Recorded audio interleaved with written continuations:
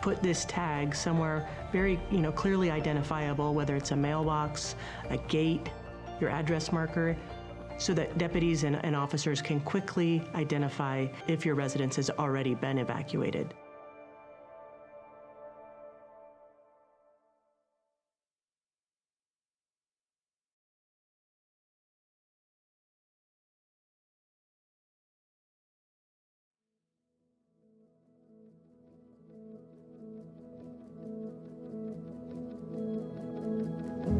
You look out my back window here on the east side, and you see how close this fire came.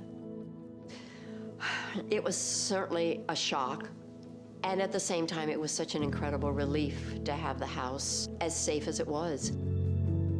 I think with personal preparedness and being ready, it can feel overwhelming. It can feel like a lot to do, and the most important piece is to just start with one little bite at a time. Just start the conversation. Have some sort of plan. It can be as small as a meetup place, a destination that everybody will get to, everybody in the household will get to if there's a disaster. Recognize you live in a community, in a county, that really does take the emergency response as a priority. We have worked diligently throughout the last few years on ensuring that not only our staff are trained and prepared, but we're also putting that out for our community. The more prepared you are in your own community, the better the outcome is going to be. The level of community awareness, they have to be part of the solution. They have to communicate with their neighbors. They have to be part of the discussion in communities. They have to support the response, the prevention, the education, and ultimately the collaboration and the engagement. People have to be engaged at all levels. The more you think about it now, the easier it will be when the time comes that you need to evacuate. We've created this network, and we want you to make sure that you know that you can tap into that. So if you are feeling a little bit overwhelmed, not sure where to start, reach out to one of our offices, reach out to the Fire Safe Council or 211. We're here to support you.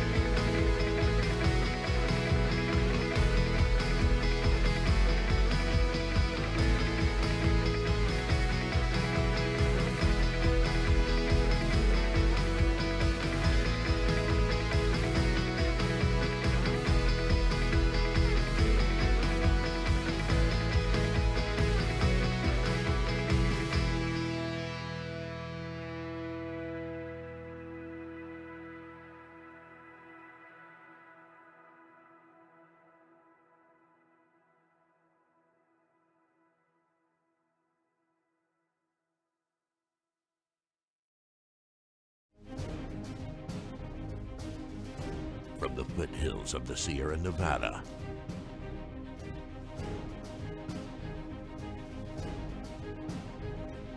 a new hero will emerge.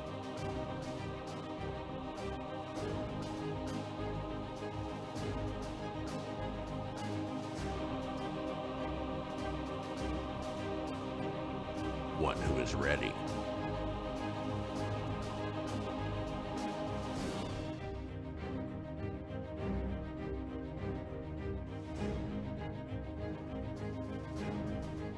One who makes sure their friends and family are set.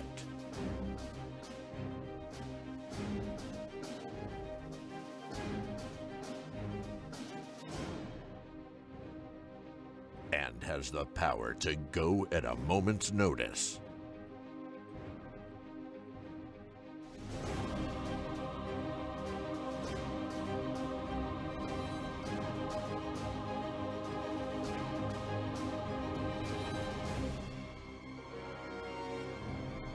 This fire season, you're the hero. We are Ready Nevada County.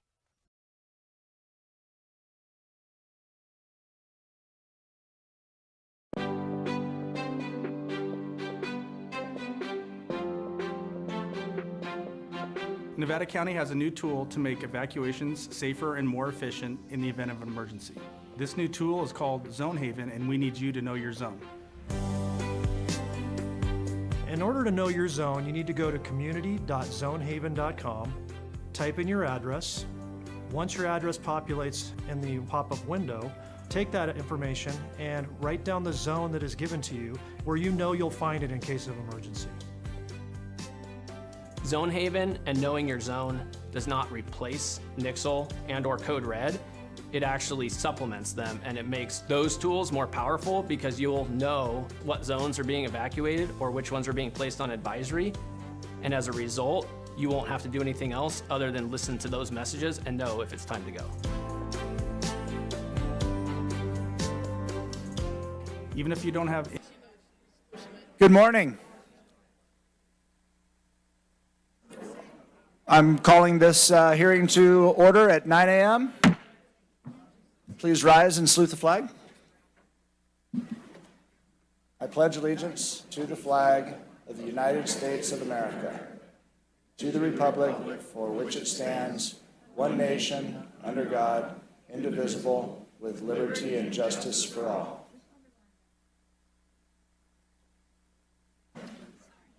You're good. Good morning. Well, here we are, day two. Just want to give kind of the lay of the land to how we're going to proceed today. We're going to continue with public testimony. And what I would like to do is, it looks like a pretty consolidated group anyway. I'm going to call for a hard stop at 2 o'clock so that we can have time for deliberation, any final comments, and then actually to move on to make a recommendation. As a reminder, this is a step in the process. We are making a recommendation. If we are unable to make a recommendation, then we have to call for a continuance, which could be 3 weeks, a month, or more, which holds back the final part of the process, which is the supervisor's hearing on this topic. So in an effort, I think both sides would really like, and if there's a third side, would like to see us move on and get to the next step beyond the recommendation. So if we can consolidate, I think some of you already have kind of consolidated, and I appreciate that. Excuse me, I'd just like to also note how much we all appreciate the civility of yesterday, and that showed what Nevada County's like, and I knew it to come true, that you look at other public hearings and how on TV and how nasty things can get. And I just wanted to say, and I know the rest of my commissioners feel the same way, thank you very much for showing what the greatness of Nevada County is. Thanks, Terry.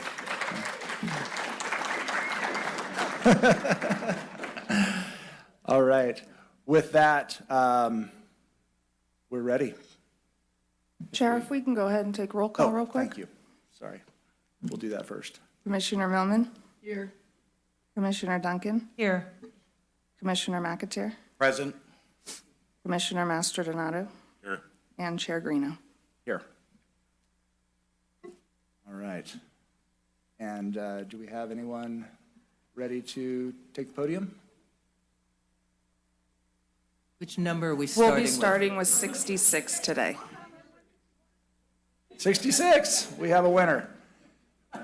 I think, so folks that are here, if you're here at this point and you're after 66 somewhere and you want to jump in line, that would be appropriate. Let's say the next 10.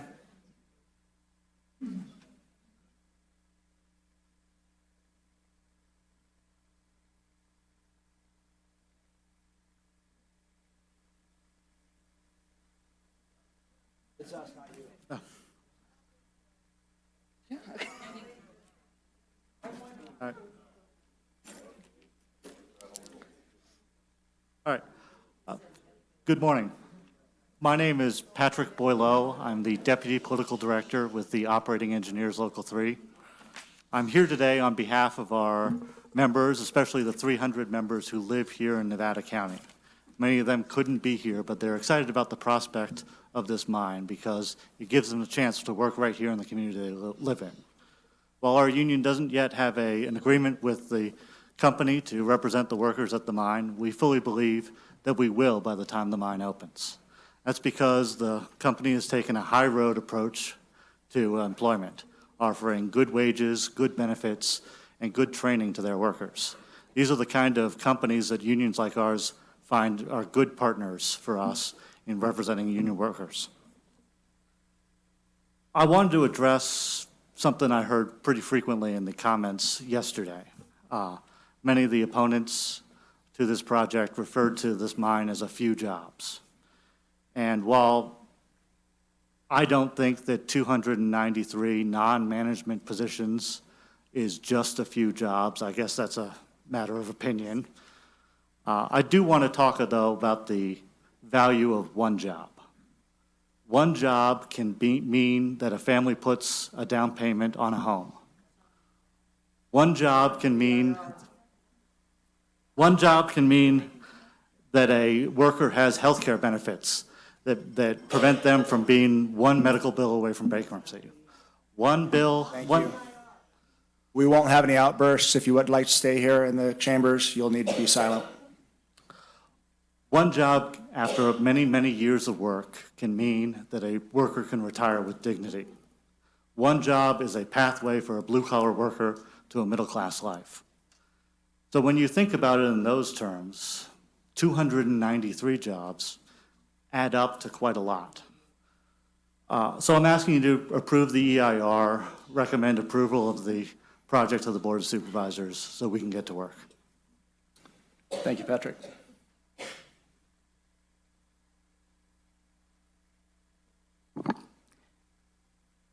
I'm number 70. I hope that's okay. If there's somebody that wants to go ahead of me that's got a lower number, just yell. Okay. Keep it rolling. My name is Margaret Erkey. My husband and I and our 2 children moved here to Nevada County from Southern California in 1975. We had wanted to find a better place to raise our children and to start our own business. After visiting Grass Valley, we fell in love with the area, and we were drawn by the 4 distinct seasons, and of course the gorgeous scenery. We also enjoyed the fascinating gold country history. Whenever any family members would come visit, we would always take them to all the museums because we thought that was really cool. I have lived here now for 48 years. There are 4 generations in our family now in Nevada County. Less than half of our descendants were able to stay here because there has been a lack of jobs. Nevada County now has a golden opportunity to remedy that situation. In the United States, many cities and counties and even states spend a lot of time and money trying to recruit new industries for their areas. Most of them don't have much to offer to attract new businesses, but Nevada County has a valuable resource, a valuable asset. We have treasure trove of underground gold, and RISE has the skill and the resources to develop it. Thankfully, our gold can be mined with a minimum of surface disturbance, unlike the open pit mines that other places in the United States have. The EIR shows there will be minimal impact. Let's take advantage of the work RISE has done to prepare the way for this new enterprise. New developments can often cause us to be fearful. I recall when the first roundabout was proposed for Grass Valley, there was a lot of testimony in this room about how awful they would be. And now years later, we all use them and we're perfectly happy with them. I suspect the same thing will prove true concerning the mine. There are so many benefits like taxes and jobs that we will receive from this project. So I urge Nevada County to approve the Idaho-Maryland mine. Thank you. Thank you, Margaret. Good morning. My name is Christine Newsom.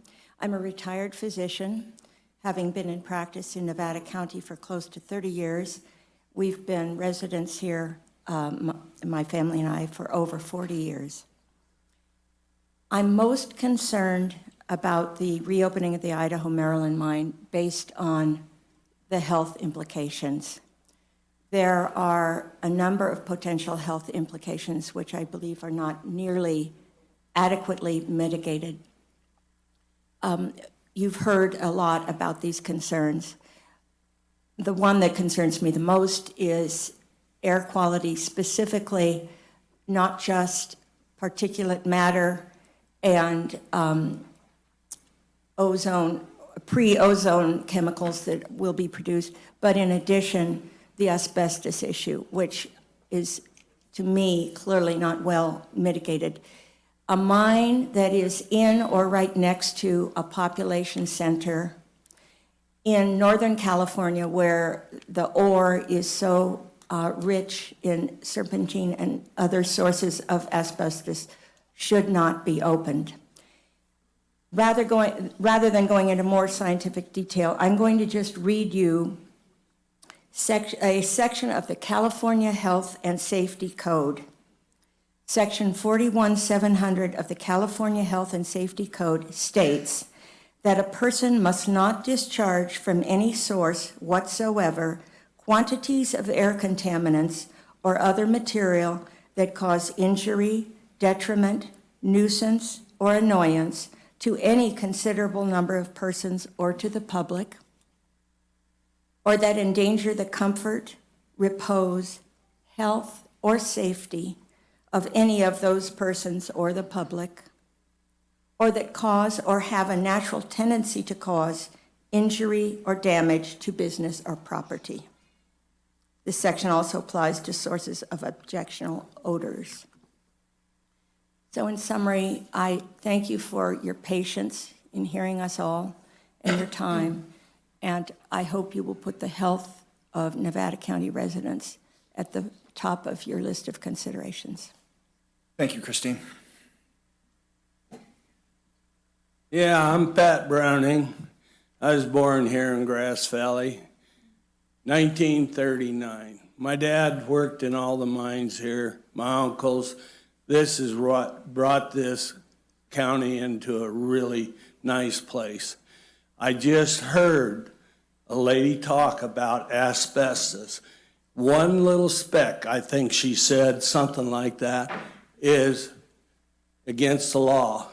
Every one of us today has put a little asbestos out in the air just by driving here.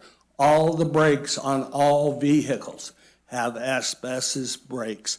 That is not, you're gonna, but anyhow, I'm for the mine, the Readers, Fred Langdon, the Millhouse Boy Ranch is for the mine. And there's a lot of things I want to say, I can't remember them all, but we need to get these mines going again, so. Thank you. Thanks, Pat.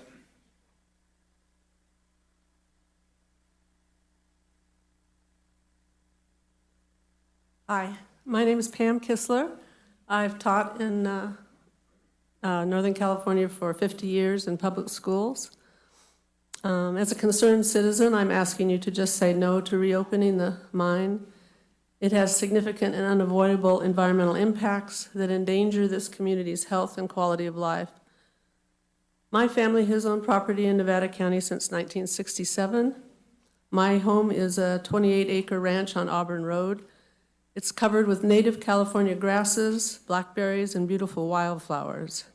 There are old-growth black oak trees, ponderosa pine, white alder, incense cedar, black walnut, redwood, Colorado blue spruce, sequoia, manzanita, incense cedar, white leaf maple, Douglas fir, and willow trees.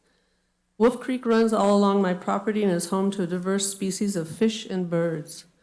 There are deer, foxes, opossum, raccoons, wild turkeys, Canadian geese, ducks, hawks, owls, bats, squirrels, snakes, coyotes, and an occasional mountain lion, bobcat, and black bear.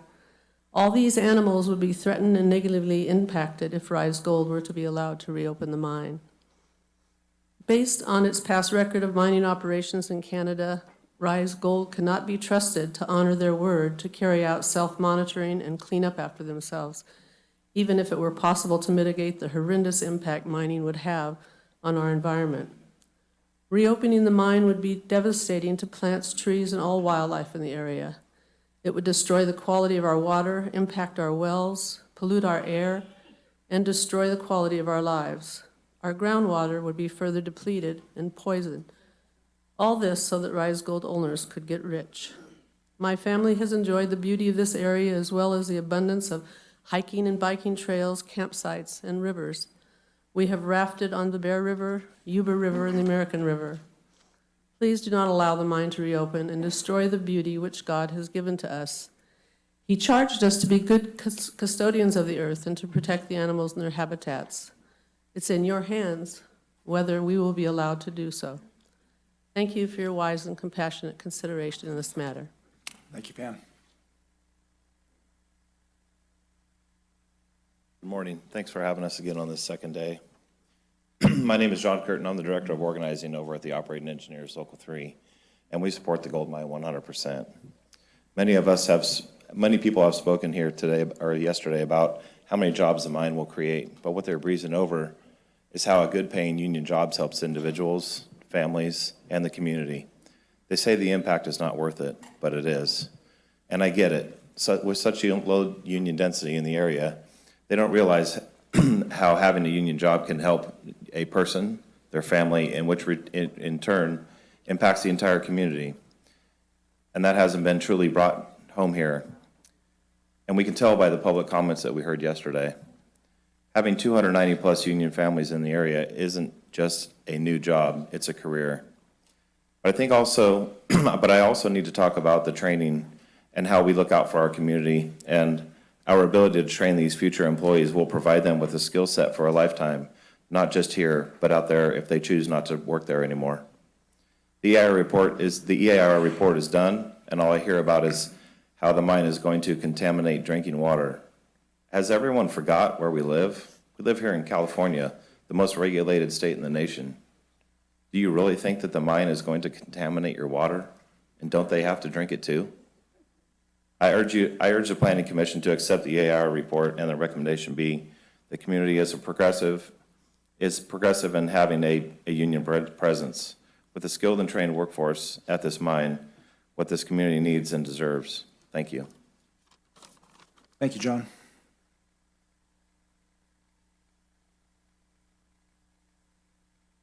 Good morning. I'm Sarah Prechter, and I'm from Grass Valley, District 3. My concerns are for the environment. Number one is the air would be toxic because of the mining that comes in. So I'm no for the mining because of the air being toxic with the arsenic and the, I can't remember the other one, but I am not going to be for the mine because it's just, it's going to cause the dust from the, sorry, I'm nervous. The dust is going to cause more cancer risk factors of the diesel trucks for one. Two, the other would be the toxic from the gases, the oils that are going to be used in, where's all that going to go if it's indoors? It's going to come out into the air and it's going to pollute the waters and also for the animals. I'm very compassionate about animals, and I could see where the toxicity of the water would also be harmful to the animals that we already have here in this beautiful county. I would hate to miss all the wildlife, the trees, the clear air that we have here. If you go down to LA, for instance, it's polluted air. You can just see it, not very clear down there, and same with Yuba County. So I'm gonna say no to the mine. Please, you've heard a lot of compliments or complaints about the mine. So please don't let the mine go in. It's just not for the environment. I can see that it will pose a danger to our health. It could cause cancer. It could cause asbestos in our lungs, which we don't want. And I think if we have, it takes a community to build a village, and all of us here today, you've heard yes on the mind and no on the mind, and I just say no, and I'm sorry for that. Thanks, Sarah.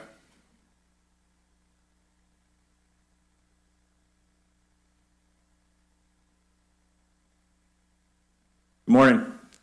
My name is Mario Cardoza. I'm an organizer for the Operating Engineers, Local 3, and I cover this area for work.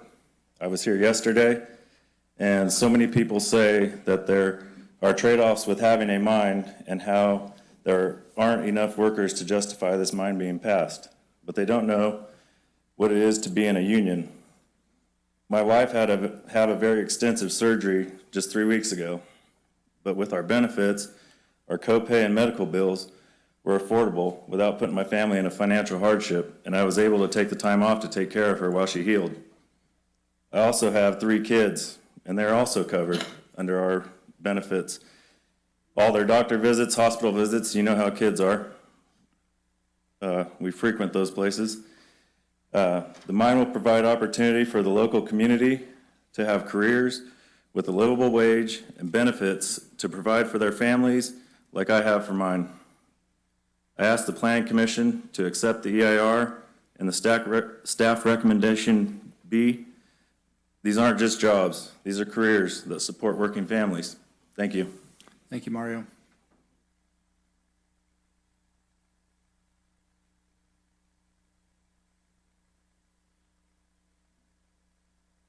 Good morning. My name's Stephen Kubler. I'm here with Operating Engineers, Local 3, as well as these. That better? I'll scroll down a little Thanks, bit. Stephen. Yeah. So, like I said, you guys have heard from my coworkers at this point on how this will be a good thing for the local community. So I wanted to talk to you guys on a personal level. I am a member of the Colfax Todd Valley Miwok tribe. Can we, it does need to stay on the topic of the project, though, yes? Yeah. Okay. Yeah, it is. I'm just letting you know. Okay, thank you. And I heard yesterday several people talking about protecting the Native American heritage and culture. I'm in favor of that myself. The Idaho Maryland mine location has been disturbed in the past and no longer holds the historical significance that it may have. I'd much rather see a mine in a location like this than a spot that has not been disturbed. Put this in perspective, there was a construction project in Colfax last year to build a new AM/PM gas station. When the project was being constructed, more than 500 Native American artifacts were unearthed. I didn't see the community out there protecting the Native American culture then. Besides being a local tribe member, my father and grandfather were gold miners. This community and the one I was raised in were built on the mining industry, and the mines of today are not the same mines that my family worked in. And the state of California has some of the most strict regulations for mining. This mine can operate at a level that will meet or exceed those regulations, so I'd like to see it move forward and ask that you support it as well. Stephen, thank you.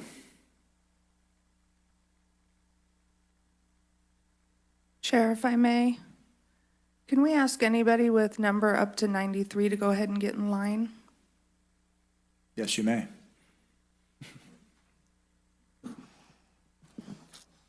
Good morning. My name is Gretchen Floor. Throughout this public comment period, you may have noticed there are numerous scientists among the residents of Nevada County. I am also a scientist. My PhD is in aquatic ecosystems and wildlife biology, specifically herpetology. That's the study of amphibians and reptiles. I have over 40 peer-reviewed publications in national and international professional journals, and I have been an expert witness. In addition to being a research scientist, I have been an environmental consultant for 30 years, and currently am the principal biologist of a company that specializes in sequencing NEPA documents and permitting. I reside in Grass Valley in the Cedar Ridge area, approximately 2 to 3 miles from the mine. Ours may be a rural community, but it is not economically stressed. There are no data to back up that statement, and it is easy to find other graphs to show that the area's population is fairly stable, as is its economy post-COVID.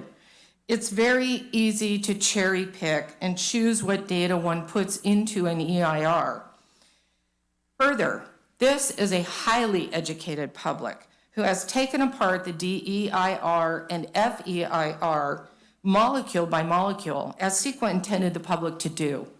Yesterday, the public dissected the massively flawed and biased CEQA document and pointed out dozens of errors and omissions. There are more, and I'm sure you'll hear more about that today. I would like to address two. I reviewed the biological and hydrological sections of the DEIR, as that is my main area of expertise. The biological resources section, as written, would not pass the first round of internal review at my company. Surveys meeting the standards of the state and federal agencies were never conducted. Reconnaissance surveys were conducted. Reconnaissance basically means, it took a walkabout. Typically, a junior level biologist does these for a few hours. These are not surveys. They're little more than just a meandering walk. It does not meet the standards to identify threatened or endangered species. Further, the studies were conducted in December and January. As a herpetologist, I can tell you that turtles are buried in the mud and frogs are also buried in the mud in December and January. So you can make sure that you get a negative result if you conduct your surveys that way. Very easy to give a client the answer they want. The impacts of waters discharged to Wolf Creek are not discussed. It is more related to turbidity, oxygen levels, and temperature changes for species whose natural history is tied to the ebb and flow of the natural seasons and flows of the creek. Lastly, explosives are not addressed in the wildfire section. Where are they going to be stored? I urge you to vote no. Thank you, Gretchen.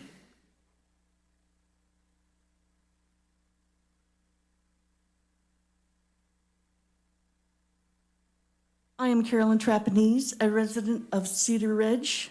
I love living there, been there 7 years. I do have concerns in regards to this proposed project. The tailings from the mine in the park of the Empire Park,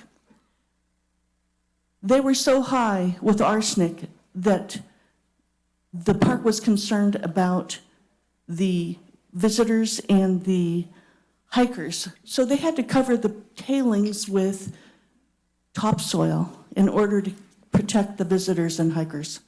Also, these tailings are going to be stored from this proposed project on the grounds of the proposed project. And I could imagine what this will eventually do with the high levels of arsenic that will be coming from that. You're going to be dewatering 367 miles of mines, and you will most likely lower the water table so low that it will affect the neighbors' wells, which is very unfortunate. I'm concerned about the purification and the process to remove the heavy metals and toxins from the mine waters. Is that really truly going to be pure enough in order to protect humans, animals, fish, birds, and fauna? I'm very concerned about that. Sinkholes. We have, when you do water, 367 miles of mine tunnels, you're going to cause a vacuum. Now that vacuum was already felt on Freeman Lane when a sinkhole 7 stories deep happened. There also was an incident in 2017 on Brunswick Road. All across the road, there was a 14-inch drop. That had to be repaired. Hanson's repaired that with the cost of $635,300. It took 3 weeks. Everyone was inconvenienced because of that sinkhole. Earthquakes. I was flabbergasted. 200 feet away, you're going to be blasting. That could actually cause a rupture in that fault. Also, aquifers can also have difficulties when they're being blasted. The noise, the machinery will be droning on for 24/7. When we had our electricity out for 12 days, and last year 14 days because of the snow difficulties, the generators droned on and on and on, and it was so annoying. By the time that we finally got our power back on, our neighbors were exhausted.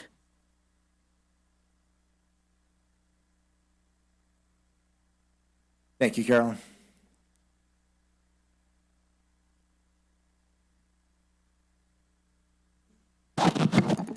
I'm Dr. Pete Saby. My doctorate is in counseling psychology, and I've retired after 33 years as a California licensed marriage and family therapist in Davis, Claremont, and Grass Valley. With all the places in the country to choose from, we chose Grass Valley. It seems clear to me that reopening the mine would damage public health, both from a physical and mental health perspective. Both physical and mental health are impacted by noise. My predecessor just was trying to talk about that. To my knowledge, the final environmental impact report does not adequately or honestly address this important issue. And Rise lawyer Braden Chadwick, very polished presentation, would suggest that everything will go according to plan. I would submit Murphy's Law has not been repealed. On the physical level, any ambient noise impacts the health of that exquisitely complex part of our anatomy, the ear. Like anything, overuse accelerates wear and breakdown of this vital part of human thriving in family and community. And this disruption becomes a mental health problem, since any increase in isolation caused by hearing loss increases depression and anxiety. Recent studies show loneliness shortens lifespan. Our Surgeon General spoke movingly about that recently. Regarding overall health, the arousal caused by excess intermittent noise, rock crushers, trucks rumbling on our roads, and who knows whether the sound of blasting really will be contained, causes release of cortisols by activating the hypothalamus pituitary adrenal axis. A little technical there, but it's real. Cortisols are inflammatory, and it has become clear to medical researchers that elevated inflammation is strongly implicated in cancer, heart disease, and many other pathologies. To open the mind, then, would be counter to sound public health policy. I would urge you to add this factor to the many other reasons that have already been stated for rejecting a very flawed EIR. Promises of mitigation coming from a CIO under indictment, or at least with a rather shady track record, should be regarded with the keenest of skepticism. Thank you.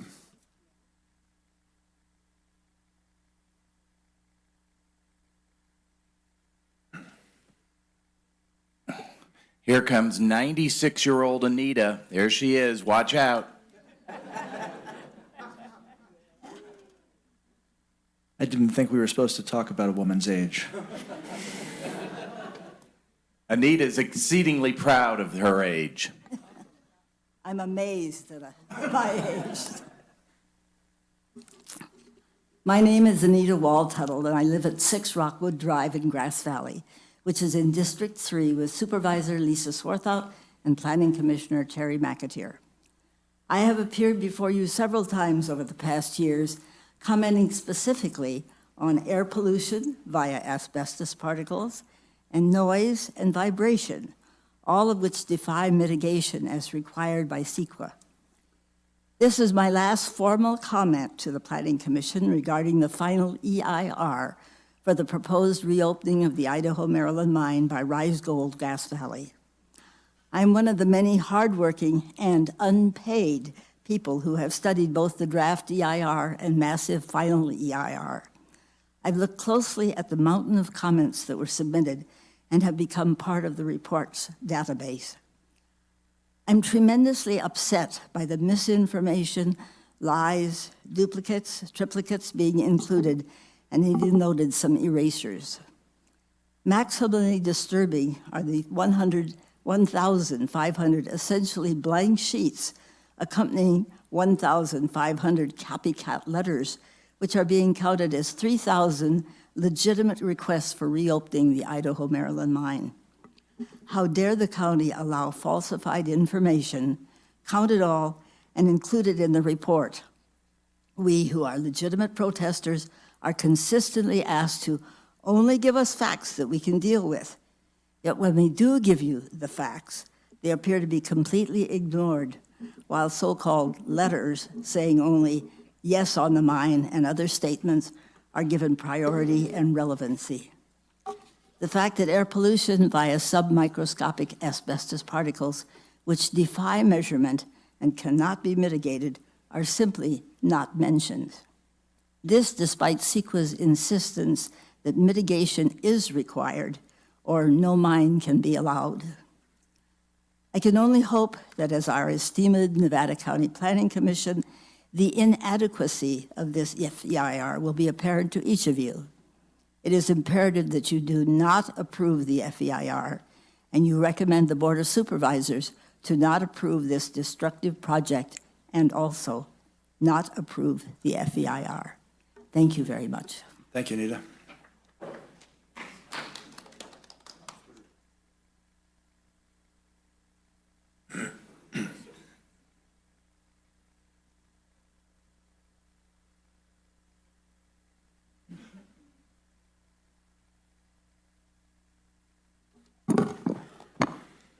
Good morning. I am Mary Ann Z. Murphy. My home is on Banner Mountain.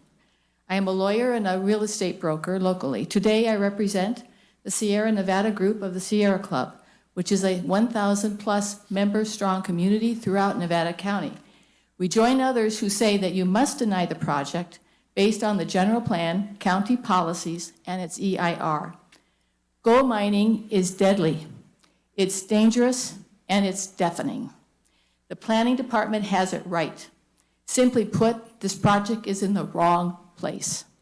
It sits in the middle of zoned residential communities, bordered very closely by light industrial businesses, Wolf Creek, and urbanized areas of the Brunswick Basin. It is part of a densely populated area where approximately 1/3 of the county resides. The applicant wants to do underground mining 24/7 for 80 years. That exposes adjacent properties to daily toxic operations with unmitigated noise and traffic, air pollution, contamination of the Wolf Creek, and the high risk, extreme risk of fire from hazardous explosive activity. In the EIR rights area, there is a big hole in EIR. There is no analysis of land subsidence from using explosives under homes, services, and businesses. It does not cover the impact to water source for all properties. It does not mitigate the air pollution for landowners and homeowners, and it provides an inadequate review of asbestos-bearing arsenic mine waste. And yet, that is the whole purpose of the mine, but to mine the mineral rights area. Property owners will face being underinsured and uninsured, and for them and the surrounding communities, unavoidable health risk and damage will occur to decrease the quality of life. From a real estate marketing standpoint, people don't buy homes on EIRs. They base it on lifestyle, clean air, clean water, and land stability, cost to support their homes. You increase the risk in any of these areas, you will reduce the buying pool. A few remaining points. While the economic report gives you an unexpected revenue, it assumes an uninterrupted mine operations over 80 years. When has that ever happened? The investigators also said that we don't know how much gold will be produced. So how can you reliably calculate the revenue stream? That's at page 55. 70 years of inactivity hasn't done much for the review process. We don't know what's down there. No historical perspective is reliable in this instance upon which to base economic gain and the reliability of this project under the EIR. And finally, if this mine is approved, what kind of new commercial developments will happen in this area? What will then? Thank you, Mary Ann.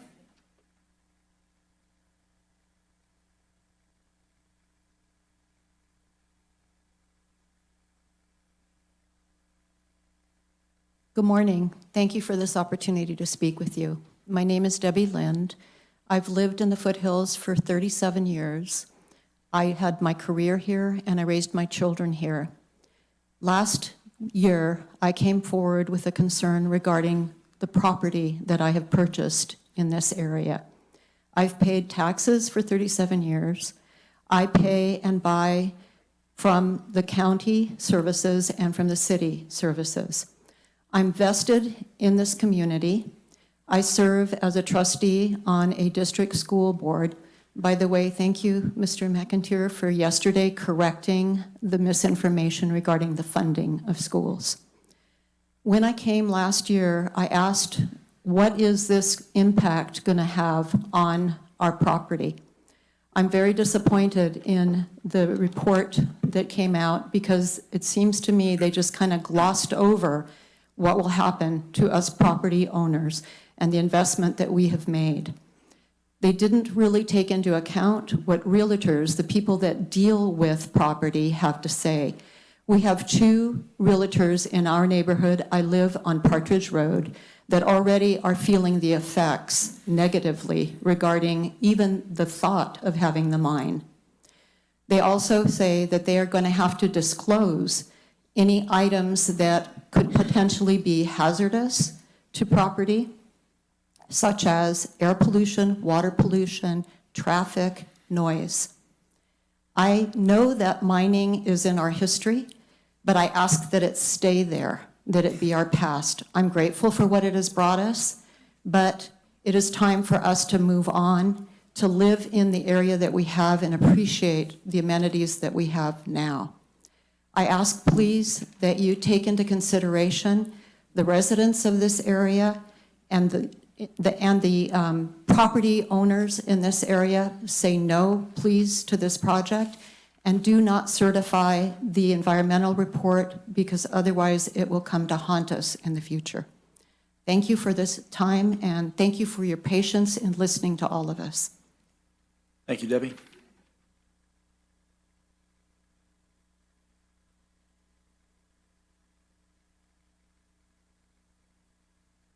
Good morning. My name is Jerry Stout. I live in District 3.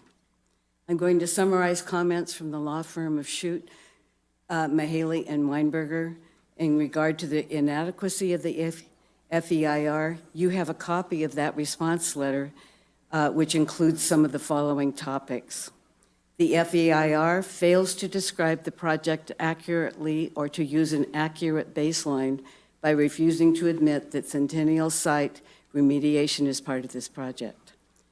It also uses an inaccurate and shifting baseline, assuming for some impacts that Centennial cleanup is complete and for others that it's not. It does not correct the deficient alternative analysis. It defers testing to ensure waste rock and tailings will not result in harmful discharges and does not have a plan for safely storing fill material on site pending its sale and use off-site. It does not address basic deficiencies in groundwater and water quality analysis. It uses an outdated groundwater baseline which deprives its impacts and mitigation analysis of any value. It does not adequately respond to commenters' regards regarding its faulty groundwater modeling. Its analysis and mitigation of impacts relating to air quality, GHG emissions, and energy use are flawed. It provides only one justification for refusing to mitigate the project's potentially significant operational air quality impacts, and that justification is wrong. The discussion of the project's applicant proposed measures for air quality is incoherent. The plan to test for and manage the asbestos content of mined rock is internally inconsistent, likely to fail, and improperly defers mitigation. It improperly relies on the ASUR plan's inadequate asbestos testing and defers development of asbestos mitigation measures. It contains inconsistent conclusions regarding the risk associated with asbestos exposure. It fails to support its use of an unjustifiably high threshold of significance for operational greenhouse gas emissions. It fails to address several concerns raised about the handling of air quality, GHG emissions, and energy use. I respectfully request you just say no to the final EIR. Thank you. Thank you, Jerry.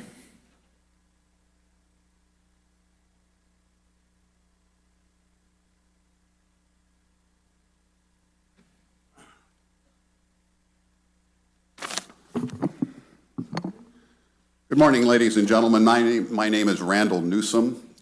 I reside in District 1, and I'm a retired U.S. bankruptcy judge, and I wouldn't have your job for anything. My hat is off to you for how you've handled these hearings. It's very much appreciated. I have 2 quick points to make and then a suggestion. My first point concerns an argument Mr. Mossman made yesterday. He seemed to say that because of an alleged reservation of mineral rights in neighboring property deeds, the residents who live near the Idaho Maryland mine were on notice that it might be turned into a mine again, and thus shouldn't be complaining now. This suggestion ignores the fact that any reservation of mineral rights in those deeds is probably dormant, since the mine hasn't operated since 1956. Putting that aside, Mr. Mossman surely knew that the mine was not zoned for mineral extraction when he bought it. He bought it anyway. He has no room to complain if his bet doesn't pan out. Secondly, Mr. Chadwick made much of the 2 economic reports that tout, among other things, the number of jobs the mine will create. He neglected to mention that both RISE's economic report and the county's rely exclusively on RISE's numbers. For reasons I have never understood, the authors of those reports apparently were directed not to investigate the bona fides of RISE's claims or of their operations. Mr. Chadwick said that the economics of mining hinge on proven reserves, but fails to mention that RISE has no proven reserves. The company's own economic report emphasizes this point, stating that, quote, RISE Grass Valley has not completed a feasibility study to establish mineral reserves, and therefore has not demonstrated economic viability of the Idaho Maryland mine, end quote. Because both reports rely exclusively on RISE's factual claims, they are both worthless. Finally, a suggestion. The EIR is incomplete and inaccurate. It should have been sent back to the drawing board. It's moot anyway, because the project can't be approved under the general plan. As the court stated in Las Lomas Land Company versus City of Los Angeles, quote, CEQA applies only to projects that a public agency proposes to carry out or approve, and does not apply to projects that the agency rejects or disapproves. Thank you very much. Thank you, Randall.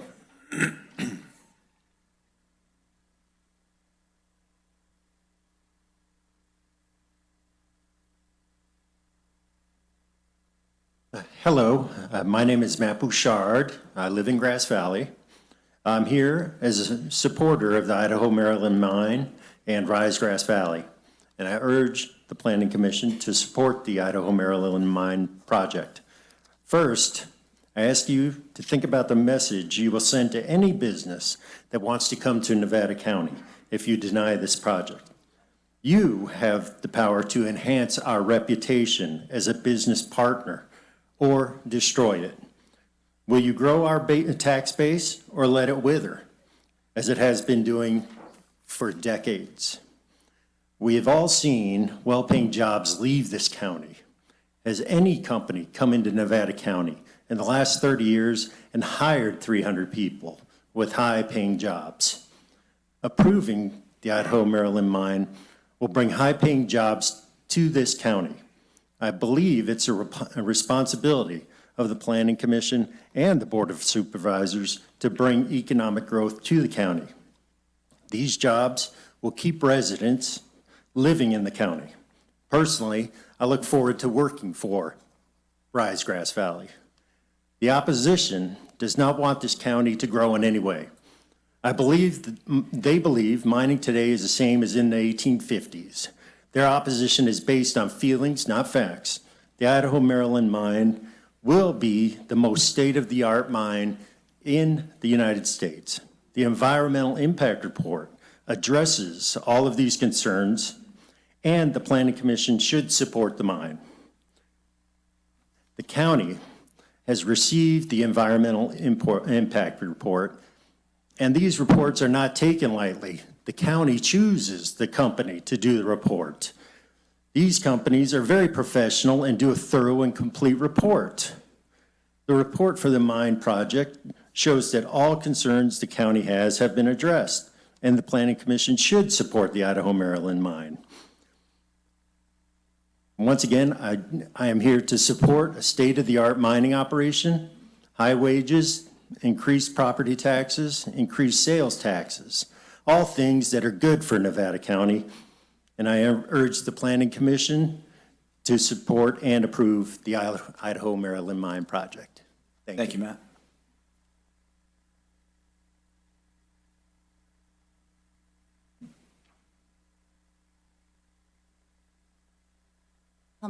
Good morning. I'm Shelley Covert. I'm the spokesperson for the Nevada City Rancheria Nisenan Tribe.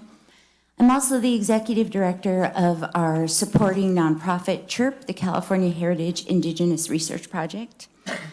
I personally live in Grass Valley on South Auburn Street, on top of Empire Mine. Our organization CHIRP has 32 acres on Deer Creek, which is also the site of the old Champion Mine. I do a lot of work for the tribe in consultation around environmental impact reports, cultural resource preservation and protection, and I'm a total layperson as far as being a scientist or knowing anything about anything in the world most of the time. But what I do have and what I can offer is, I think, this perspective. Our tribe led by consensus, which is, I try to apply that to a lot of things in life today, and that's very almost inconceivable. Like right now, it's a majority vote, hey, we win, and the other side is the losers. So I feel that very intensely in these types of conversation where our community can get divided. So that being said, I know that when we look around outside, it looks like a very pretty place, and that we all are, most of us are living in a sense of privilege and thriving, and we have lives, and I have cars and my electricity and my lights, and my grandma used to laugh and say, you girls couldn't last one day back in the old days because it was hard work. And we are living in an environmental post-apocalyptic world. The grizzlies are gone, the ancient trees, the groves that were thousands of years old, 400 feet high, almost 100 feet in circumference. The great herds, the salmon that were so plentiful you could walk across their backs. We can't see that, and so when we look out into the universe, it looks nice to us. But if you drive down at Brunswick at noon and you're trying to go to McDonald's, there's so much traffic you can't get through right now. So, I just think this perspective of every click on the dial that we move forward with something that's going to change and impact the future for everyone else. If we were ruling by consensus here, I think this is something, the environmental report would be rejected, flat out. So that was a bunch of random things. I hope that made some sense, and I think this is just something that really should be denied. Thank you very much. Thanks, Shelley.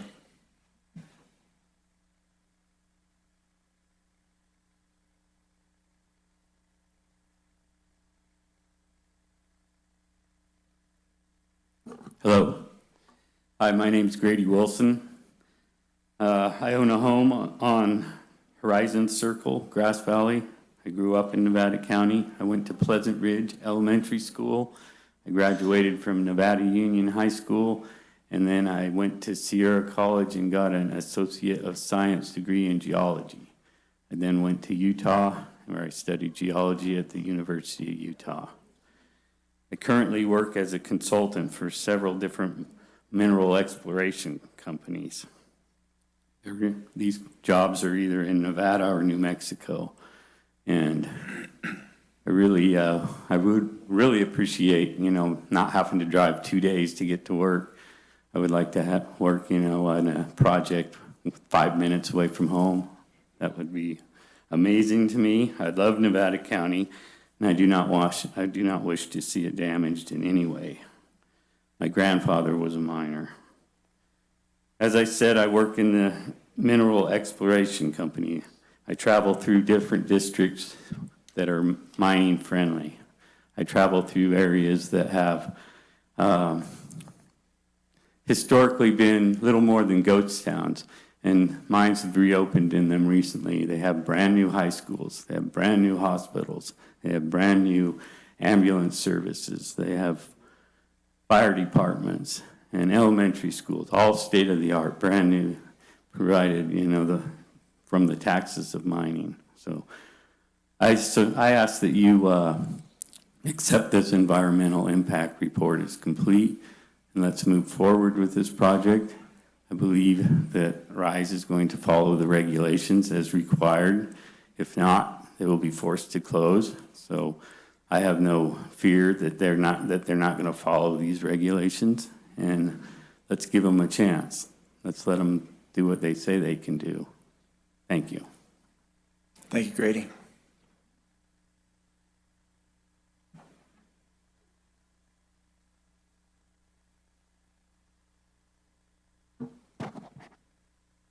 Hi, I'm Sherry Oakley, and I live in Penn Valley.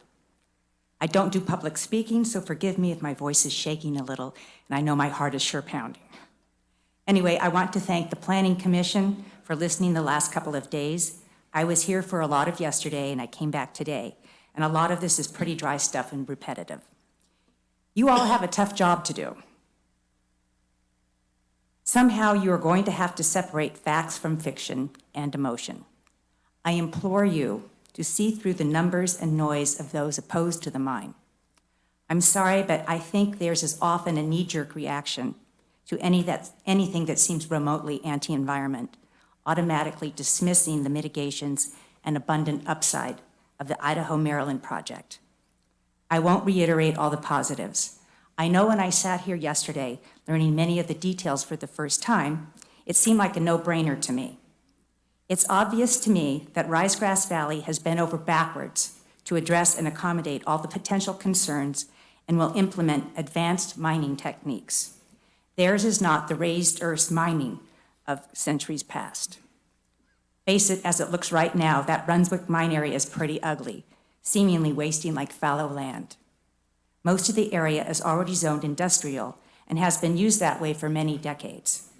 Risegrass Valley wants to improve it, beautify it, and actually create business that will give back to our greater community.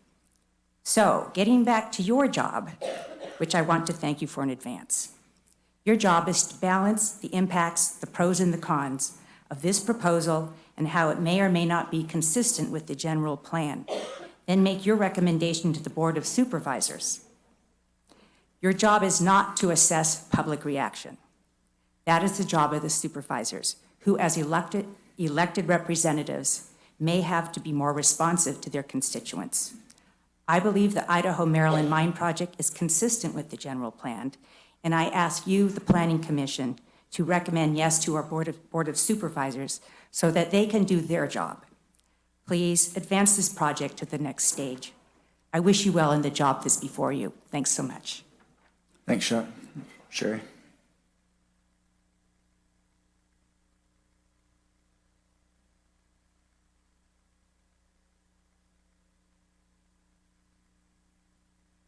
Got me at 33 seconds and they haven't gotten here. You'll get 3. Okay. Promise.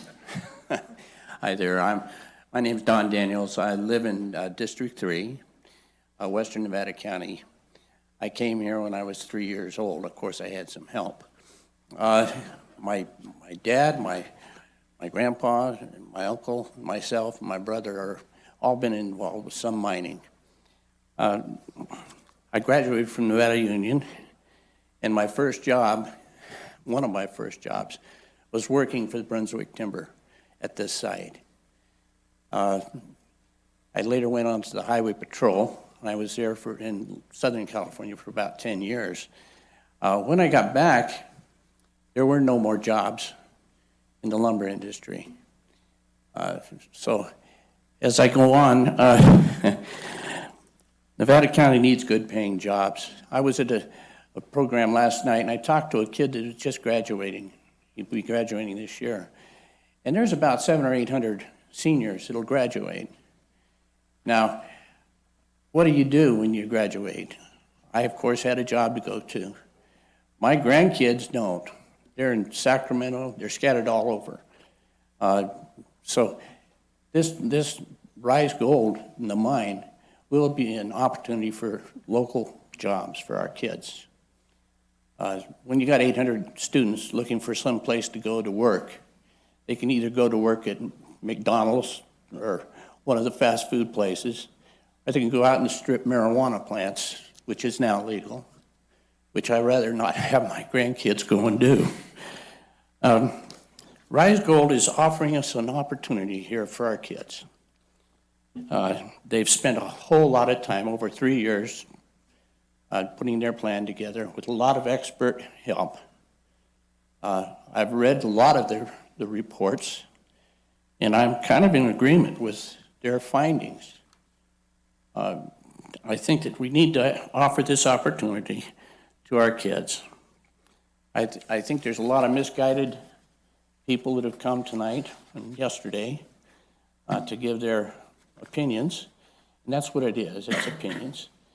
And I think a lot of it's just not in my backyard, and I understand that. But I think putting a mine where a mine was is a good idea, and especially if it's done properly. This is a green operation. The grinding's underground. They've looked at almost everything that you could possibly think of to cover and mitigate the problems that have come before them. I'm going to close because I got 8 seconds left. I just want you to take and accept the alternate B, the alternative B. Thanks, Don. B, got it. Hey, Jeff, we're going to take a break at 10:15, so I think we can get through this gentleman here that's standing at the end of the line.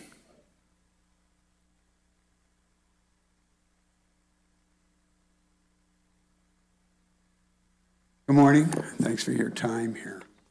My name's Peter Alsing. I live in District 3 in Grass Valley, and I was asked to read this on behalf of CEA and Mine Watch. The final EIR used the results of a study that was based on a computer simulation program that concluded that draining a well in a single drawdown by 20 to 40% could damage a well. Unfortunately, the study is not relevant in the case of the mine. Wells will not be subjected to a single drawdown from pumping, but rather a permanent lowering of the groundwater. Using this inappropriate study, the mine final EIR then concludes that the water in a well could be lowered by 10% from its average level and still provide the owner with a 100% safety factor. Scientifically, this arbitrary 100% safety factor interpretation is nonsense. Think about it. What is a 100% safety factor, and where does it come from? What is it 100% of? But aside from the mine's questionable interpretation of some studies' results, the bottom line is that any reduced amount of well water has a negative impact on the quantity of the water available to the well owner.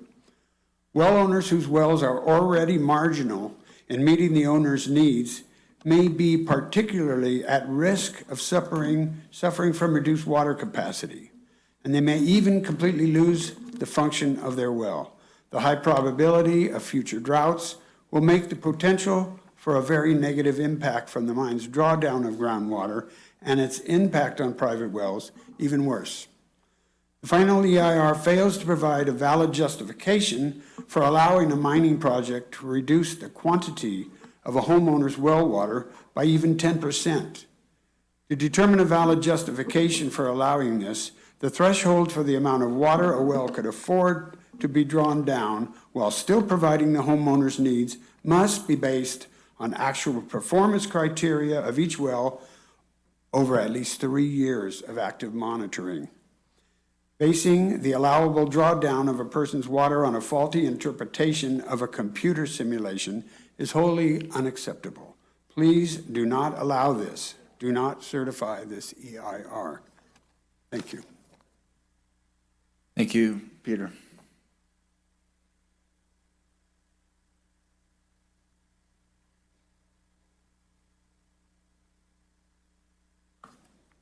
Good morning. I'm Paul King. I live in Grass Valley. I'm the CEO of King Wealth Planning. I have a degree in material science and engineering and economics. I was a senior engineer for 2 high-tech firms that launched my wealth management business 35 years ago, with an emphasis on socially responsible investing, now known as ESG. Here's a few reasons why I believe that the Rise Gold project is a bad investment for our community. First, gold is not a stable value investment. In fact, gold prices are just as volatile as stocks. Last year, at one point, they dropped 25% and over 34% at one point in the last decade. Now, why is that important? Ask the people of Jamestown, California. Back in 1987, there was a Canadian mining firm which transformed the economy by hiring 250 employees in good-paying jobs and using high-tech extraction methods. Sound familiar? 7 years later, Sonora Mining Corporation was defunct. Why? The price of gold declined and the mine was no longer profitable. The results?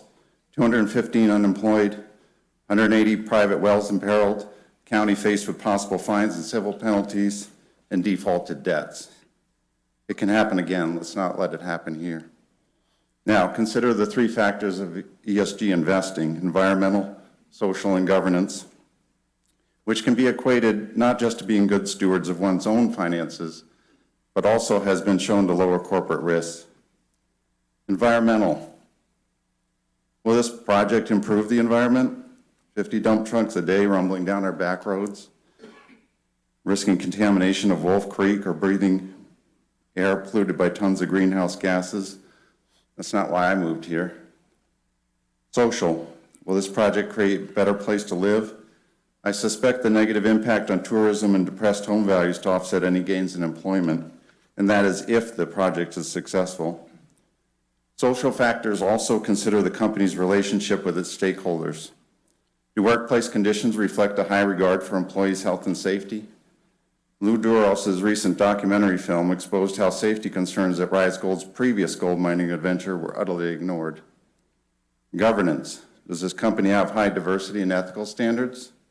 The only female named in the corporate profile is the secretary, none on the board, and none as a shareholder. As far as ethical concerns, the toxic spill at Banks Islands went unreported until a whistleblower came forward. Then the board resigned, and Mr. Mossman has been in litigation since, trying to escape responsibility. Spoiled land and lost jobs remain as the legacy of irresponsible corporate governance. I leave you with 3 points. Green gold isn't green, mitigation is not elimination, and environmentally friendly mining is an oxymoron. Thank you.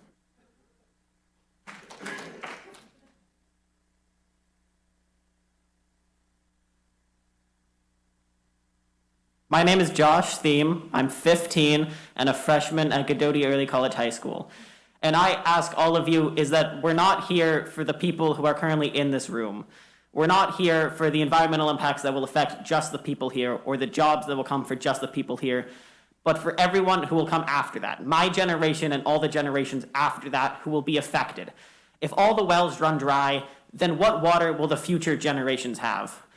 These jobs, it might create a few hundred, but will those jobs stay for all the future generations and at the cost of our environment? Is it really worth it to create something that might mildly improve today, but make drastic effects in the future that could leave terrible effects to everyone who comes after us? This earth, it doesn't belong to us. We are simply borrowing it from all those who come after us. So why should we take it for granted? Why should we go and extract literal wealth from the earth and take it? That wealth will not be given to our future generations, not to my generation or any generation after that.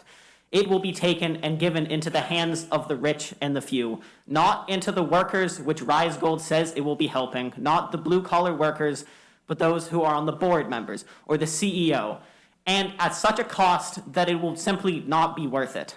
At what cost do we have to deem worthy to mildly improve the conditions of a few hundred people if it costs our entire Earth? The problems do not lie in the fact that we are missing a few hundred jobs, but systemic problems. Systemic problems that if we do not fix will affect everyone after us. My generation, every other generation. And if all of you here in this room are dead when the day that happens, it doesn't matter because those who come after you will still be alive. It doesn't matter what happens to all these people in this room if it doesn't affect the people after us. They are the ones who matter most. Not us, not me, not anyone here, but the people after us, those generations, the ones who will truly be affected by this. And those are the ones who we should take into consideration. Not me, not them, but those who come after us, the next generations. Should we go and give them a world where they have to deal with the environmental impacts of this mine? Should we?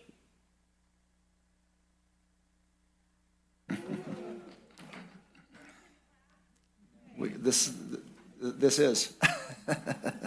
Chair, if I may, we're currently at number 93, so after break, we're going to announce 94 through 110 to line up in chambers. Great. Thanks, Shelley. My name is Nori Fussell. I live in Nevada City. I don't have a lot of facts or figures about the frightening devastations or the fairy tale delights that will come from this proposed mining operation. What I want to talk about is beauty. Just beauty. Beauty's the reason we came here to live, many of us. When I first saw Nevada County 51 years ago, I was stunned by the natural beauty of the land, the river, and the skies. When I moved here in 1980, I was equally stunned by the beauty of the arts and the artists who live here. This community was and is a golden mecca for theater and music, for poets, painters and sculptors and artists of all kinds, creatives in all fields. We're drawn here by beauty. We come to write, to paint, pick and sing, to be inspired with and by each other and by the beautiful land. There is a pastoral beauty that can only be fully expressed by its presence. Once there was a meadow at the base of Brunswick Hill. It sparkled resplendent in the morning mist. A lone willow tree in its midst, a grazing cow, a thread of fog drifting over Wolf Creek as it flowed by. It was a bucolic beauty that is now forever gone. Gone to the bulldozers and to the machinery of developers. How much more of nature's beauty do we have to lose before the golden people of our community begin to leave? We are the gold in these foothills. It's a fantasy to think that the impact of this mine will be any different than the operations that left us with bare naked hillsides and piles of stone, Earth's innards scattered about the county, left for us as semi-toxic parks to walk around in. Fyodor Dostoevsky told us, only beauty will save the world. And I think it's a thing of beauty to see all these people gathered here to stop this mine. I ask you to reject the EIR and reject the mining project. Thank you, Nori. And with that, we will take a break. 15 minutes, we'll, just before 10:30.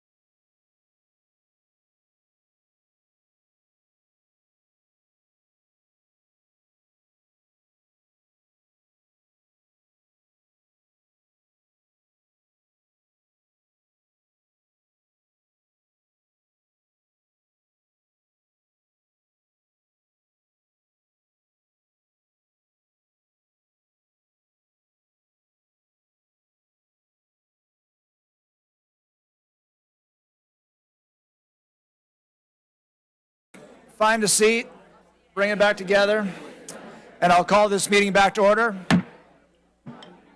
And just an announcement, as you guys are sitting down, the fire marshal has asked that we squeeze in, fill in seats so that folks that want to come in and sit down can, so they don't have to walk across you.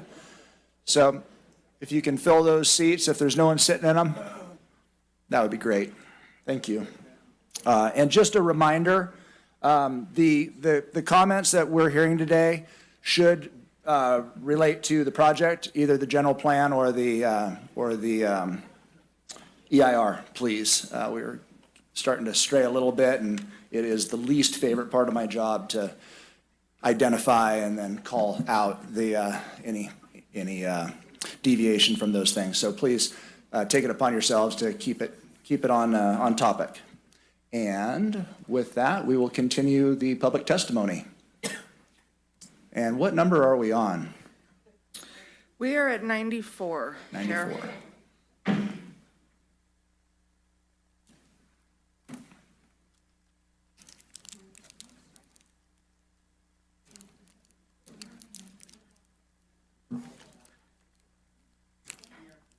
Great, Tony Loya, District 3.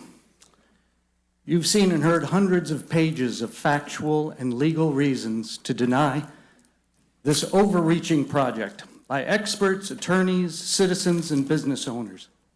But there's only one reason to approve it: a speculative promise for money. Our personal and emotional stress impact alone is not worth anyone's profit. Unfortunately, that's just the tip of the impact's iceberg. We all know for certain gold mining is one of the top destructive industries in the world. Does this fit with anything in the design plan for Nevada County? A destination that is now a mecca for tourism, nature, art, music, recreation, athletics, technology, and senior retirement? Why would we want to reopen an industry with a world reputation of environmental disaster? Certainly not for dangerous mining jobs. We don't have a pool of underground mining specialists here anyway. Those would go out of state and out of country. We certainly aren't hurting for good jobs here. Our low unemployment rate confirms that. The company I work for is always hiring a high-tech company. The water issue cannot be stressed enough. No one can guarantee that my or the 400-plus other wells in the area will not be drained or contaminated by the dewatering and drilling. Experts have described the inability to predict how water flows in our type of bedrock. Deep tunnels are not a problem for dependable gravity. And most of these wells are not even part of the inadequate baseline monitoring program, an apparent FEIR underestimate.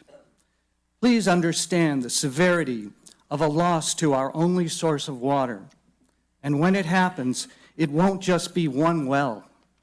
Remember, the counties set a precedent of way more protections during the M-Gold era.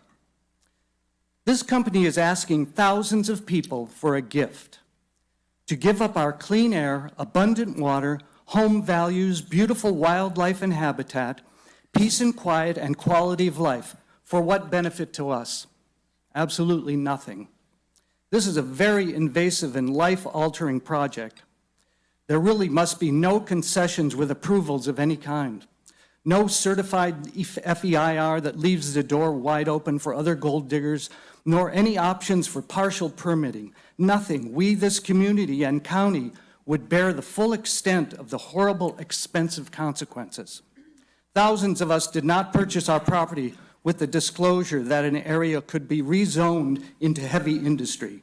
It's simply not right to give permission to risk contamination and draining our wells, devaluating our property, or following the air and land. Please protect us. Thanks, Tony.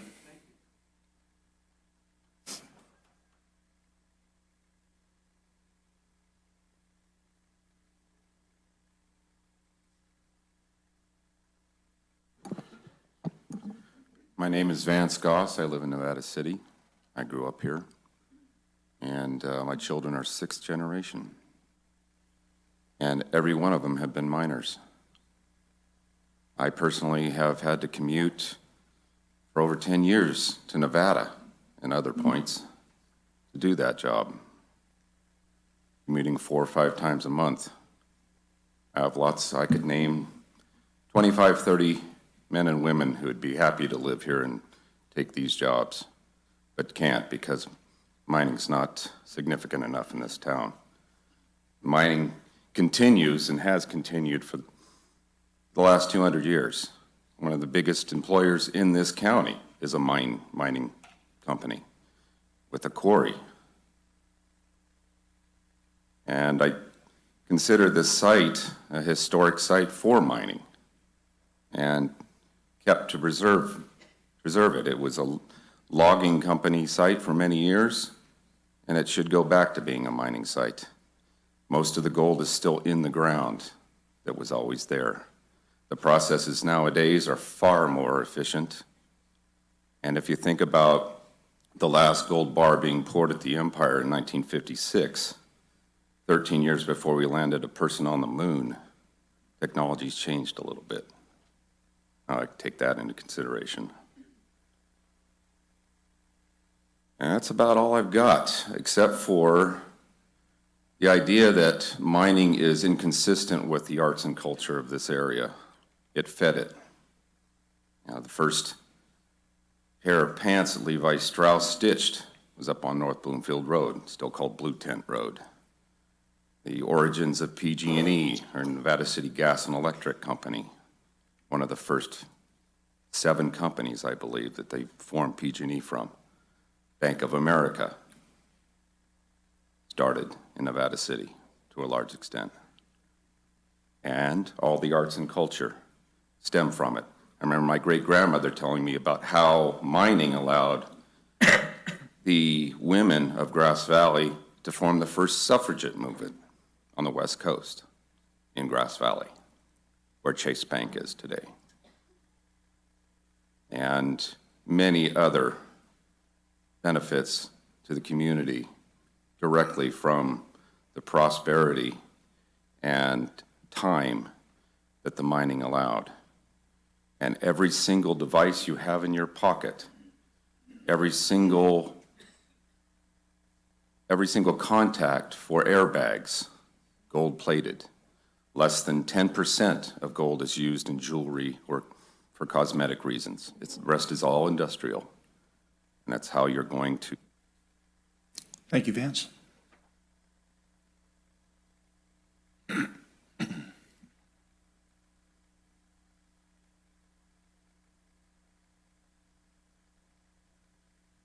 Hello, I'm Sharon Delgado. I live in District 1. My husband and I came here when we were young, and we raised our kids here, and we're here again in retirement. We love this community. And today I'm talking about jobs. Mining jobs are years away and are fewer than are advertised by Rise Gold. First, the project will take at least a year to obtain permits to begin site work. And second, the final EIR fails to provide a realistic construction schedule. And by not correctly addressing the scope or the schedule of the construction project, the true impacts remain unknown, and that in itself fails to meet CEQA requirements. So I'm just going to mention the scope. Site work will take about a year. That would be clearing, grading, underground utilities, hazard cleanup, and re-enclosing South Fork Wolf Creek in a new culvert. Then it would also include extensive grading to form a 14-foot buildup pad. That would all take about a year. Another year would be taken to construct the water treatment facility on top of that 14-foot pad. That would take at least a year. And then after equipping the treatment plant and other elements that are needed before dewatering, then dewatering can begin, and that would take about 6 months. And then when the water levels have gone down to about 1,200 feet, that's when the construction of the new access shaft can theoretically begin. And that would take about a year to build. So Permits and likely construction time is over 4.5 years, so mining jobs would be at least that far away. The schedule in the final EIR, pages 2 to 111, it's simplistic, and it misses the key critical path elements of a normal construction schedule. For example, how would dewatering begin if they didn't have PG&E service? So none of that is addressed, and a lot of other details. So then, finally, the mining jobs could begin after the 4.5 probably plus years. So who is going to get all the jobs and when? The Rise Gold technical report says there's no longer a large pool of resident underground mining specialists here. Another report says the core of the underground mining workforce requires skilled workers. So 99 employees and the experienced underground miners would be hired first in 2020. Thank you, Sharon.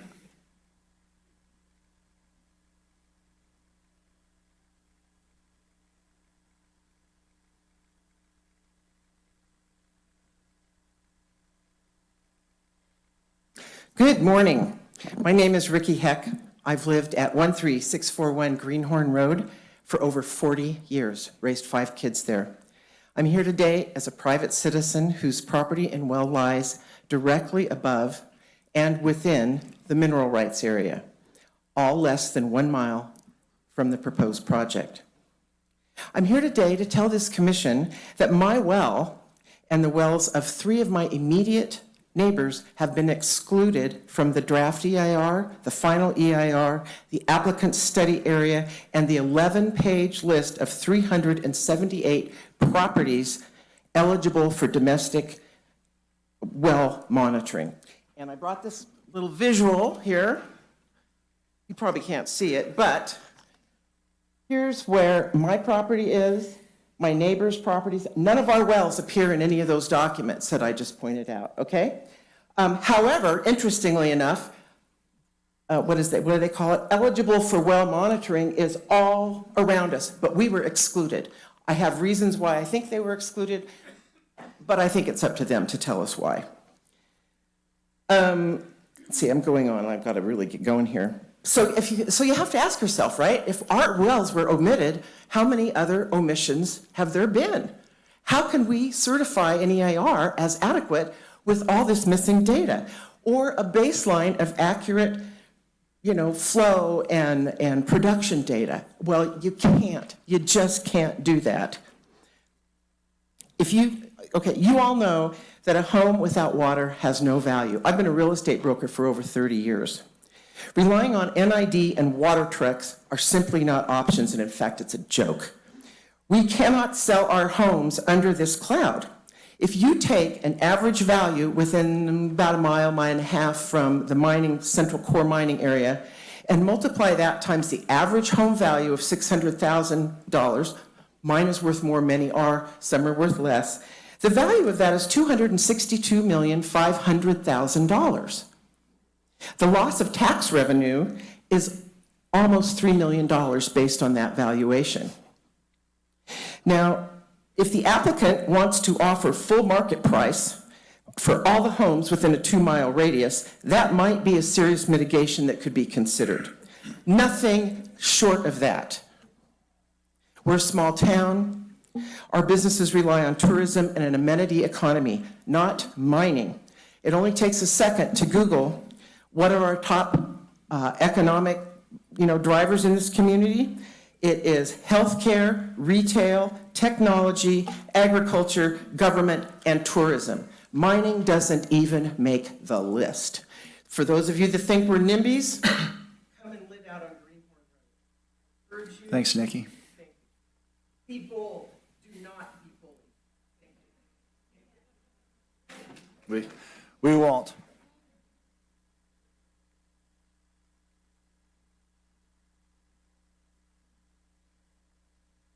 Hi, my name is Laura Beck.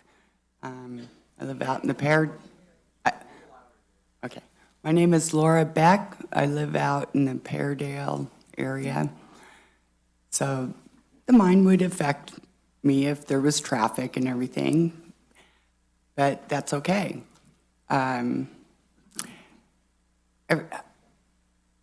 As far as the beauty of Nevada County, I've been here for 23 years. I've seen this county change quite a bit. Right now, I'm watching all of my neighbors clear cutting their property for fire reasons. I've watched downtown change immensely because there's nobody left buying down there because of the agricultural changes, we'll say. In my son's graduating class, there's about 3 of his classmates left in town. They all had to leave for work. I think that Nevada County was built on mining. The mine has been full of water, so maybe if that water is what they're using to fill these wells, and it's so contaminated, then you would think they would want it drained.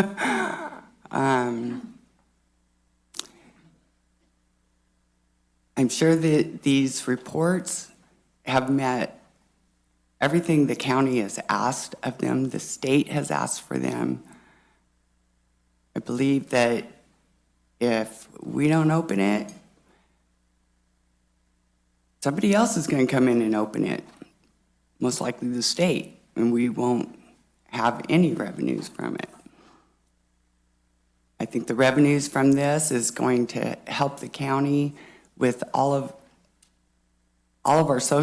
of our social issues if handled correctly. A lot of the beauty has gone to homelessness. You can't walk around anywhere around here. The revenues could be helping that also. I realize that's not part of the report.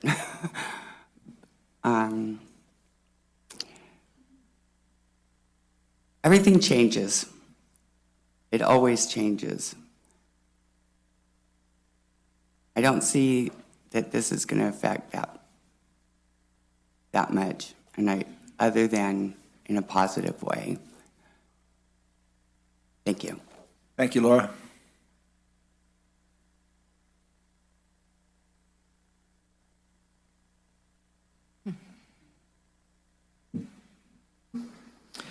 My name is Fred Pullman. I live in Grass Valley. I want to thank you for the opportunity to speak today. And I want to thank the commission members for your diligence and extreme patience. 80 years of risk and burden. 80 years of IMM electricity use, the equivalent of over 5,000 homes. The county's energy action plan's goal is to reduce grid-supplied electricity, not increase it. 80 years equals 8 decades. Asbestos measurement is an uncertain business. Quote, government agencies do not agree it's possible to measure airborne asbestos, let alone mitigate it, unquote. These quotes are phrasings borrowed from recent union articles. What then if we discover asbestos levels high enough to induce significant harm in decades hence? Over such a long period of time, we increase the risk of a calamitous event.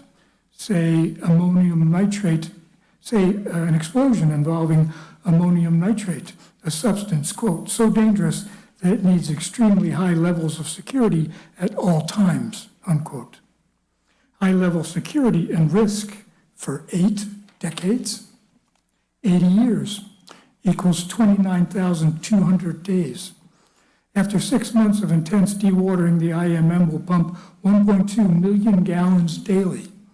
That is over 35 trillion gallons over 80 years. It's hard to imagine this will not affect subsurface water tables. Is anyone surprised local well owners fear for their wells?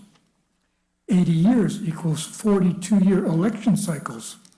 Changing environmental circumstances will lead to more expansive protections, which likely mean greater regulation of mines. What will the political and legal climate demand 10, 20, or 30 election cycles in the future? 80 years, time to witness the birth of 4 generations. Children born now might be grandparents or even great-parents in 80 years at the dawn of the next century. These generations have no say today. As yesterday and today have demonstrated, attitudes toward mining in this community have changed dramatically since the IMM was operating 80 years ago. They will change dramatically again over the course of another 80 years. An 80-year permit period is reckless permission and denies agency to future generations. Do not recommend for approval the FEIR and the IMM project. Thank you. Thank you, Fred.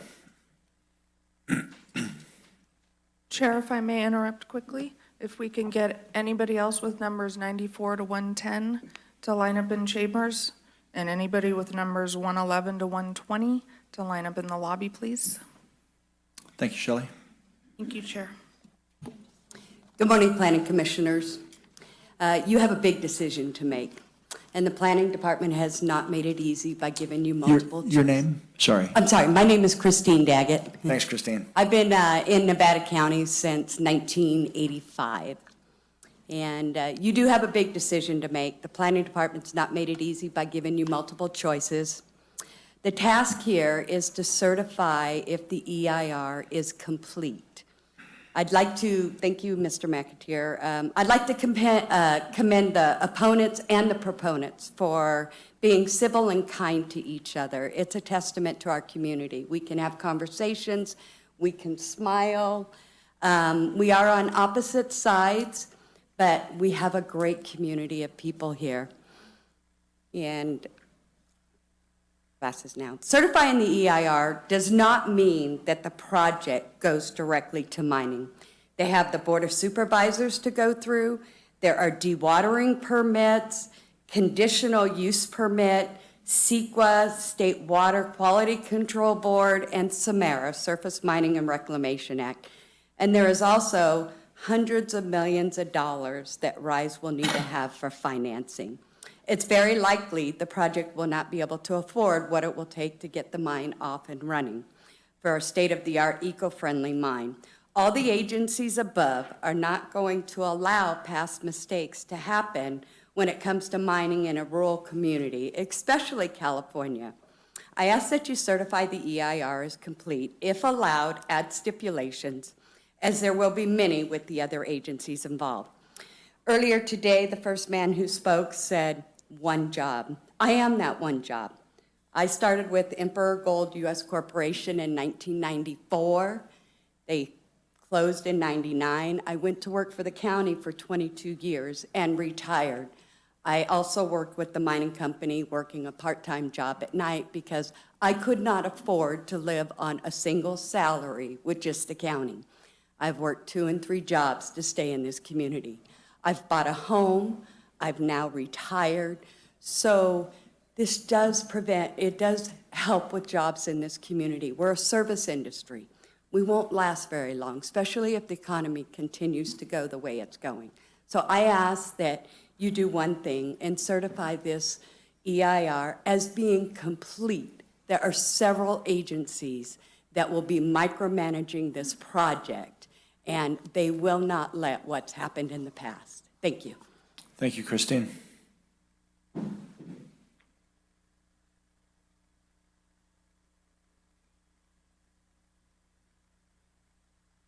Good morning. My name is Joseph Hippert, and I live in the 2nd District, own a home in the 2nd District. I'm new to this county, moved here in October with my wife and 2-year-old daughter. Before moving here, I found that there was a gold mine possibly reopening and would create new jobs in the county. That sparked my interest. From what I've heard and researched, I think the mine is a great opportunity for the county and workforce.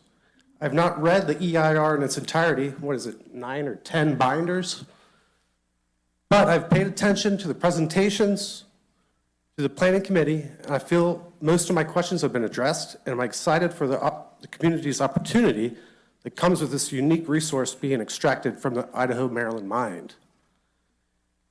I was going to mind my own business and just see what happens, but I decided to come, listen, and give my 2 cents towards the project. Talking to many people my age currently in the workforce who could not make it yesterday or today, we want the mine. I support the mine. Certify this EIR. Let's get to work. Thank you. Thank you, Joseph.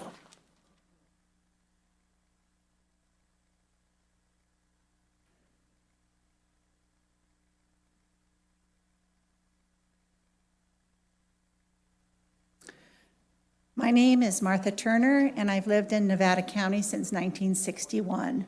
I presently live in Grass Valley in District 3. I have 3 generations. My son and my grandchildren live here also. I'm a retired nurse practitioner and a nurse midwife. I sat in these chambers through yesterday's marathon hearing and went home inspired and exhausted. I hope my words today will be fresh enough. I have 3 subjects of concern. The first is how the FEIR addresses the impact the mine would have on an emergency evacuation should a wildfire occur in the vicinity. Traffic has been determined to be an unmitigable, significant impact elsewhere in the EIR, yet Chapter 4.13 on wildfire says there will be no significant impact with the traffic during an emergency evacuation of the populace, even with the additional 300 employees evacuating. Second is the fraudulent use of my name, along with 6 others that we know of by Rise Gold, which the county included in the final EIR, naming us as supporters of the mine. I learned that fraud is defined as, quote, wrongful or criminal deception intended to result in financial gain, end quote. Our names, used repeatedly, were submitted by Rise Gold to falsely increase the appearance of community support, ultimately for their financial gain. The third matter has me questioning the intention of Rise Gold's purchasing of the mine and initiating this permit process. The company's inexperience, limited funds, disastrous history, unethical leadership begs the question of whether the primary motive has actually been to obtain a certified EIR from Nevada County. The planning departments published the staff report. One recommends denying the project, the other recommends approving it. Both recommend approving a deeply flawed FEIR. Why in the world would the county even consider certifying the FEIR? This would extend the risk of yet another entity to begin the permit process, be it Rise Gold again, or should they sell the property, possibly to a more experienced mining company. This community must find an alternative use for that property and put this fight to rest. I can only hope our county leaders will put a stop to this insanity. I ask this Planning Commission to advise our County Board of Supervisors to vote no on the project and no on the final EIR. Thank you for your time. Thank you, Martha.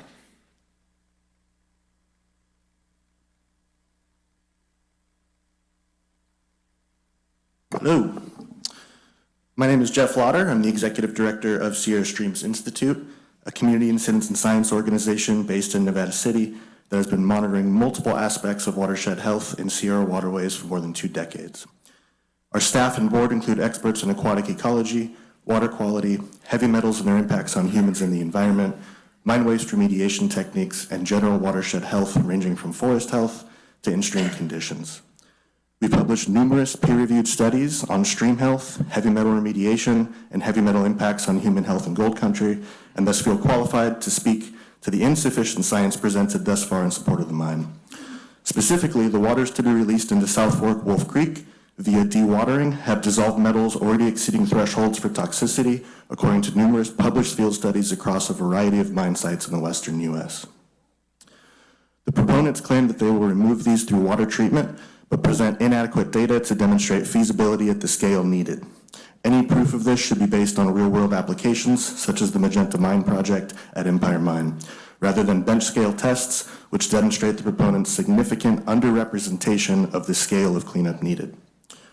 Further, aquatic organisms living on the stream bottom, known as benthic macroinvertebrates, which we at Sierra Streams have been monitoring locally for more than 20 years and are great indicators of overall watershed health, could be adversely affected not only by the dissolved metals and minerals from the mine, but also by the high flows introduced into the small channel of South Fork Wolf Creek.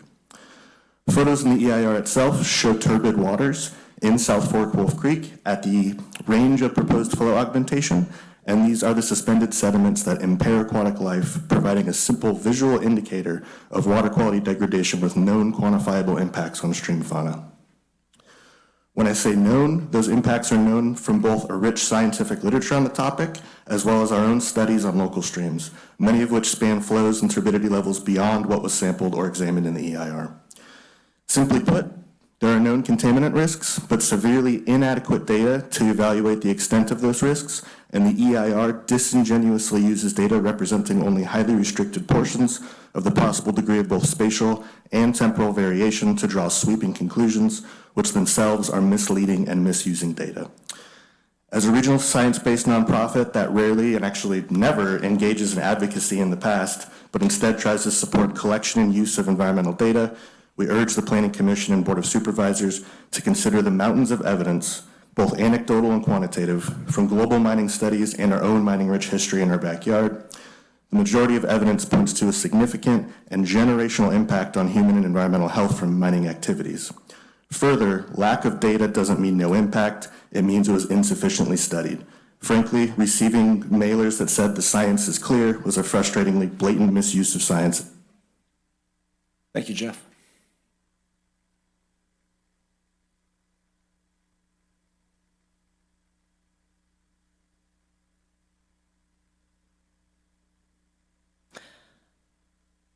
Good morning, Commissioners. My name is Tessa, and I live in District 4. Thank you for the opportunity to comment. I'm a geological engineer and have worked in the mining sector, specifically underground mining, for over 12 years now.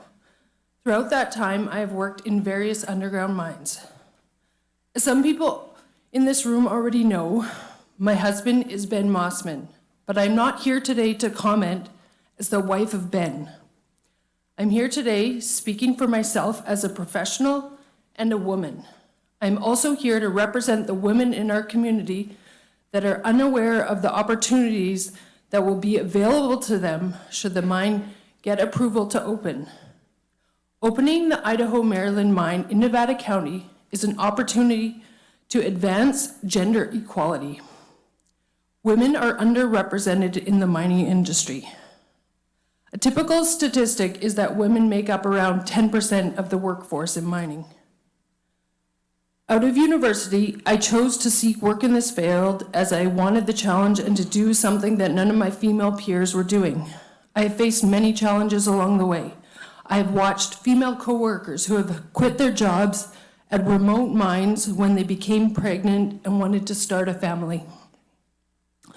Mining is a male-dominated industry, but the jobs at a mine are not limited to men only.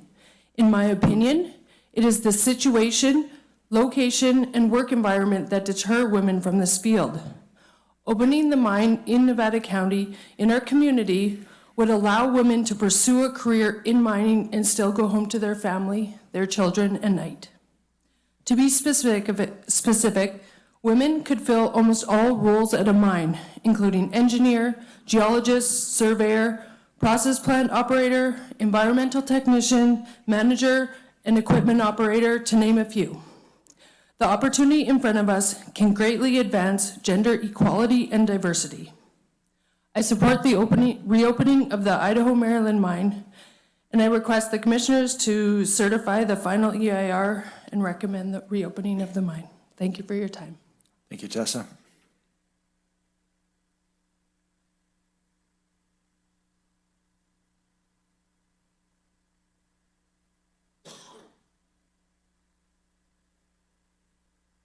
Hi, Elaine Blair, District 3, civil engineer.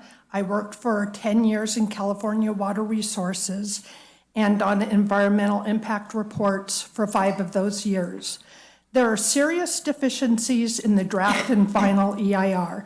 Dewatering the mine and its effect on groundwater levels puts the health of our local natural springs, local creeks and ponds at risk. The groundwater analysis of dewatering the mine done by Itasca Denver determined there potentially could be impacts on local wells. Because of this, they have put a monitoring and mitigation program in place for wells. You have heard from others how the groundwater analysis done by Itasca Denver could be in question due to assumptions made in their study.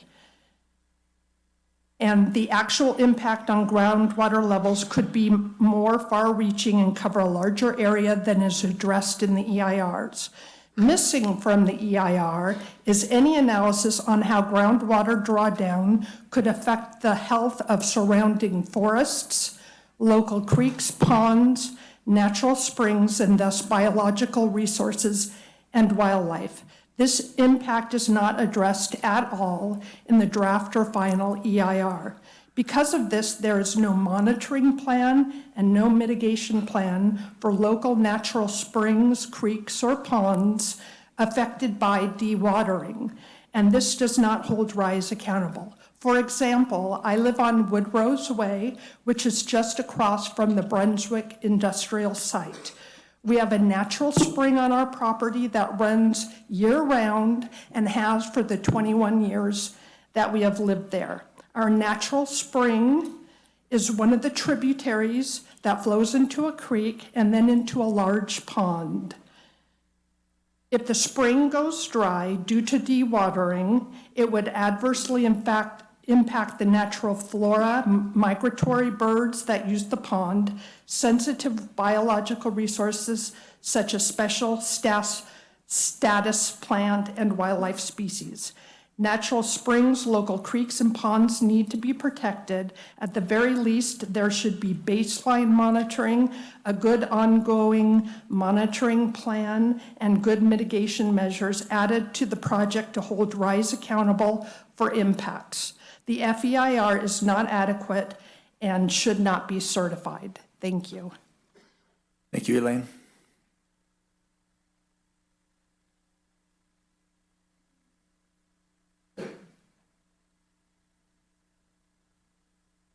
Good morning. My name is Brian Fry. I'm a resident of Grass Valley. Today, I'm going to reserve what my comments were planned to be for the Board of Supervisors and instead read from Saul Henson, president of the San Juan Ridge Taxpayers Association in District 4. The reason he wasn't able to do this himself is COVID exposure, and he decided not to expose everyone here to that. So this is from Saul Henson. Based on the catastrophic failure of the Siscon gold mine and the myriad concerns identified by community members, we ask that you deny certification of the FEIR for the Idaho-Maryland mine project.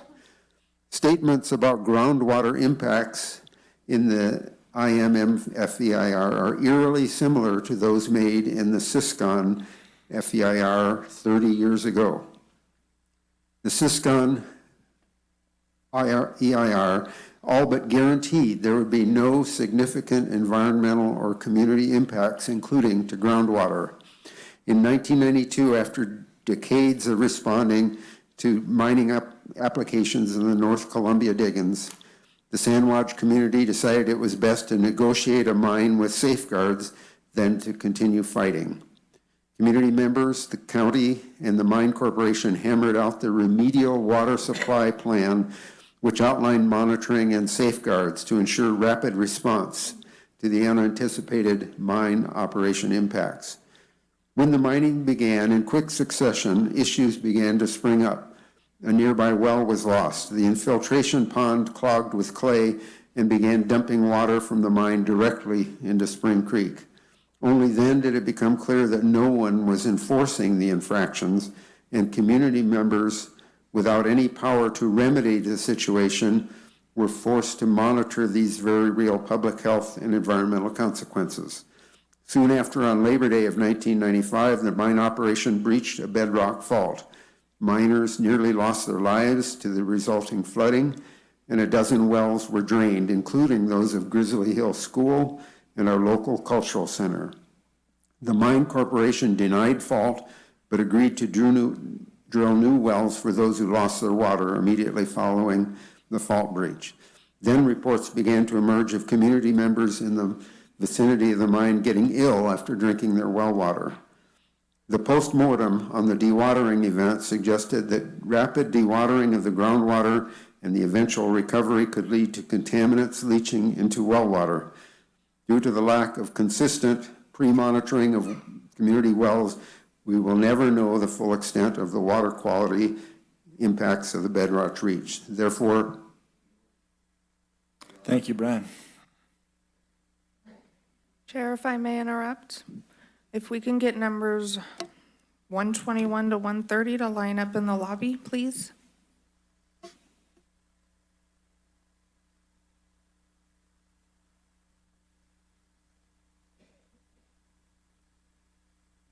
Ready. Good morning. My name is Peter Van Zandt. I live in District 1. My involvement with land use goes back to the general plan development program where I represented neighborhoods as a citizen on that plan. Kind of fun to revisit it again and see some of the words that we put in a long time ago. I was also elected to the Board of Supervisors for 2 terms, representing District 1. And by the way, thank you for your time and attention. Anybody who sat there and listened to testimony deserves a medal, I believe. Anyway, you have heard a lot of input on the many aspects.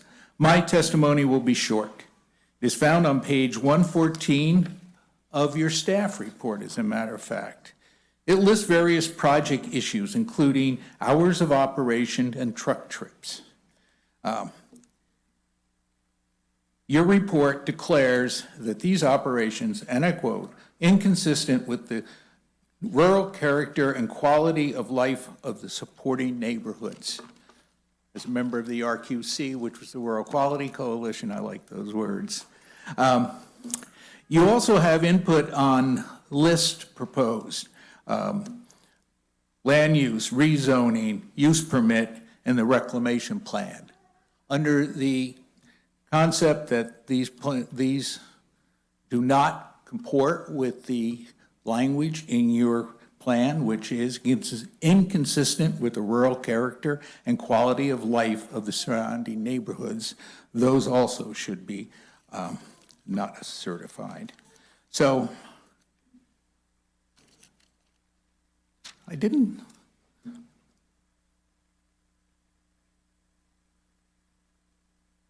I will leave out that part. Okay. Thank you for your hearing. I think you will do the right thing. My final word is, please do not certify the EIR. That's not appropriate for this time in this place. Thank you. Thank you, Peter.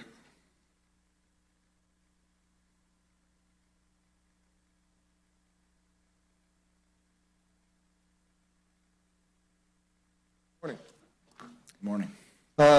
My name is Tommy Jacobson, and I live in Grass Valley, and I've been in the area for 30 years. I'm a career California historian and author.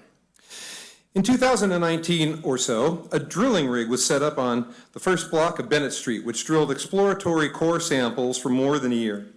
My family and neighbors feared that if a large-scale reopening of the mine were to take place, our area would be at risk for corporate invasion or major environmental impacts, including the potential loss of hundreds of water aquifers and severely decrease home values. So, along with my myriad research books and local gold history, I purchased Gold in Quartz by Jack Clark, who was a renowned, unchallenged knowledge of the mining industry and the Idaho-Maryland mines history, because he worked there his entire career, beginning in 1941 and passed away in 2017 at 97 years of age.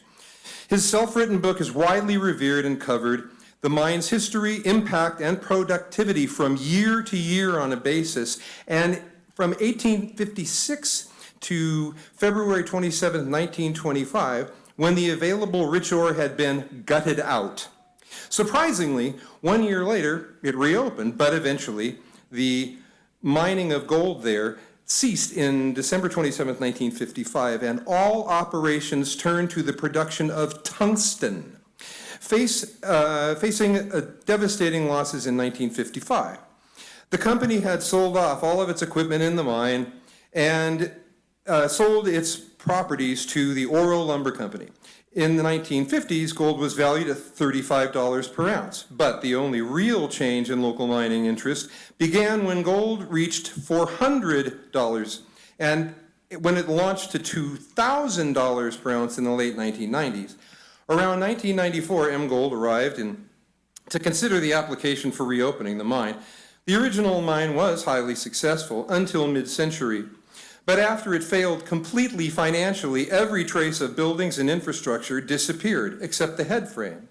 And instead, the local population grew, as did towns, neighbors, and new industries. The gold industry had been mostly buried and forgotten where the big mines were concerned, and we had remained after decades of dereliction and deterioration as the mines were roughly filled with miles of shafts and tunnels where timbers had rotted away, metal had rusted, concrete and rock tunnels succumbed to cave-ins and rot and degradation.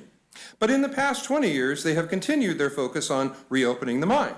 However, in 2015, their Banks Island gold mine in British Columbia began commercial production, but was ordered by the Canadian government to cease in July. And in January of 2016, the company filed for bankruptcy.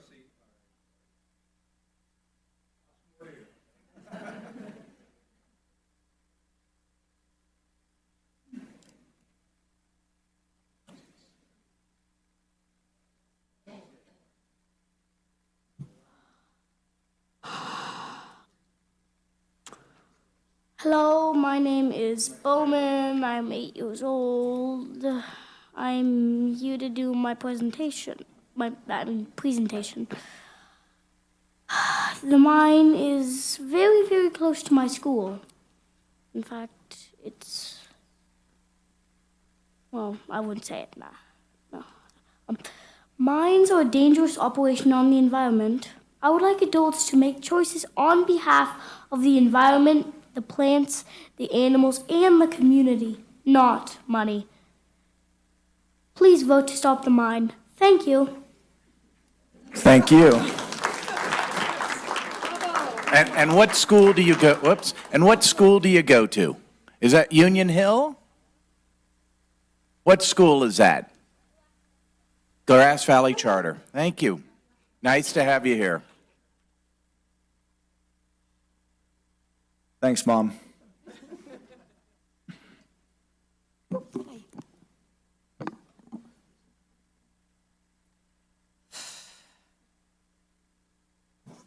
Hi, my name is Suzanne Smith.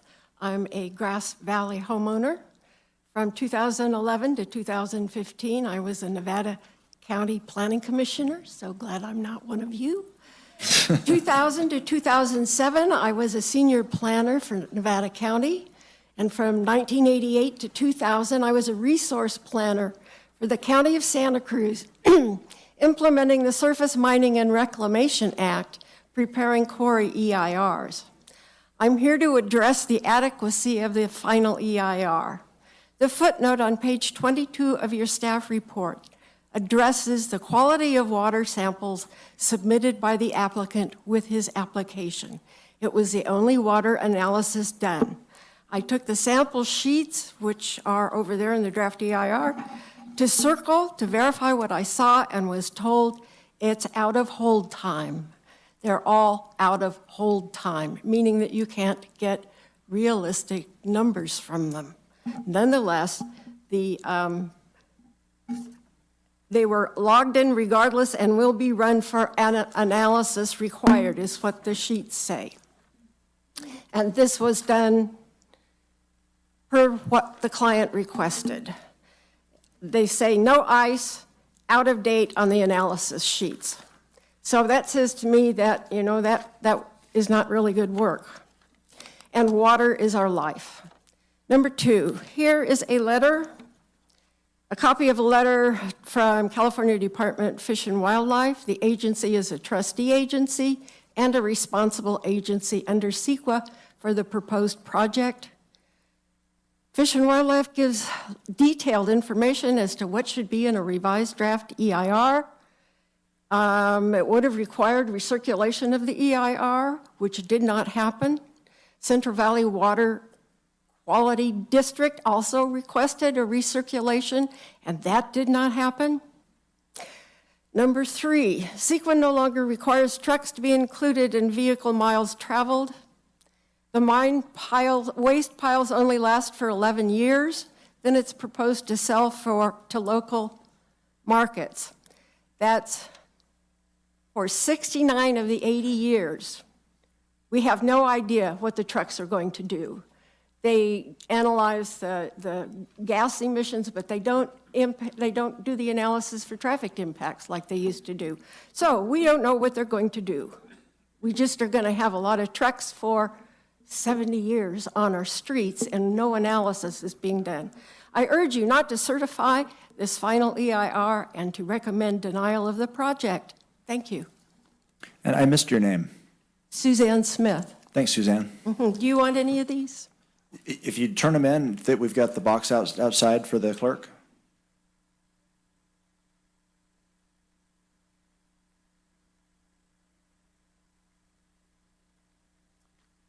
I'm Joy Wade, and I live in District 1. It is essential that the proposed mining permit submitted by Rise Gold, a corporation headquartered in Canada, be denied. It is equally essential that the final EIR be denied, as well as the whole subject of hard rock mining in Nevada County be denied in perpetuity. Expert responses to the NOP and DER submitted by M Gold and now Rise Gold have provided substantial documentation of all the reasons our community must not be subjected to the reopening of the Idaho-Maryland mine. We have already suffered enough from the local legacy of toxic mining activity in Nevada County and beyond. The documentation of this truth has been provided to Nevada County officials many times and in great detail.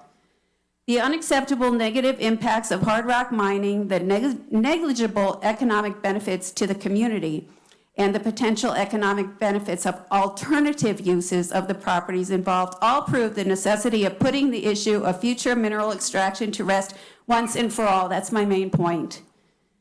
Approving the FEIR escalates the danger of exploitation by hard rock mining in our community and throughout the region, not just here, but throughout the foothills and all the way downstream.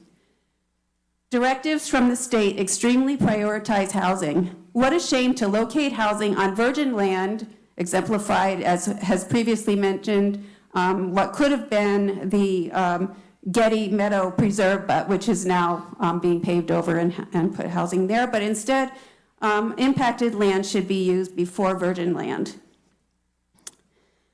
The economic benefit to the community from locating housing on the property in question is assured without the mess industrial exploitation creates and the impacts to local water security.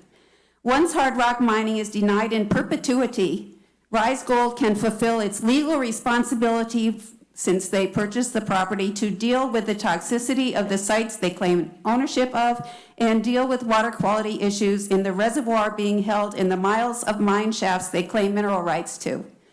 The property owners who have been paying property tax on the land affected by these mineral rights deserve protection from toxicity of land and water left behind by previous hard rock mining that they have been subjected to.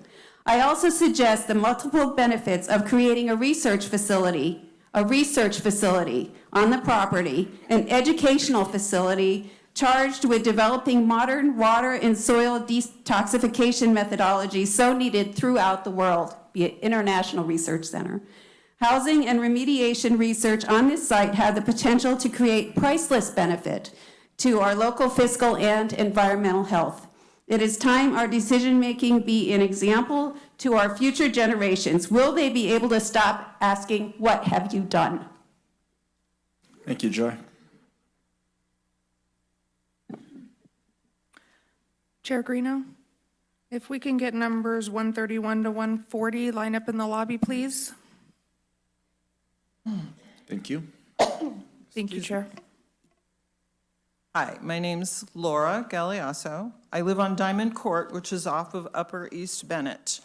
My well is one of the 30. So I am smack in the middle of that EIR and the project description, and it has left me with unanswered questions and concerns. I have read that RISE will bring me NID water. I have read that RISE will pay for that and my water bill.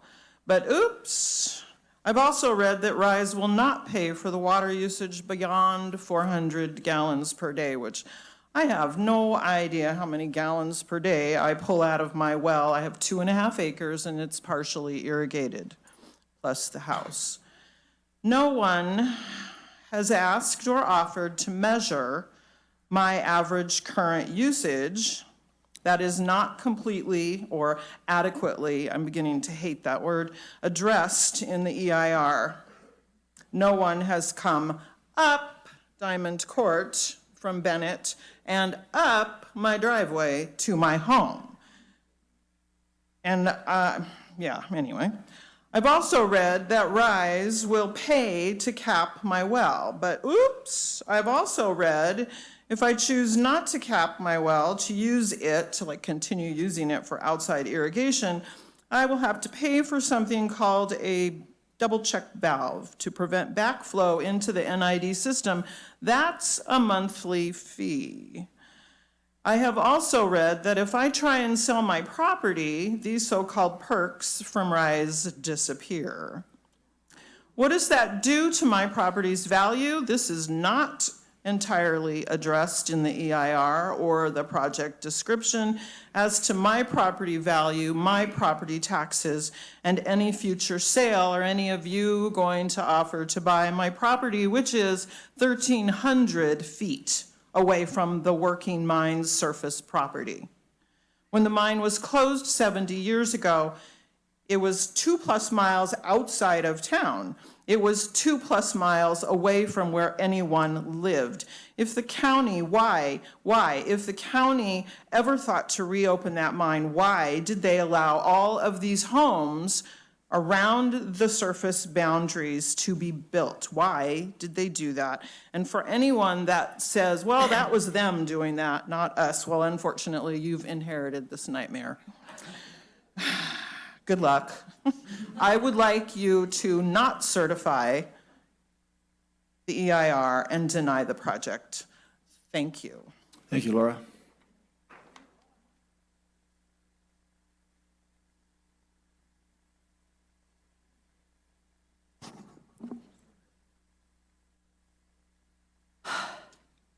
Good afternoon. My name is Chrissy Freeman. I live in District 1. I'm speaking as an individual, although I'm a board member of the California Native Plant Society's local Redbud chapter. My remarks are based in part on written comments already submitted by our Redbud chapter. I understand that the county could deny rezoning that would allow mineral extraction, but not reject the request for an 80-year use permit. I object to the proposal that the board could certify the final EIR. This FEIR has multiple imperfections, any one of which should cause the board and the Planning Commission to reject it. I'll focus on the associated Centennial parcel, designated as the place where the mine project would stockpile a great deal of the waste rock from their operations. First, RISE has posited that the FEIR need not consider the Centennial site. If they find some other way to get middle of the mine waste, it wouldn't affect the Centennial site. The board should not accept this. If the mine were ever to resume without Centennial, operations could accumulate all the waste on the surface of the Brunswick site. And that could be covered with landfill and converted to a hill. Second, the Centennial today is a vernal pool, home to several plant species of concern. Site-specific plant surveys were inadequate. For instance, they surveyed, after the fire in June 2022, some designated endangered species, such as the Stebbins morning glory, are very tiny in their first year, easy to overlook. Surveys were therefore not meaningful. Another rare species, the pine hill flannelbush, likely would not survive transplanting, and propagation of this plant is quite difficult, even for professionals. These plants are found only in our county and one other location in California. When a species is removed from an ecosystem, a cascade of effects can occur that have negative effect on many other plant and animal species, hydrology, and more. Another example of this, of course, is the benthic macroinvertebrates that the person from Sierra Streams mentioned. They are eaten by amphibians and reptiles and birds. So I urge you not to certify this FEIR, instead reject it now. As a backup, please recommend only the option that removes the Centennial site from this project. If, in the future, some other operation wants to operate at this site, do not let them shortcut the environmental processes designated to safeguard us and our environment. Instead, make them perform an FEIR that is adequate and realistic. Thank you. Thank you, Chrissy.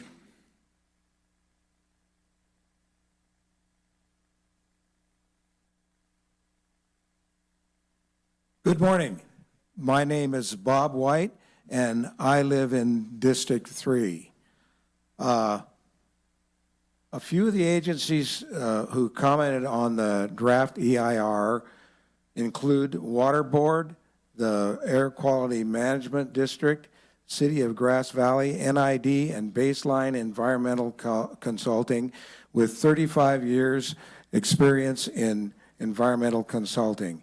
For any of the issues that were the FEIR responses of these agencies, ignore the comments with some form of "we know better" or "you don't understand CEQA."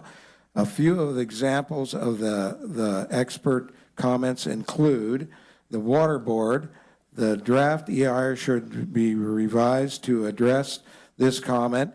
This occurs 3 times regarding separate issues each time. The Air Quality Management District project, the project should be evaluated based on more samples. City of Grass Valley, cursory alternatives, dismissal of alternatives is based on economic assumptions which there is absolutely no evidence of. Now, NID Board of Directors expressed serious concerns that the number of impacted wells could far exceed the 30 that are estimated, and that a mitigation measure should be adopted that would require the applicant to put forth bonds of $14 million to cover the cost of such infrastructure. The baseline consulting FER, the FER analysis of the project impacts the greenhouse gas emissions remains inadequate. And a longer excerpt from the City of Grass Valley. The City of Grass Valley, we are dismissed. The failure of the EIR to adequately respond to these credible comments, inadequacy of the FEIR. I respectfully request that you do not certify the final EIR. Thank you. Thank you, Bob.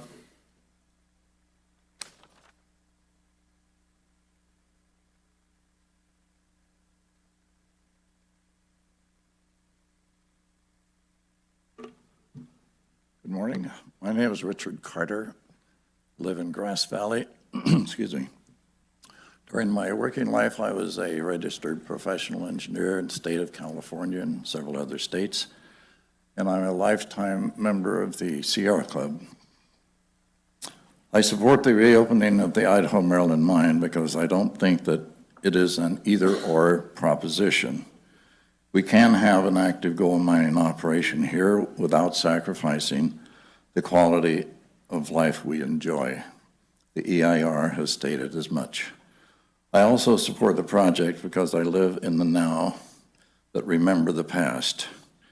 50 years ago, there was no EPA, no California Environmental Quality Act, no Clean Air Act, no Clean Water Act, no Endangered Species Act, no Vehicle Emission Standards, no Toxic Substances Control Act, no Occupational Health and Safety Administration, no Superfund legislation, no Safe Drinking Water Act, no Resource Conservation and Recovery Act, no Pollution Prevention Act.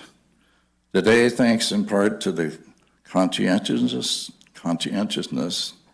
and activism of the groups mentioned by the first speaker of yesterday's session, these laws, regulations, and agencies constitute a regulatory framework for evaluating the environmental impacts of proposed projects, regulating the operations over the life of the project, and ensuring that the site is left in a clean state after operations cease.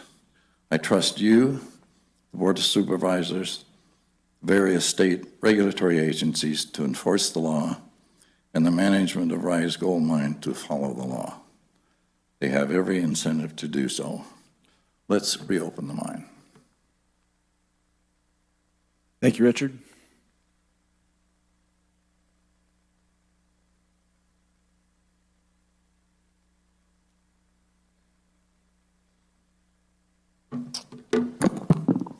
Hi, I'm Cole Miller. I'm a local real estate broker. And although I think that the environmental impacts and the water decimation that takes place during a big mine operation like this are the most important factors, I'm here to talk about my expertise, and that's real estate. In 2013, I bought 8 lots in New Brunswick Court, which is directly across from the prospective site. This process of them even trying to get the mine has decimated the real estate value in the area of the site. I built one house on one of my 8 lots and was able to sell it. Since then, I can't sell a lot, I can't build a lot, I can't sell a house in that area. I really encourage anybody who is a property owner within 10 miles of this site to join me in a coalition to fight this from a property owner's perspective. They're decimating the real estate value in that area. And my business is a very small business. I work with my mother, my wife, and my sister. And this is personally putting us through economic hell. And I just really encourage everybody to fight as hard as they can to not approve this EIR and join together as citizens of this county and fight as hard as we can to not let it happen. I appreciate your time. Thank you, Cole.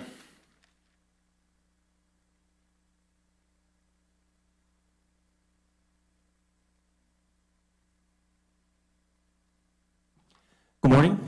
My name's Steve Medina. I'm a father, I'm a husband, and I'm a realtor. Thank you, the previous speaker, Cole. I'm also the president of the Real Estate Association here in Nevada County.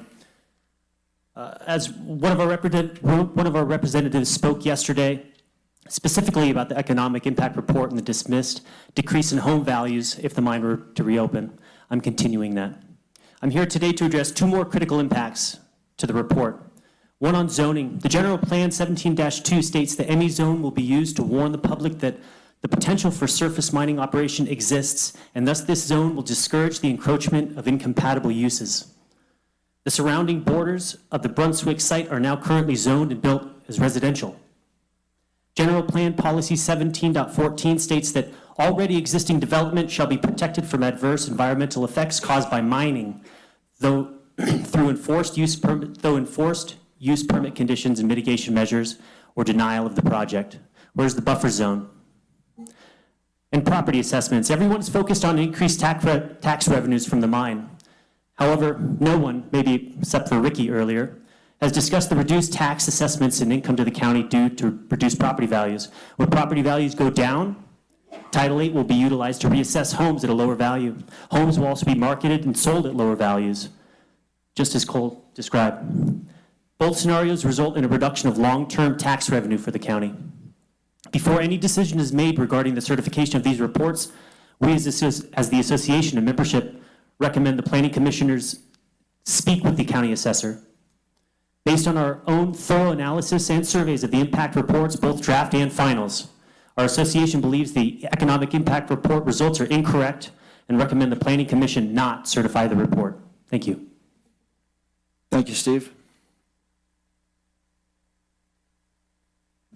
Chair, we have 2 more speakers. Do you want to line up more, or would you like to go to lunch after these 2?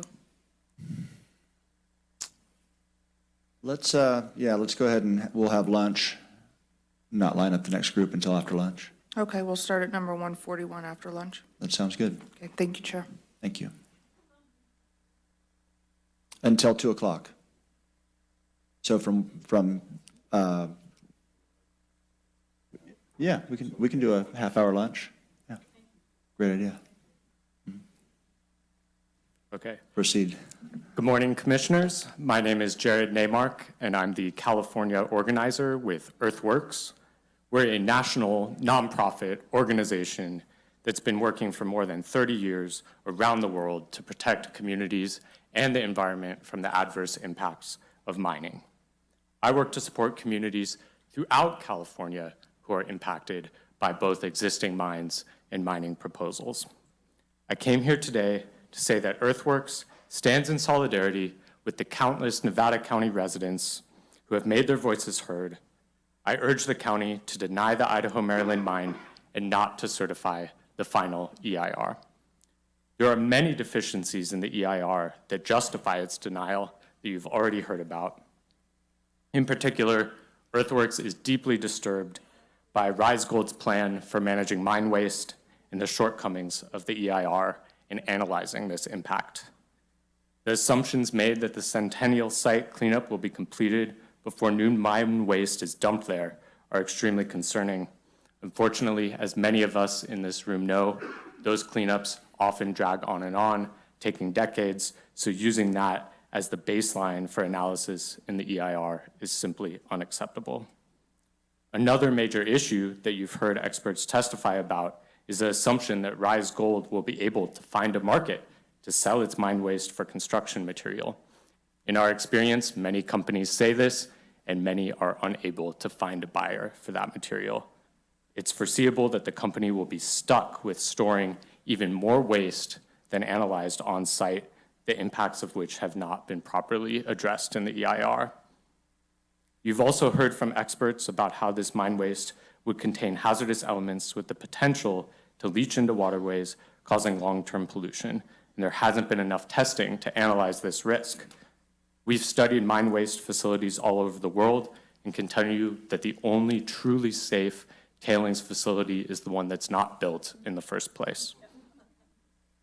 California is seeing a wave of new gold exploration projects. Some call it a new gold rush, but gold mining is one of the most destructive industries in the world. It displaces communities, contaminates drinking water, hurts workers, and destroys pristine environments. And we don't even need to mine for more gold because there's already enough above ground. It's highly recyclable. And if we stopped all gold mining today, recycling can meet demand for all technological uses and 45% of annual jewelry demand. Nevada County can be a leader in California and the world, setting an example in rejecting this toxic industry. It's vitally important that you do not certify the EIR because otherwise another company will be back and you'll be stuck fighting this fight again and again. Thank you. Thank you.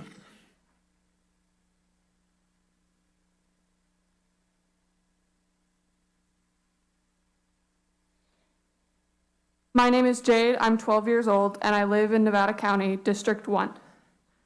I am against the mine because, first of all, I am distressed about the thought of millions of gallons of water being used every day for the mine. Yes, we just came out of a drought, but using that much water could very quickly plunge us into an even worse drought. Also, as people making the decisions about the mine, you are much older.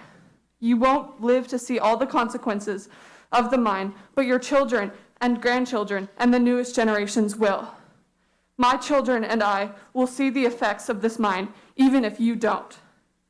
The mine will also be affecting the wildlife and the people in the area.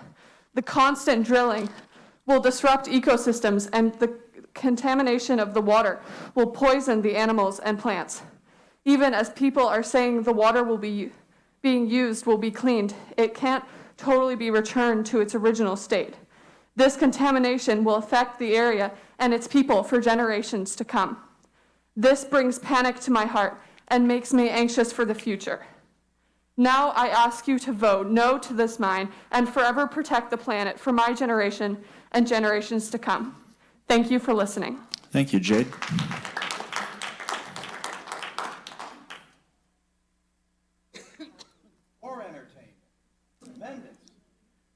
Jeff, is this our last before lunch? Very good. You guys are Thank tired you. of people just talking to you. What number are you? I'm 139. 139, thank you. Charlie Price, retired from the Tahoe National Forest, live on Deer Creek.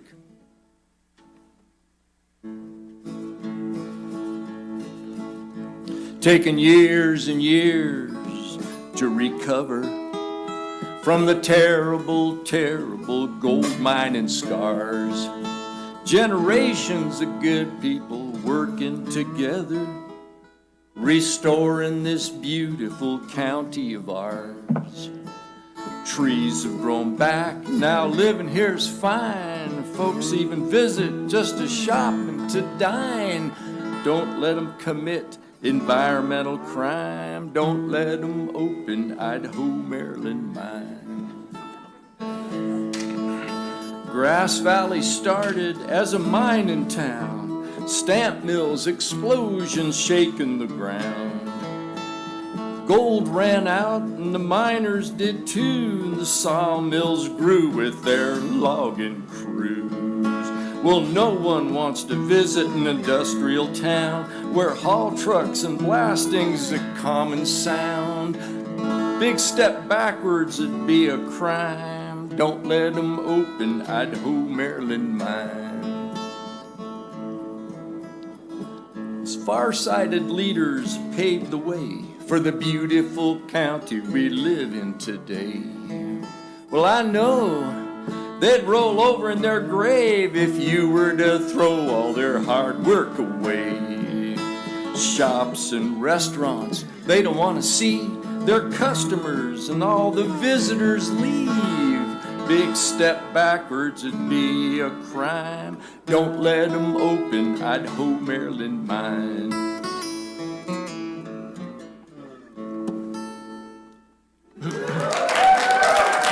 Thank you, Charlie. Thanks, you guys. I have a comment left in my 57 seconds. Have at it. There's a reason that the people who developed this environmental report could not find a comparable situation as we're in today, and that's that no county would let an industrial operation move in next to one of their major attractions. Would Santa Cruz County let an industrial operation move in next to Capitola? I mean, they can't find an example because nobody would do it. Thank you. Thank you, Charlie. And with that, we're going to refrain from applause, please. Thank you. We are going to we'll take a half-hour lunch. Yeah, half hour. So as to give it as many need to speak as possible. We will, I would ask that if you can consolidate, if you feel like you've got a unique and new perspective that is pertinent and significant and that we need to hear it, we want to hear from you. We also, this is a step in the process. Again, as I said this morning, the Planning Commission is making a recommendation. We have to move to the supervisors to make the decision. So that's why we're having a hard stop at 2 o'clock. We could stop before that and get on to our discussions up here if everybody is done before 2. So that's it. We'll be back. We'll be back at 12:30.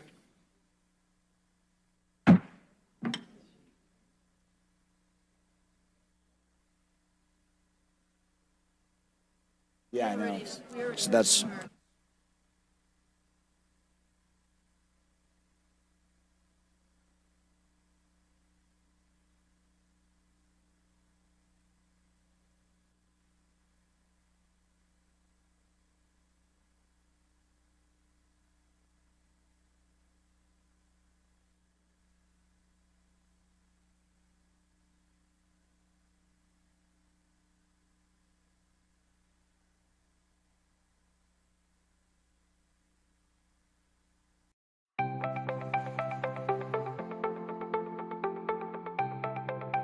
Ready Nevada County is an education campaign designed to help the public have successful outcomes during emergency events. We really focus on a whole host of disasters or emergency events. We want to have a broad spectrum. We want to be prepared for anything, but really we focus a lot on wildfire because we know that's one of the most likely events to happen in Nevada County. Ready, Set, Go is really built around the wildfire premise to prepare residents to be ready before an event, to move into the set posture when there's a red flag or a fire is near you, and then to go when it's time to go. Essentially, in its simplest form, it's a 3-tiered community emergency preparedness plan.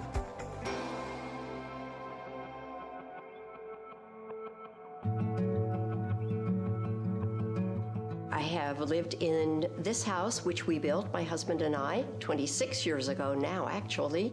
We selected the hardy plank, the concrete siding, and also the metal roof. Then when we moved up here and heard about the 49er fire, that's when we started to say, wow, this really is even more important than we first realized. So the 49er fire is one of the most historic fires in Nevada County's history. They figured it changed the laws of the state of California that said this is how you have to protect your home. That came out of Nevada County. Steve Eubanks came from the Fire Safe Council, and the main thing we needed to pay attention to was the ladder fuels. Planting has been removed from the edges of the house so that it does not touch the house. It was an incredible service from the Fire Safe Council to come out and spend a couple of hours going through this property. So the ready phase is when there's no immediate threat to you and your family.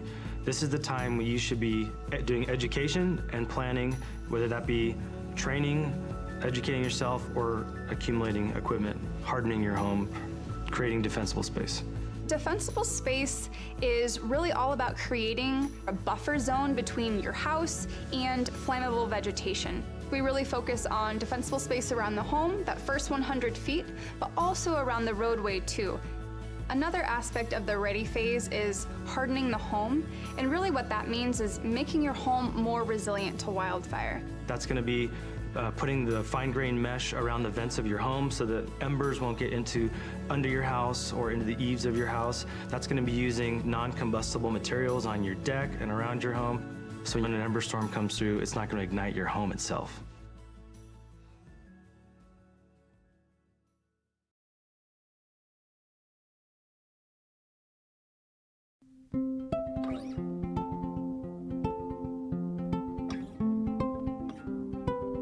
I currently live here in Grass Valley with my parents. All of us have sleep apnea, so we all have CPAP machines that require power in order to run. I also use a nebulizer, and that's used to disperse medication that I need to get myself breathing again. When we have safety shutoffs, we have to hook up our equipment to batteries that have inverters. We have a generator that powers some of the things around the house, but then I obtained pretty substantial battery from Freed, and it was so easy to go through the process to obtain a battery that I would recommend it to anyone who might have medical needs that require power, or really anything. I would highly recommend contacting Freed.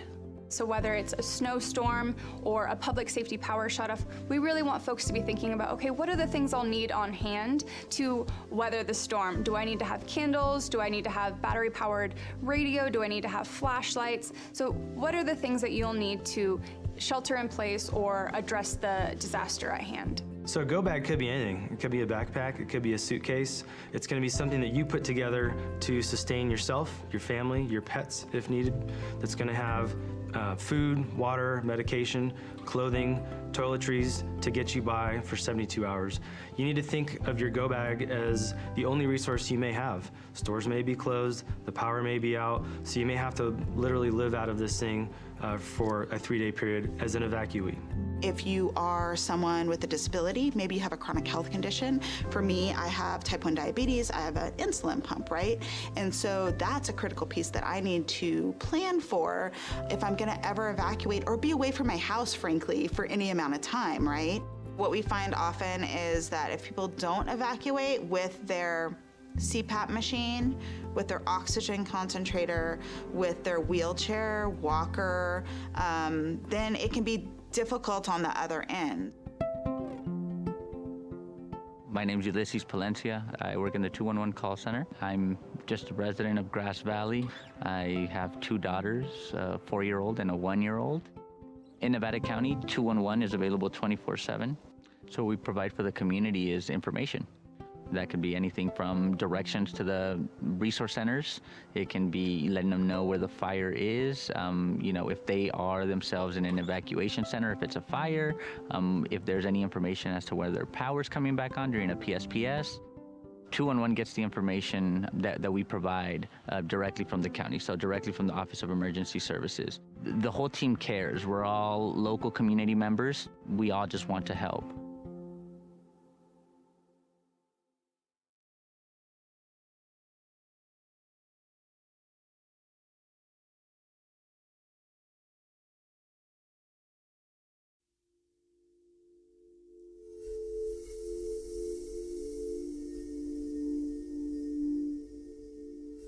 So we were all sleeping in bed on Thursday, November 8th in Paradise.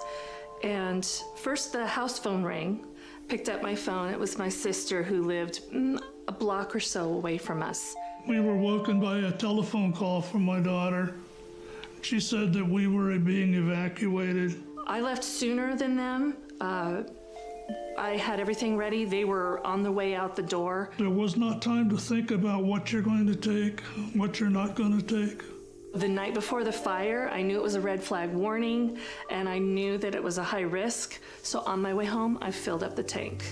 On our way out, we didn't get too far from the house, and we're watching fire coming down the hill. There was a machine shop right to my right there, and it had gas tanks and propane tanks. And I saw a lone ember kind of floating through, dancing through the air.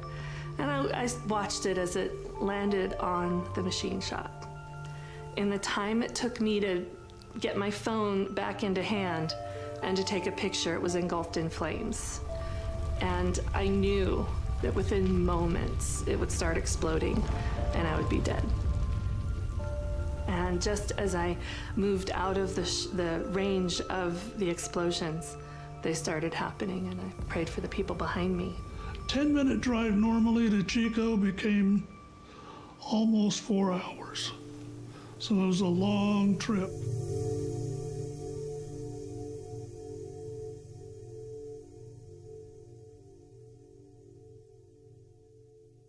We started to hear a pattern. People kept telling us their story of how they escaped the campfire. And they talked about how if it wasn't for my neighbor who came and knocked on my door to tell me there was a fire, I don't know that I would have gotten out alive.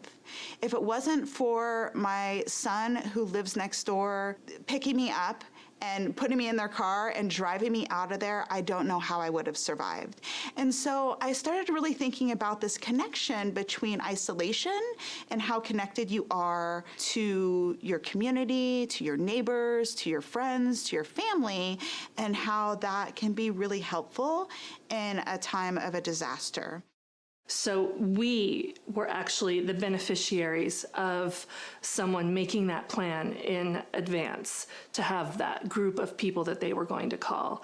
And that she saved my life that day. So absolutely having that network really saved lives.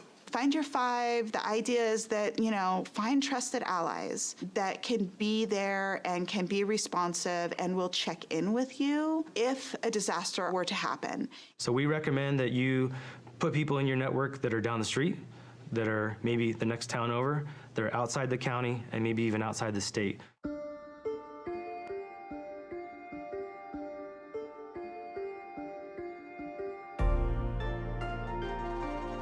The final tier of the Ready, Set, Go is that go piece, and it's simply that, it's go. Evacuation information comes in two types. The first type could be an evacuation warning.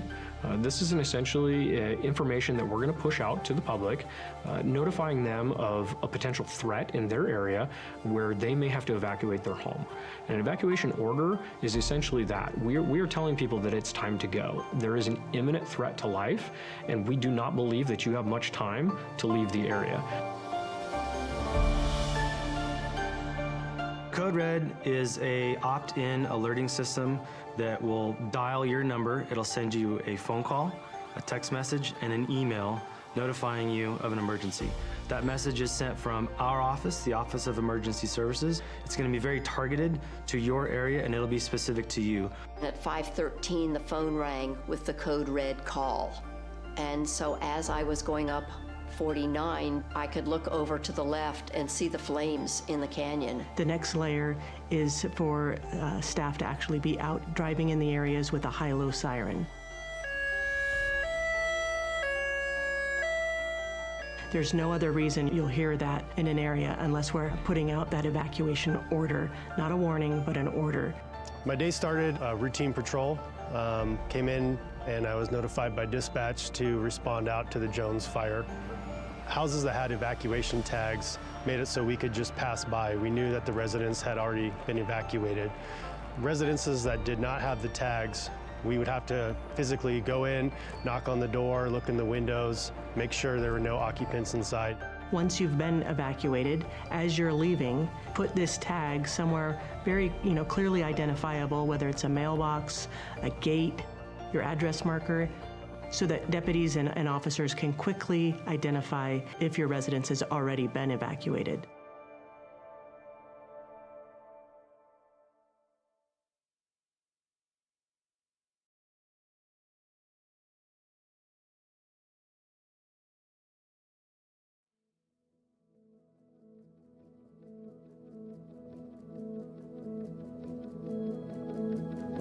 I mean, you look out my back window here on the east side, and you see how close this fire came.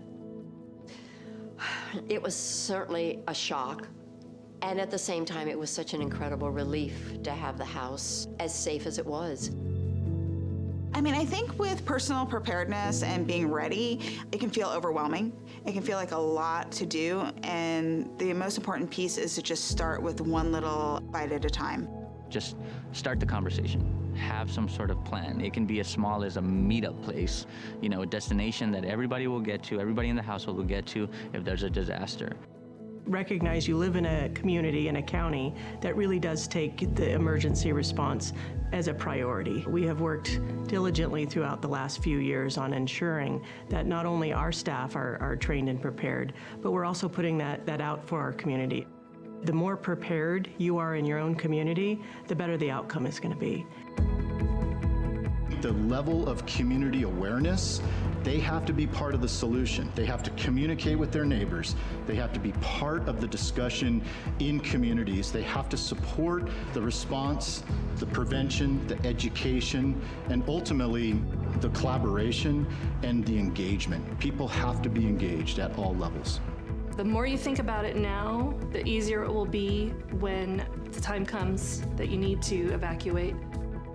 We've created this network and we want you to make sure that you know that you can tap into that. So if you are feeling a little bit overwhelmed, not sure where to start, reach out to one of our offices, reach out to the Fire Safe Council or 211. We're here to support you.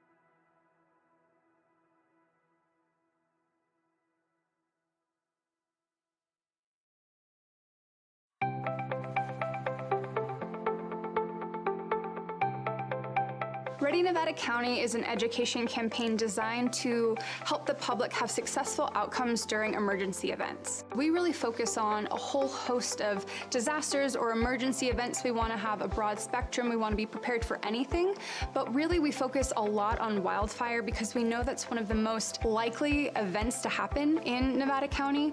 Ready, Set, Go is really built around the wildfire premise to prepare residents to be ready before an event, to move into the set posture when there's a red flag or a fire is near you, and then to go when it's time to go. Essentially, in its simplest form, it's a 3-tiered community emergency preparedness plan.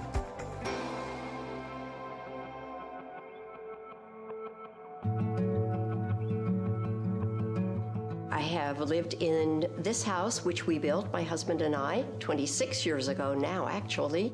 We selected the hardy plank. From the foothills of the Sierra Nevada,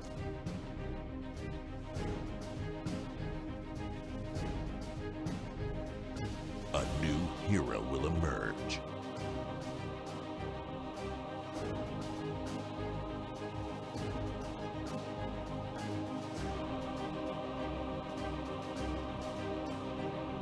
One who is ready.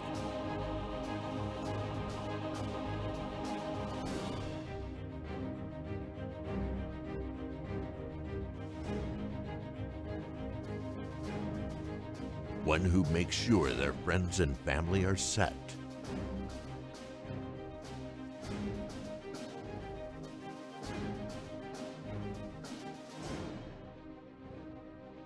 And has the power to go at a moment's notice.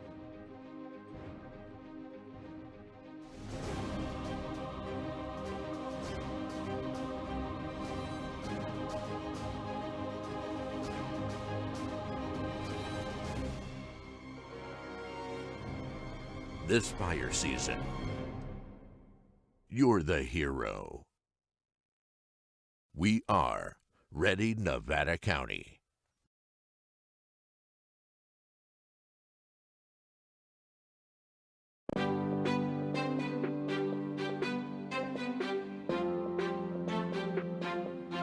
Nevada County has a new tool to make evacuations safer and more efficient in the event of an emergency. This new tool is called ZoneHaven, and we need you to know your zone. In order to know your zone, you need to go to community.zonehaven.com, type in your address.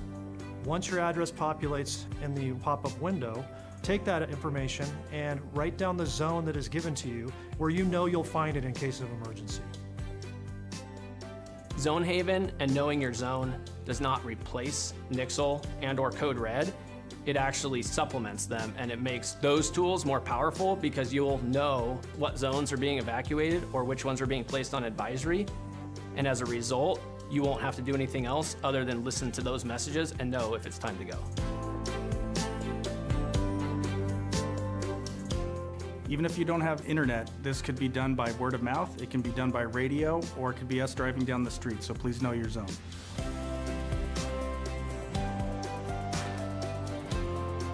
From Truckee to Lake of the Pines, from Chicago Park to Spencerville, every single square mile of Nevada County has a zone. And having a zone that you know for your neighborhood is going to help you save time to be able to evacuate and keep you and your family safe.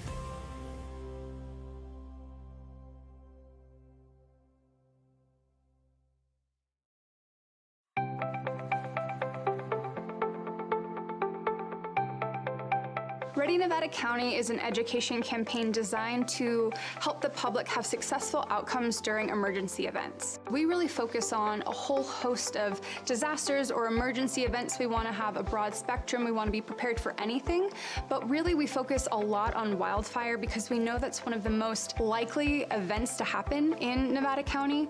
Ready, Set, Go is really built around the wildfire premise to prepare residents to be ready before an event, to move into the set posture when there's a red flag or a fire is near you, and then to go when it's time to go.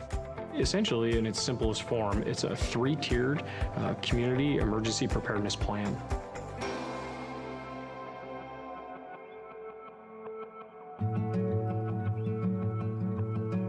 I have lived in this house, which we built, my husband and I, 26 years ago now, actually. We selected the hardy plank, the concrete siding, and also the metal roof. Then when we moved up here and heard about the 49er fire, that's when we started to say, wow, this really is even more important than we first realized.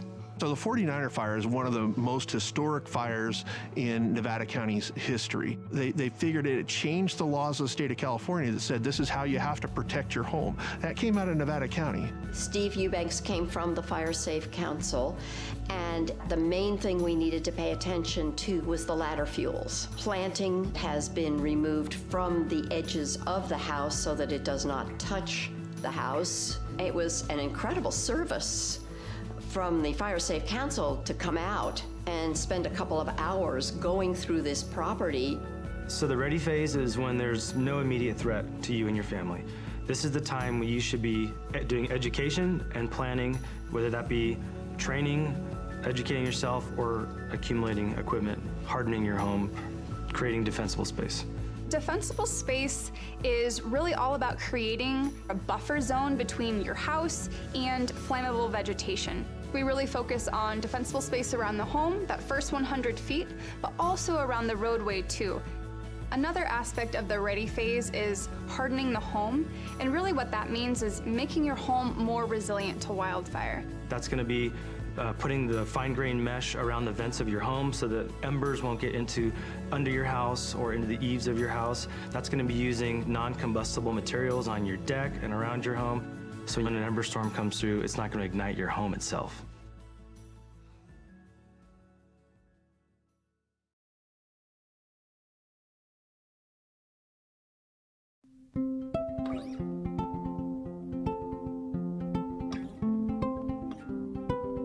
I currently live here in Grass Valley with my parents. All of us have sleep apnea, so we all have CPAP machines that require power in order to run. I also use a nebulizer, and that's used to disperse medication that I need to get myself breathing again.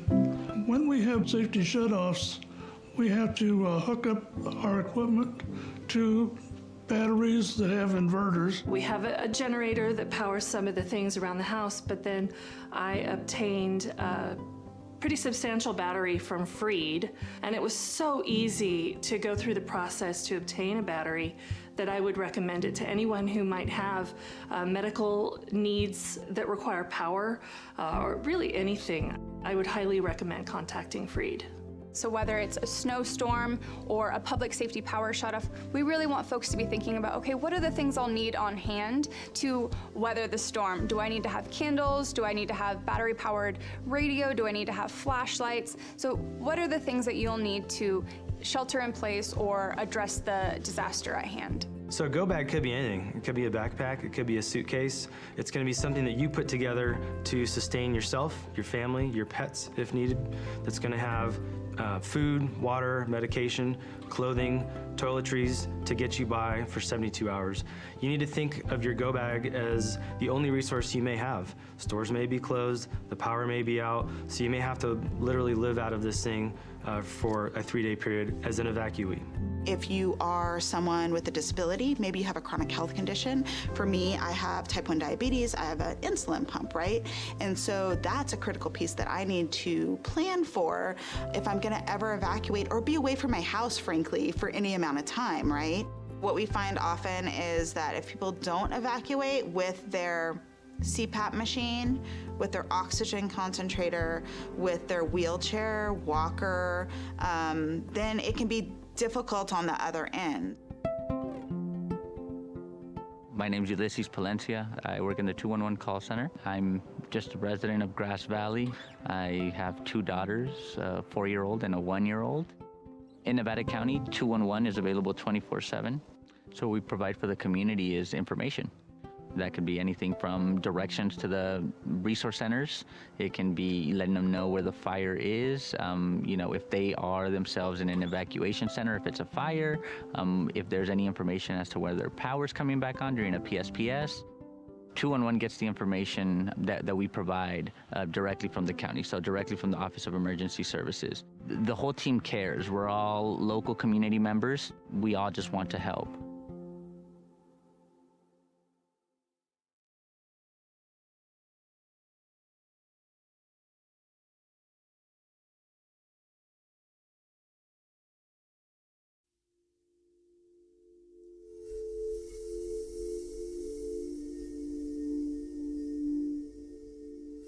So we were all sleeping in bed on Thursday, November 8th in Paradise.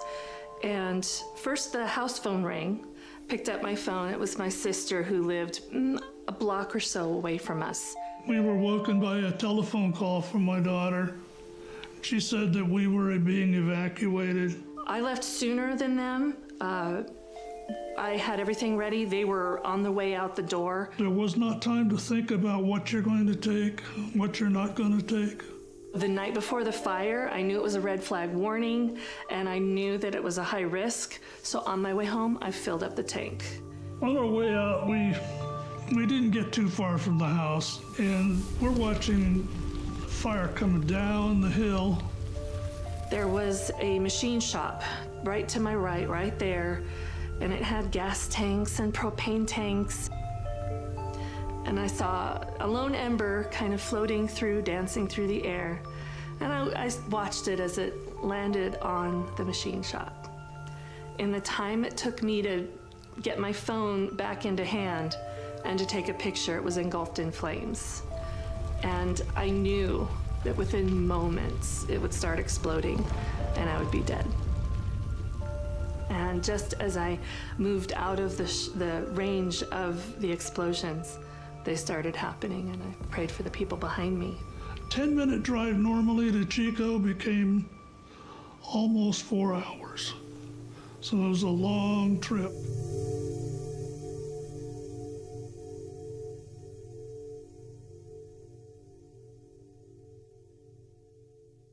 We started to hear a pattern. People kept telling us their story of how they escaped the campfire. And they talked about how if it wasn't for my neighbor who came and knocked on my door to tell me there was a fire, I don't know that I would have gotten out alive.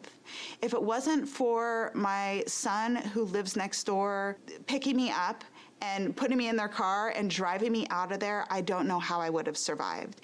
And so I started really thinking about this connection between isolation and how connected you are to your community, to your neighbors, to your friends, to your family, and how that can be really helpful in a time of a disaster. So we were actually the beneficiaries of someone making that plan in advance to have that group of people that they were going to call.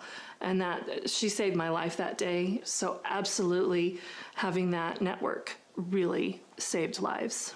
Find your five. The idea is that, find trusted allies that can be there and can be responsive and will check in with you if a disaster were to happen. So we recommend that you put people in your network that are down the street, that are maybe the next town over, that are outside the county, and maybe even outside the state.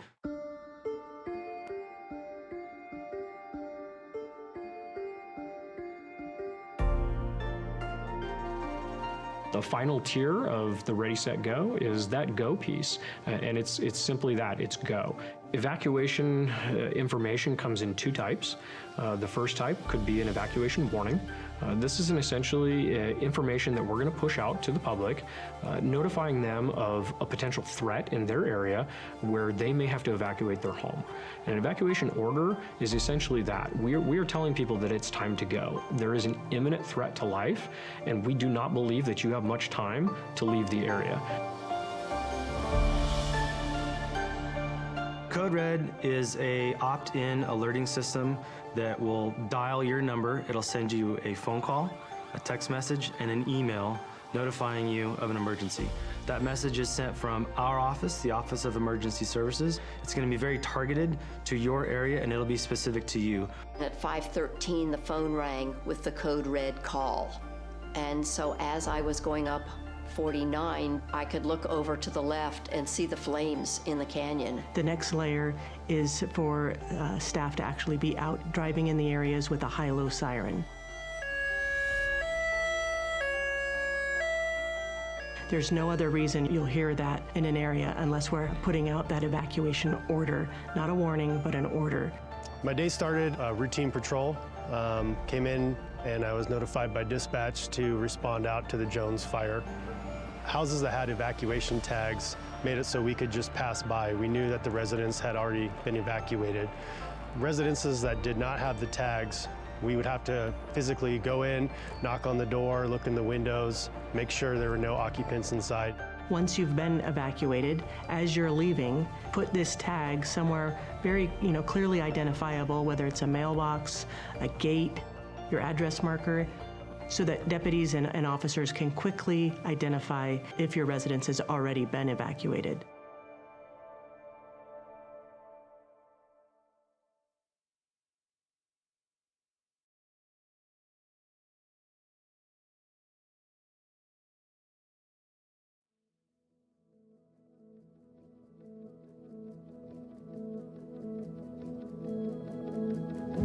You look out my back window here on the east side, and you see how close this fire came. It was certainly a shock, and at the same time, it was such an incredible relief to have the house as safe as it was. I think with personal preparedness and being ready, it can feel overwhelming. It can feel like a lot to do, and the most important piece is to just start with one little bite at a time. Just start the conversation. Have some sort of plan. It can be as small as a meetup place, a destination that everybody will get to, everybody in the household will get to if there's a disaster. Recognize you live in a community, in a county, that really does take the emergency response as a priority. We have worked diligently throughout the last few years on ensuring that not only our staff are trained and prepared, but we're also putting that out for our community.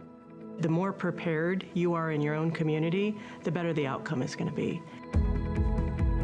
The level of community awareness, they have to be part of the solution. They have to communicate with their neighbors. They have to be part of the discussion in communities. They have to support the response, the prevention, the education, and ultimately the collaboration and the engagement. People have to be engaged at all levels. The more you think about it now, the easier it will be when the time comes that you need to evacuate. We've created this network, and we want you to make sure that you know that you can tap into that. So if you are feeling a little bit overwhelmed, not sure where to start, reach out to one of our offices, reach out to the Fire Safe Council or 211. We're here to support you.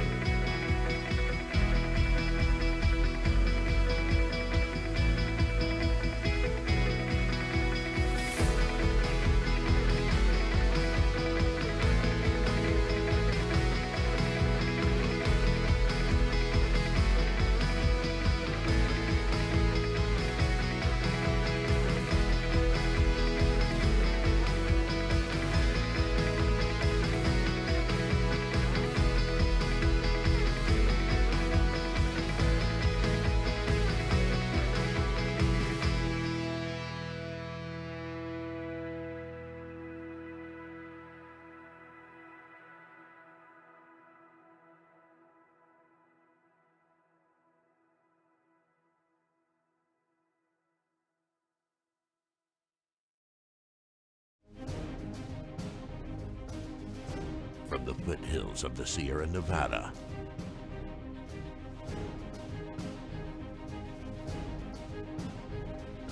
A new hero will emerge.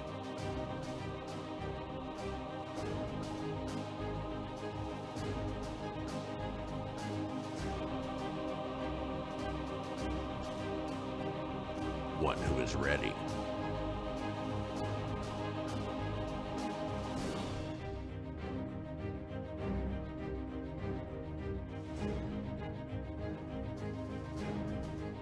One who makes sure their friends and family are set.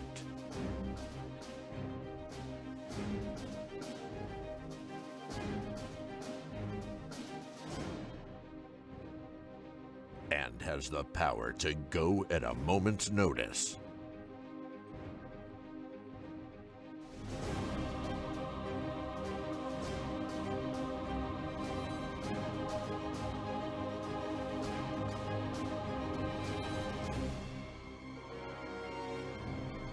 This fire season, you're the hero. We are Ready Nevada County.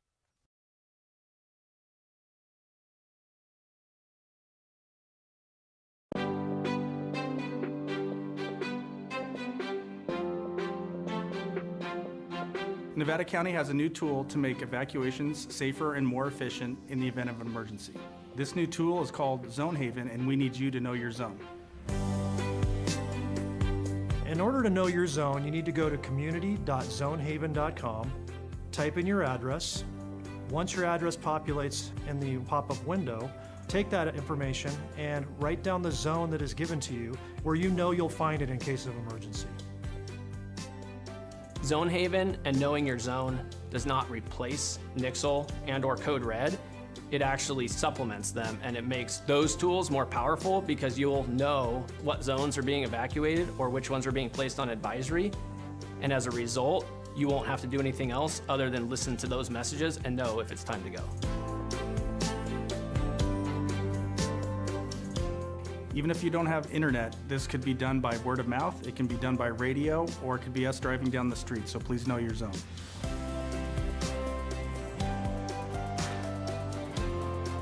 From Truckee to Lake of the Pines, from Chicago Park to Spenceville. Every single square mile of Nevada County has a zone. And having a zone that you know for your neighborhood is going to help you save time to be able to evacuate and keep you and your family safe.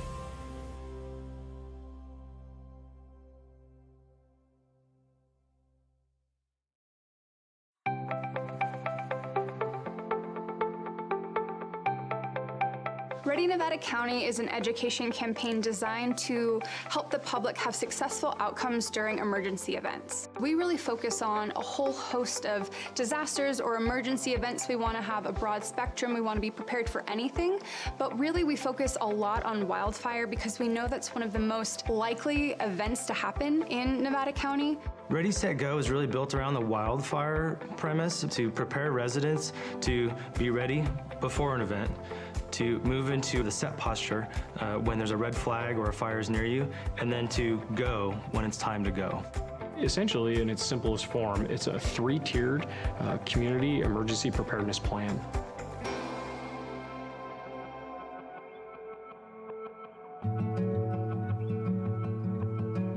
I have lived in this house, which we built, my husband and I, 26 years ago now, actually. We selected the hardy plank, the concrete siding, and also the metal roof. Then when we moved up here and heard about the 49er fire, that's when we started to say, wow, this really is even more important than we first realized. So the 49er fire is one of the most historic fires in Nevada County's history. They figured it changed the laws of the state of California that said this is how you have to protect your home. That came out of Nevada County. Steve Eubanks came from the Fire Safe Council, and the main thing we needed to pay attention to was the ladder fuels. Planting has been removed from the edges of the house so that it does not touch the house. It was an incredible service from the Fire Safe Council to come out and spend a couple of hours going through this property. So the ready phase is when there's no immediate threat to you and your family. This is the time when you should be doing education and planning, whether that be training, educating yourself, or accumulating equipment, hardening your home, creating defensible space. Defensible space is really all about creating a buffer zone between your house and flammable vegetation. We really focus on defensible space around the home, that first 100 feet, but also around the roadway too. Another aspect of the ready phase is hardening the home, and really what that means is making your home more resilient to wildfire. That's going to be putting the fine-grained mesh around the vents of your home so that embers won't get under your house or into the eaves of your house. That's going to be using non-combustible materials on your deck and around your home, so when an ember storm comes through, it's not going to ignite your home itself.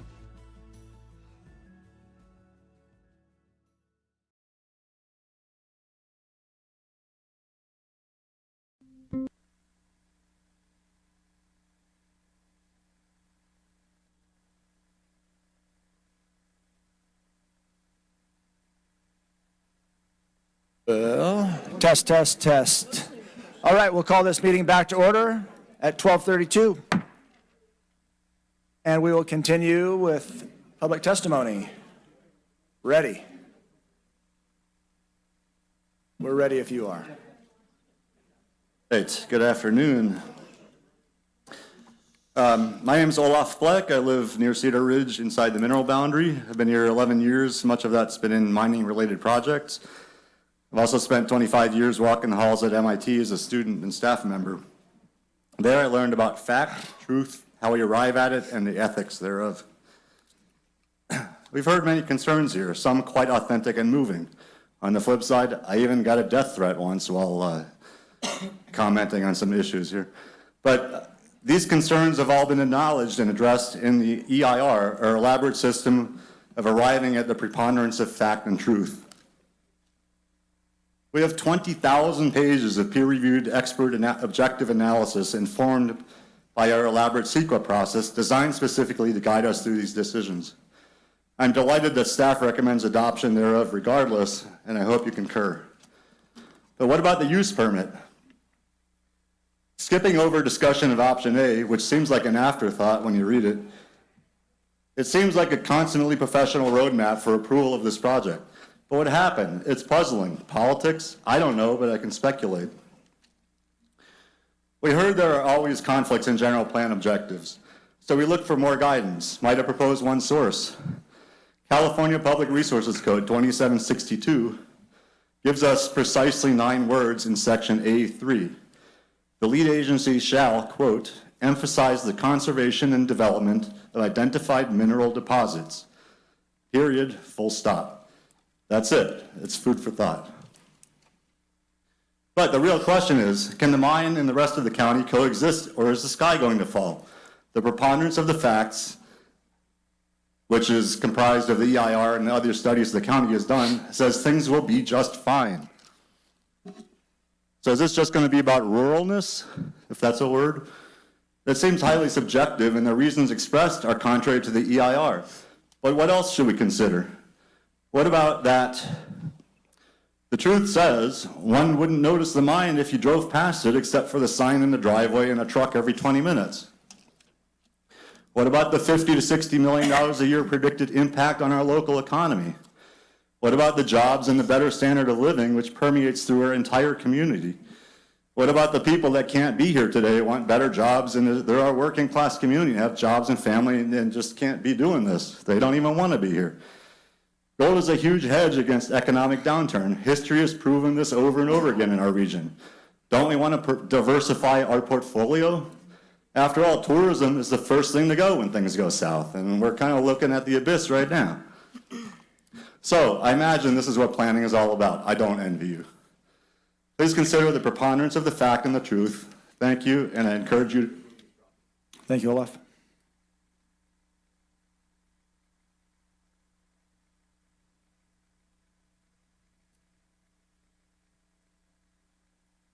For hearing today. I'm Matt Nicholas and live on the other side of Banner Lava Cap. I started mining when I was 21 years old in 1977, the state of California actually sponsored me with equipment. And I made a living off of that for 10 years, 365 days a year for 10 years. And I didn't get rich, but I made a good living. It's a healthy living, and it's hard work. Anybody that mines knows that. The seal of Nevada County has a gold miner on it. This town was built on gold, and all the buildings, all the streets, all the sidewalks wouldn't be here if it wasn't for the history of it. Nevada County lives off the history of the mining heritage, and Nevada City is called the Queen of the Northern Mines.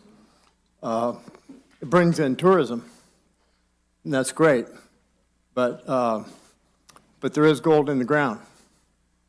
I find it all the time. The way the economics is going now in this time, it's like it's inflation, rising prices, banks are folding. Everybody knows, like, 3 or 4 banks are already folded. There's a good chance we're going to be in a hard recession in the next 2 years. First thing to go, like Olaf said, was tourism, and the service industry suffers in recessions. And a thriving gold mine that is well regulated, in fact, the most regulated probably in the world in California, has the strictest regulations, would be a solid economic and community employer for years to come, that a recession would not affect it. During the Great Depression, Grass Valley and Nevada City did not suffer like the rest of the country because of our gold, because the mines kept Nevada County and Placer County and other gold-bearing counties working. And so they did not feel the depression like so many other states in the nation did. All the concerns, there's a lot of valid concerns that I hear people saying, but like I said, the most regulated industry in the world is mining.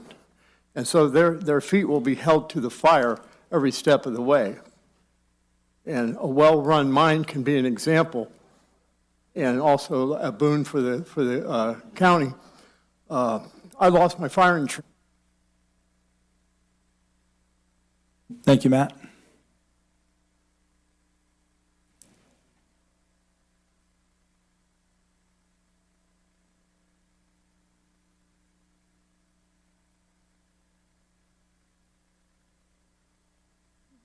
Good afternoon.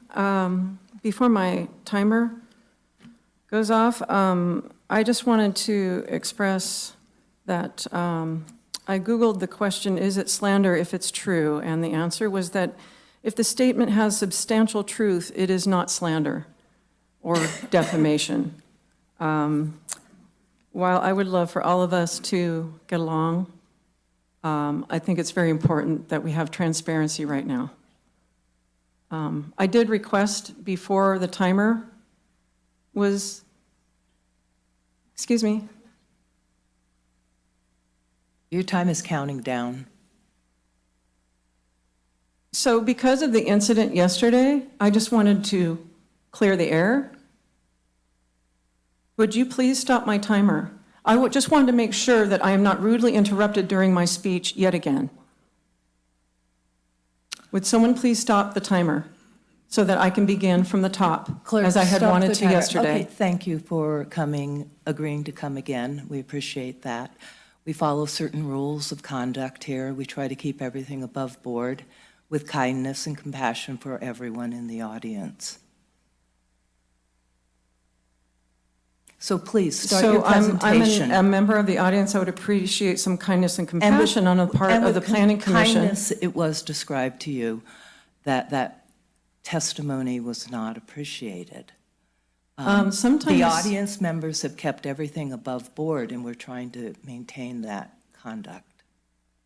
Okay, so the most productive thing that you could do is to start your 3-minute timer and state your concerns for the project in consideration of the audience who's here. All right, so if you would be so kind, I will begin now. That'd be great. And I will recite what I wrote, which is exactly what I was reciting yesterday. They have restarted the timer. Okay, I just wanted to make sure I can get through my 3 minutes without interruption. Thank you. Well, wasn't her part of that that testimony is on the record, so does she need to repeat what is already on the record?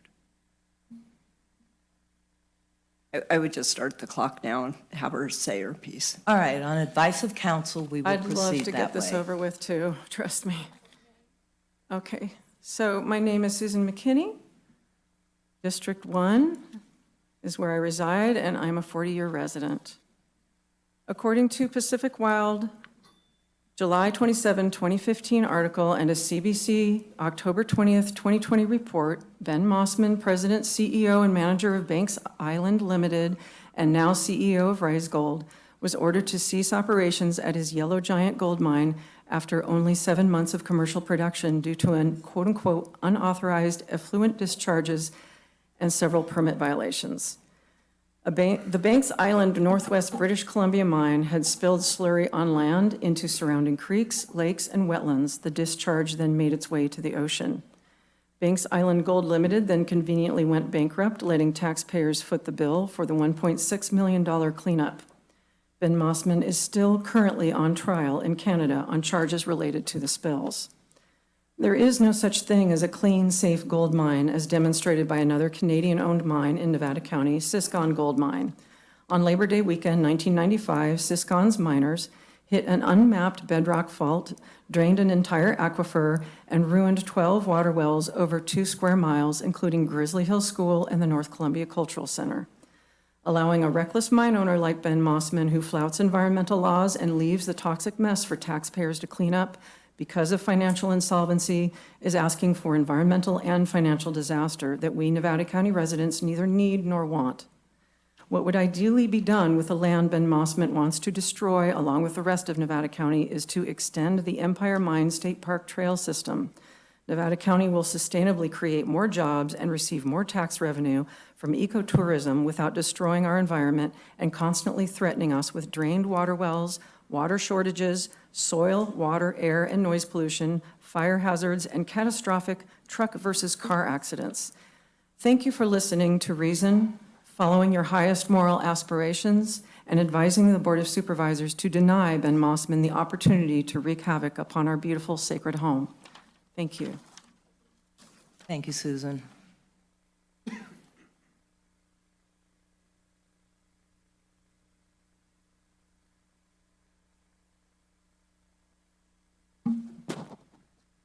Hello, my name is Nancy Cunningham. I'm a 43-year resident and well owner in District 4. I am here to urge the Planning Commission not to certify the final environmental impact report or the use permit for the reopening of the Idaho-Maryland mine. Although mining was a part of the past of Nevada County, it is not compatible with the retirement and residential community and tourist attraction that we have become. As shown in the environmental impact report, there is no way to mitigate several of the impacts this project would cause, such as increased traffic and ground vibrations. Money to the local government does not mitigate these impacts for the community. Groundwater is another grave concern to all of us who have wells. It is short-sighted to think that only 30 wells will be impacted. Water flows downhill, and what you remove downhill will be drained from the uphill wells. The mines of yesteryear were part of our history, but it does not need to be part of our future. I urge you, say no to both the certification of the final environmental impact report and the Rise Gold use permit. Thank you. Thank you. Nancy.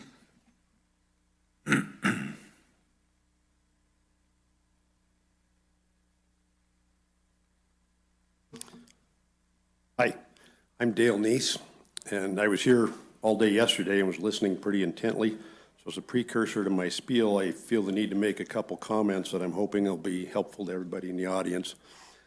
First, loss of hearing, going deaf is a terrible and debilitating thing, but if you refuse to listen, it puts you in the same predicament.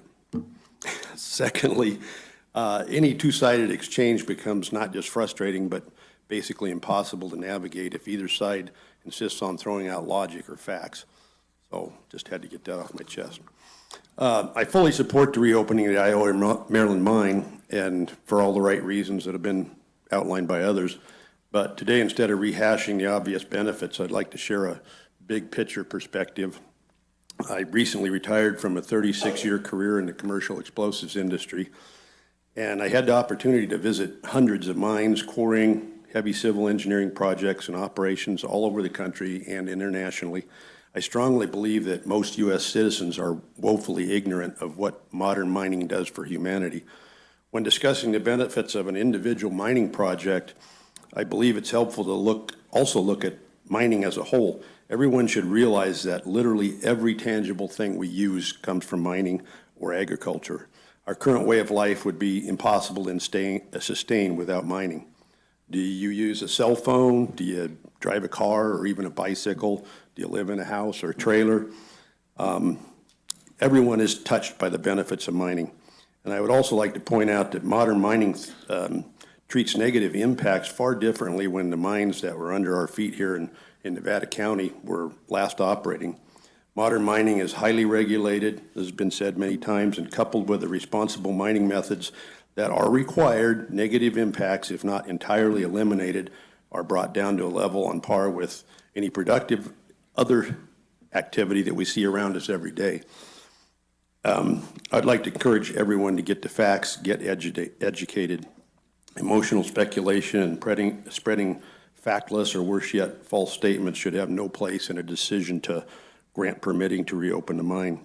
I've worked in many, many mining operations in and around populated areas, oftentimes much closer than what these guys are attempting to do.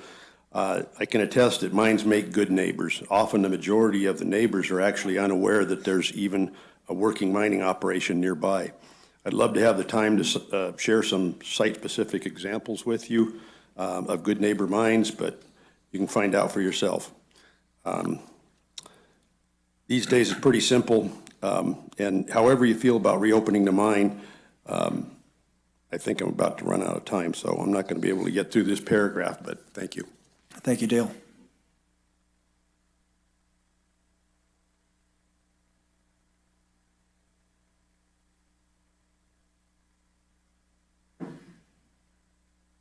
My name is Limo Cetus. I'm in 8th grade, and I'm opposing the mine. I mean, the opening of the mine is a scary topic to think about. Will I be safe when I go outside? Can I drink my own water? Will I even have water to drink? There are an endless amount of questions that I'm sure everyone is all wondering. Seeing all the mines that have operated in this area previously, along with today, is not a question of if there will be a spillage and environmental damage, but when. And when this happens, it will be us, the county and the citizens, who will have to clean it up. But to be honest, it won't just be the county and the citizens to clean it up. It will also be my generation and our future children.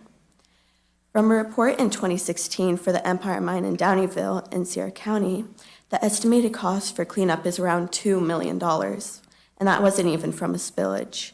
That price is just from the tailings they left behind. They contain arsenic, cadmium, cobalt, lead, mercury, nickel, and silver. So if you guys do open up the mine, will I be able to walk my dog by the Wolf Creek Trail? Can I go swimming in the river? Or will I have to stop these activities that I love because one of us might get poisoning from those metals? I'm still in my teenage years, and I'll still be a young adult if this mine were to open. I want to be able to hang out wherever and be able to do what I want without being afraid of getting sick. I am out here missing school because I care about what happens to our community. I shouldn't have to be fighting for our town. I'm only 14 years old. Not to mention, I was 12 years old when I first voiced my concern about the mine reopening too. Like I said, what happens to the environment and our county means so much to me. Us humans have already been destroying the earth with deforestation, overpopulating, glacial melting, and so much more.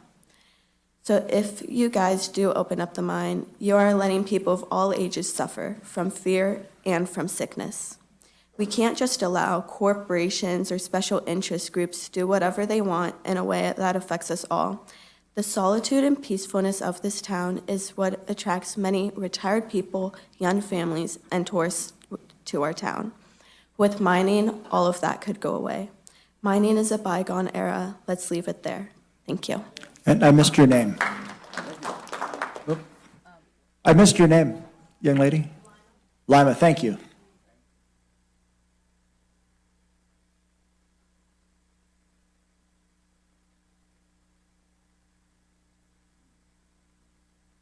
Hi, Brady Tanner, District 4. Thank you for the time to speak. My wife and I are lifelong residents of Nevada County, born and raised here. I participated in meetings for and against the mine, and the one thing I've noticed is that a lot of people with 2, 3, 4, 5, and even 6 generations of family that live here locally are for the mine to reopen. And yes, my family and relatives have been here since the mid-1800s. Some of them worked in these mines. As I listen with an open mind to more of the positive outcomes, reasoning for reopening the mine, not just jobs, the fact that the company will clean up any previous issues with the mine and going forward will be required to deal with any and all issues that fall under the heavy scrutinization from the county, state, federal regulations, and that have been addressed in the EIR. I would ask you to look at the true facts, and not the misguided opinion of opposition. Vote yes to reopen this mine.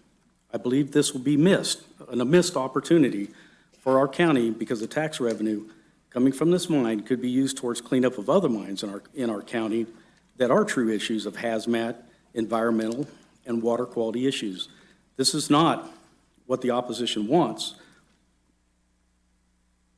That is not what the opposition wants. That is not what we all want. I want to support that. Had funding been available, could have the Lost Lake incident been avoided? As a true local, growing up here, I'm proud of my ancestors. I love the history of the county's deep mining, logging, and ranching history. We've all been stewards of this land for a long time, taking care of it, protecting the land, and it is taking care of us. This is our first and foremost priority. I urge you to vote yes on this project because it's good for our county, our community, and can be good for our environment. Thank you. Thank you, Brady.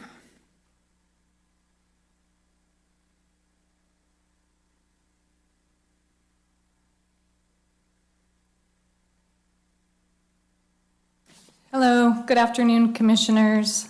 First of all, thank you for hearing all of our comments yesterday and today. I know it's a lot of information, and thanks to everybody in the audience who is here as well. My name is Kate Gazzo. I work as a conservation manager for Bear Yuba Land Trust located in Grass Valley.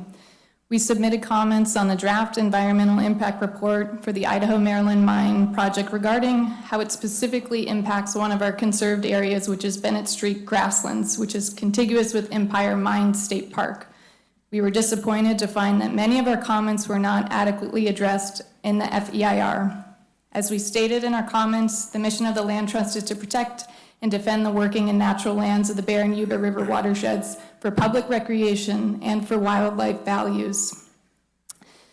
The lands under our care include the Bennett Street Conservation Easement, which is located just below the Brunswick site and south of the Centennial site. This valuable natural asset, which is owned by California State Parks but protected by Bear Yuba Land Trust under a conservation easement, is bisected by South Fork Wolf Creek. The Brunswick site is located just upstream of this easement. The project will alter the timing, quality, quantity, and flows of water released into South Fork Wolf Creek. This in turn influences the plant communities and wildlife which co-occur with the creek.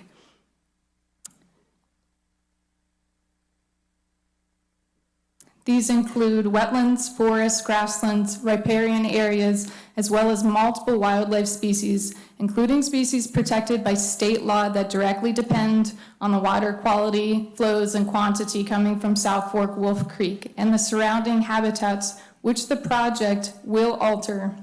For over 30 years, the Land Trust has safeguarded critical habitats and provided assurances to our community that we will protect the conservation values of the lands in our care. We are legally bound to protect the environmental health of this location, the Bennett Street Grassland Conservation Easement. The project puts our ability to accomplish the Land Trust mission in legal jeopardy. Furthermore, without the contents of the mitigation plan purported to reduce impacts to a less than significant level included in the mitigation measures with performance standards and consequences for noncompliance, mitigation is being deferred and is in violation of CEQA. For the aforementioned reasons, we find the draft and final EIR to be legally insufficient to support the Idaho-Maryland Mine project. We respectfully request that you deny approval of the FEIR as well as denying the use permit for the mine. Thank you for hearing all of our comments today and yesterday. Thank you, Kate. Chair, if I can interrupt. Yes. We would like to get numbers 151 through 160 to line up in the lobby, please. Thank you, Chair. Thank you.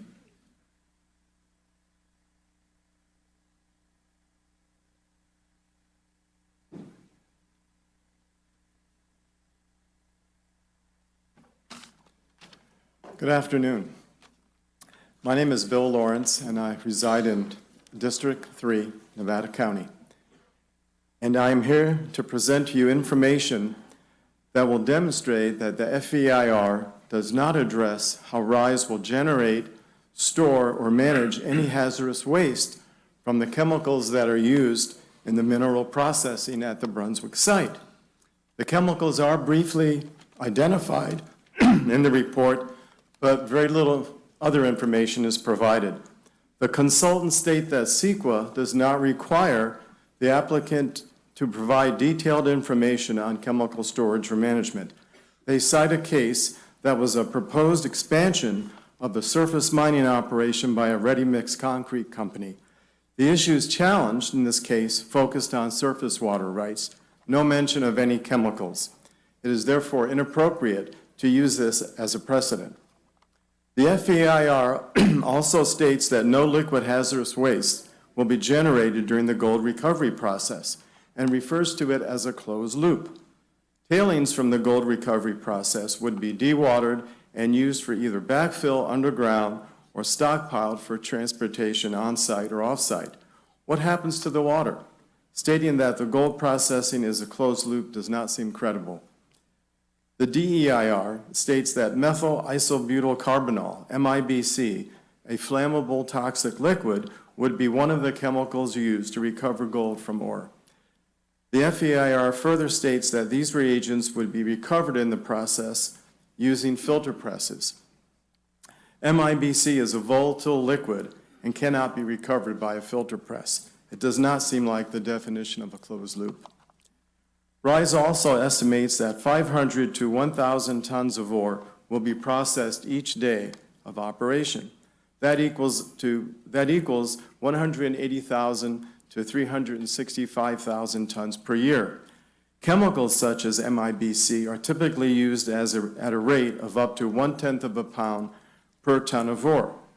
Production would require 18,000 to 36,000 pounds of MIBC every year.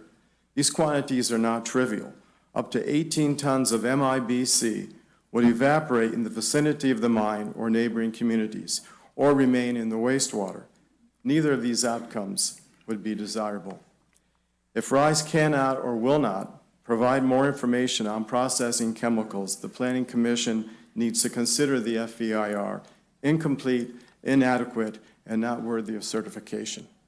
And I just want to say, I want to thank you for your time and patience and service to Nevada County. Thank you. Thank you, Bill.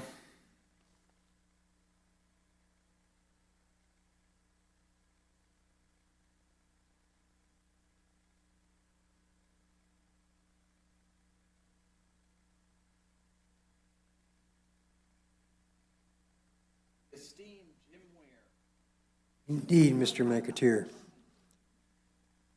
My name is Jim Weir, and since the division line between District 1 and District 3 runs down the center of the road I live on, I can never be sure exactly what district I am in. It changes from year to year.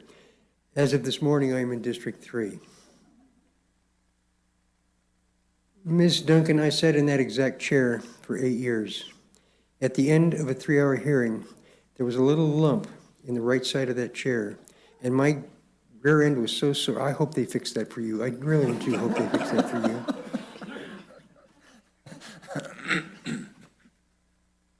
Commissioner Millman, I see you're a development manager at Urban Development Corporation. One of your company tenets is to raise the bar for green building practices. That is a noble goal and a fine ideal.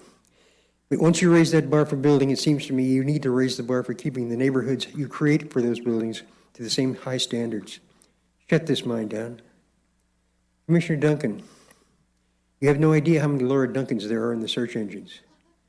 I could not find your name for all the tea and shine. So the only thing I can say is that you have an ideal development in El Sierra and Lake of the Pines to protect. Shut this mind down. Commissioner McAteer, Terry, I've known you and worked with you too long to expect you to not understand what's in your heart. I expect you to vote appropriately. Shut this mind down.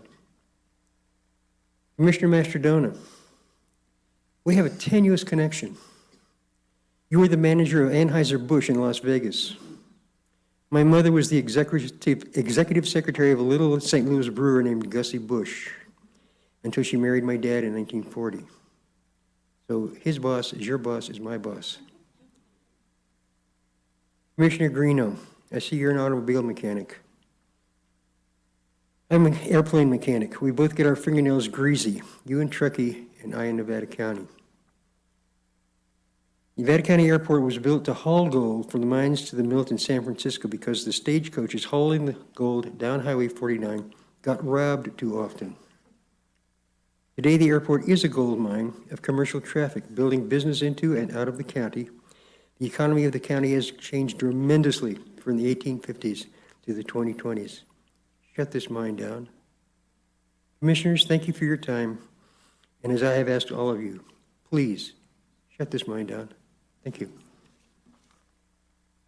Thank you, Jim.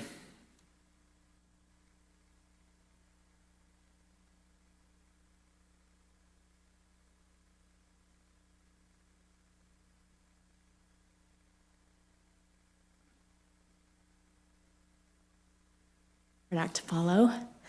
Hi, my name is Jennifer Burt. I live in Grass Valley, District 1, and my home relies on well water that is highly likely to be jeopardized by this project. And I'm a member of the Local Wells Coalition and the CEI Manwatch Foundation. I'm giving this comment in part on their behalf. I also hold master's and doctorate degrees in ecology, and I've worked as an environmental consultant for over 20 years. The EIR you're considering certifying and adopting today is the most flawed and inadequate EIR for a large project that I've ever seen. The hundreds of commenters on the draft EIR included a large number of people with PhDs in geology, hydrogeology, mining geologists, medical doctors, environmental lawyers, CEQA lawyers, and other PhDs, as well as consultants with decades of experience, environmental engineers, scientists, local and state agencies, the City of Grass Valley, NID, and hundreds of local people who read the details of the draft EIR and found the analyses contained therein to be flawed. I was one such commenter. For any item of substance, the final EIR consultants ignored all the issues raised by those commenters, claiming they were ill-informed, confused, or just wrong. One example I'd like to present today includes comments by Dr. June Oberdorfer, professor of geology, professional geologist, and certified hydrogeologist. She has a broad range of experience with groundwater resource and contamination issues, has advised public interest groups, and acted as an expert witness. The final EIR response to Dr. Oberdorfer's detailed draft EIR responses starts with, the commenter is confused on several main issues. As you might expect, Dr. Oberdorfer disagreed, stating, rather than addressing the substance of my comments, the responses by the mine's EIR preparer are to indicate that I am confused about certain hydrogeologic concepts. I've been practicing hydrogeology since 1980 as both an academic researcher and consultant, have a PhD focused on hydrogeology, have taught hydrogeology, consulted on hydrogeology extensively. Dr. Oberdorfer continues, quote, "The confusion exists in the mine's modeling report, which has internal contradictions and is not forthcoming with important modeling results that would clarify the issues being contested. The report produced by the mine's modeling consultant would not have been an acceptably thorough report in my graduate course." She went on to identify 12 areas in the Itasca report that indicate internal inconsistencies and 5 other areas where the report is wrong, and details this in detail. This is just one example of hundreds of informed draft EIR comments that demonstrated flaws, which were then ignored and remain unaddressed in the final EIR. Please do the right thing for your community and do not certify or adopt this EIR and say no to this ill-advised project. Thank you. Thank you, Jennifer.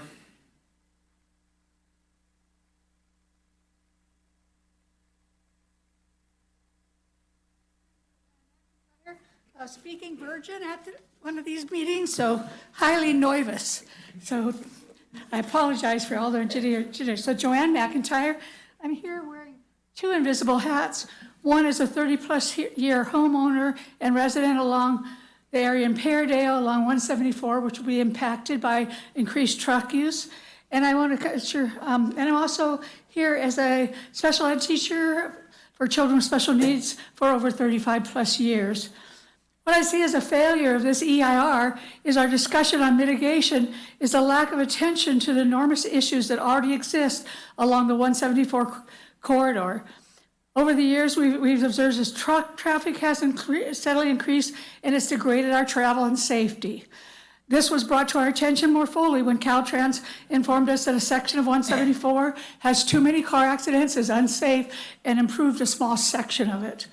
I want to remind everyone that what is labeled a truck route due to our access issues and mountainous terrain is actually a lovely 2-lane, fairly narrow and curvy country road. What we now experience already is long lines of traffic at times, making it difficult and a wait to even pull out onto 174. We experience long lines and wait times at major intersections. For many frustrated drivers, they're performing unsafe maneuvers that are affecting our safety. We're having far more road rage incidents, dangerous tailgating, people passing on over double lines, and actually passing us on blind curves. As someone who experiences these issues almost daily, I know that adding a large number of large, slow-moving trucks onto an already stressed road is going to affect my and others' safety and well-being. The EIR seems to have missed that fact. It might cause me to leave a home that I hope to die in. Lastly, as a special ed teacher, I want to reiterate what doctors pointed out. We already have an air pollution issue caused by our wind patterns and our location that drives urban air pollution right to our door. Our beautiful blue sky doesn't pass clean air standards already. We have days that are so bad that our schools cannot allow our kids out onto the playground. We have families that have left just because of this issue. And what we know for a fact is that our air pollution harms our children, and not just medically, but their brain development as well. We all know what the effect of these large, slow-moving, diesel-burning trucks will be on our air, will do to our air, as well as 174. Please don't pass a severely lacking IER and allow a heavy industry here that will contribute to already large issues. Please remember what that wise Joni Mitchell said when she told us, don't we, I gotta read this, sorry. Don't it always seem to go that we don't know what we got till it's gone. We already have gold here in our beautiful environment. Thanks, Joanne.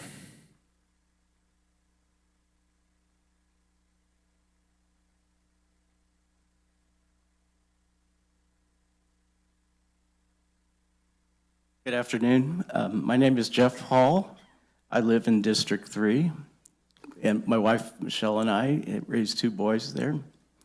And my story is mainly about the boys and the lack of attention to the environmental, which I would think would be the main subject of an environmental impact report. There was a time, both the boys went to Union Hill School at a time when they were building the gym. And they both ended up with type 1 diabetes. The gym was built very close to 174, which, when the Empire Mine was running, they were known to dump tailings on both sides of the road. And somebody brought this up to me after I told them that both our boys ended up with type 1 diabetes. Nobody in our extended family, that includes cousins, my sister's kids, their grandkids, my aunts and uncles, and as far back as we can go, people don't know anyone in our family who's had type 1 diabetes. And most of the research that's going on, they're starting to lean to the fact that type 2 has strong hereditary components. But type 1, they think, is more susceptible because of environmental causes. And arsenic is one of the things they're looking at as one of the causes. My wife and I have given to the Juvenile Diabetes Research Foundation for a while. We stopped giving because they were doing too much to try to cure the disease instead of preventing it. Anyway, that's, I think it's, the other thing is, during this time when both the boys were going to school there, the nurse at, my oldest son was in 9th grade at Union Hill when he was diagnosed. At the time he went to NU, they said there has been quite a wave of kids coming out of Union Hill that have type 1 diabetes. Anyway, that's something to think about. I think it's the tailings, but anyway.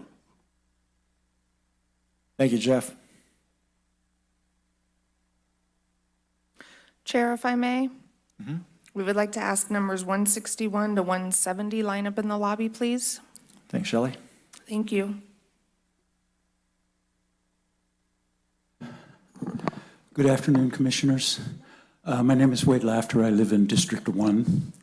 I want to acknowledge your patience and your willingness to listen to all of this.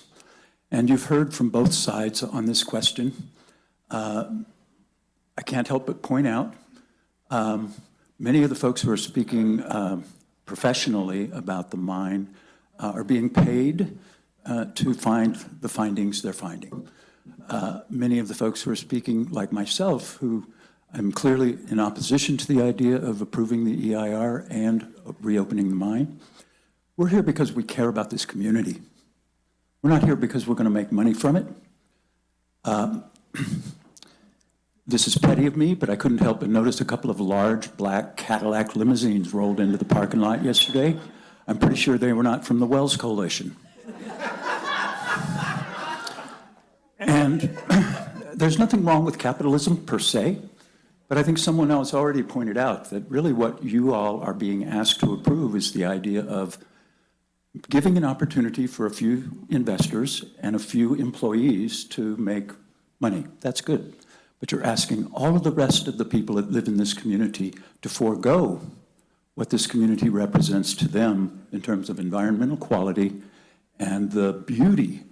I mean, I'm dealing with a number of health issues myself.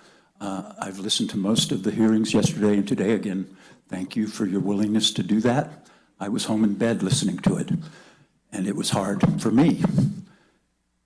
Coming down here today, this place is so beautiful. We've had an incredibly wet winter. It was hard for us. We had more than 5 feet of snow where we live for more than a week. We were snowed in. And all of that's relevant because after I got out of the Navy, I traveled the world. I traveled this country extensively trying to figure out where did I want to make my home. And this is where I landed. And I didn't land here because the chance to have gold coming out of the ground or all of the things that are being mitigated potentially by the EIR. And one last thing, and then I'll let it go. I would point out that all of the mitigations that are suggested by the EIR are great if Mr. Mossman and his company follow through. They've already shown a willingness to use the corporate veil to hide their activities. And I don't think, I'm asking you, this is a generational thing. Do you want the legacy of mining and all, go out to Malakoff Diggins, do you want that right here next to Grass Valley or some version of that? I think the answer is no. I think the answer is no. I strongly and personally, I'm not an expert, this just feels so wrong. Please say no to the EIR and reopening this mine for the children and the grandchildren. I'm a father and a grandfather. Thank you, Wade.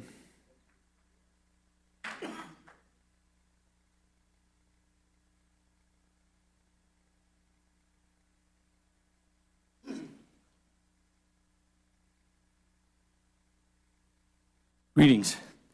My name is Walt Froloff, and I'm District 3. I have experience improving nuclear plant EIRs, so I'm not a novice at this. And I've looked at this EIR, all of them. I've sent 50 pages, dismissed all of them. Back then, we only had to worry about half-lives, things that decayed. These chemicals we're talking about here, forever. They don't ever decay. They're forever chemicals. So throughout this process, let's focus on the EIR. Throughout this process, there is argumentation, understandably and needed, which as an attorney I appreciate very much, and I even enjoy it. But there is deception here, so I'm going to concentrate on that a little bit. This EIR contains many intentional, material misrepresentations, and they were meant to deceive. And they're mostly at the technical level, so you don't see them. But all these people are making sure that you do. These errors are endemic in this EIR. So I'm just going to identify some of the big lies that we're basing this EIR on.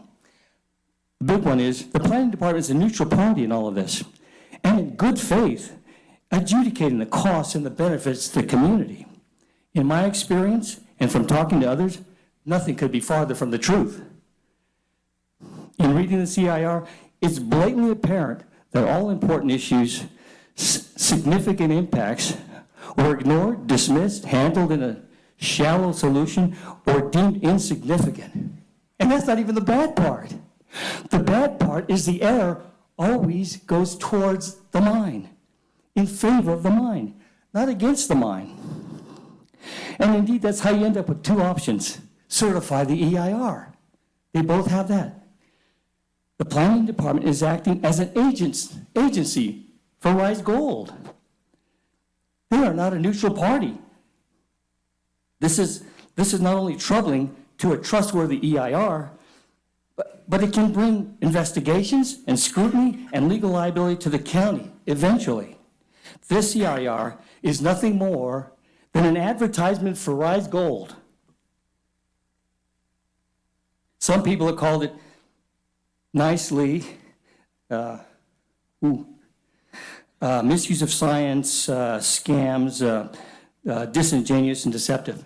But it's a misrepresentation that's meant to deceive. Here's another thing, another lie, that we desperately need gold and the mining industry. We're not here to say we don't want a mining industry. Nobody's against the mining industry. We're against gold, specifically gold. And, okay, so I've got a few things to tell you, parting words. From the mine itself, it's called arsenic, asbestos, cyanide, lead, mercury, and chromium. Thanks, Walt.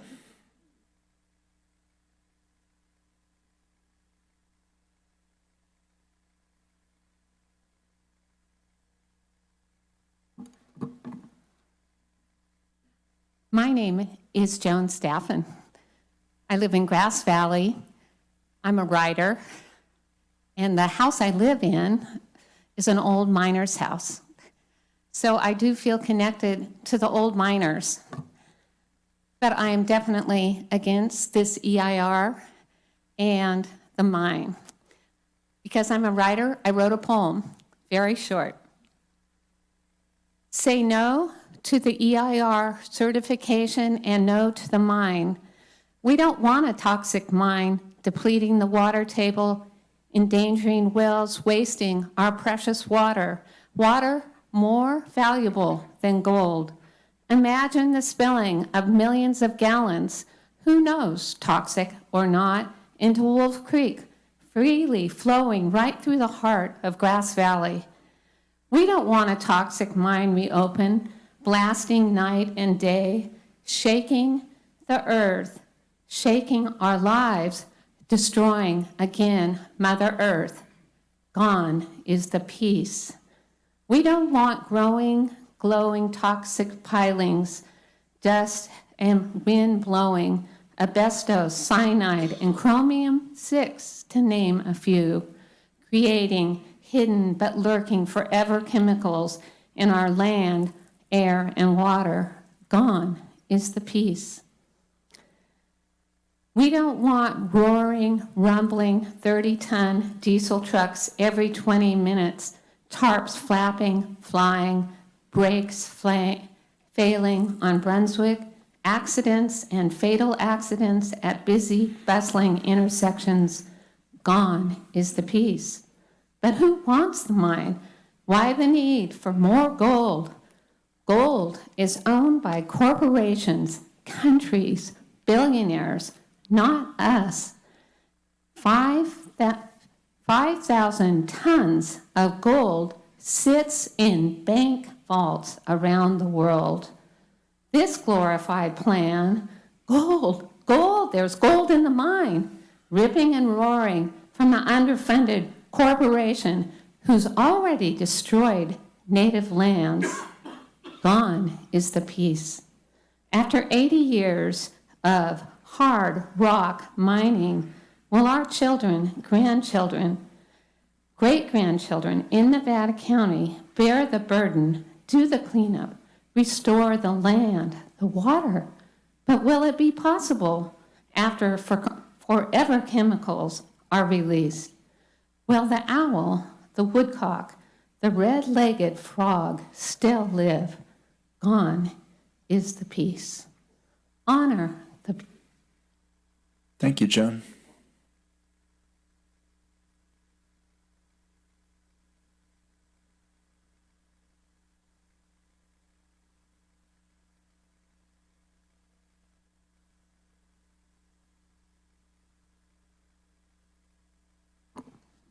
Hi, my name's Ricky Colby, and I live in District 3.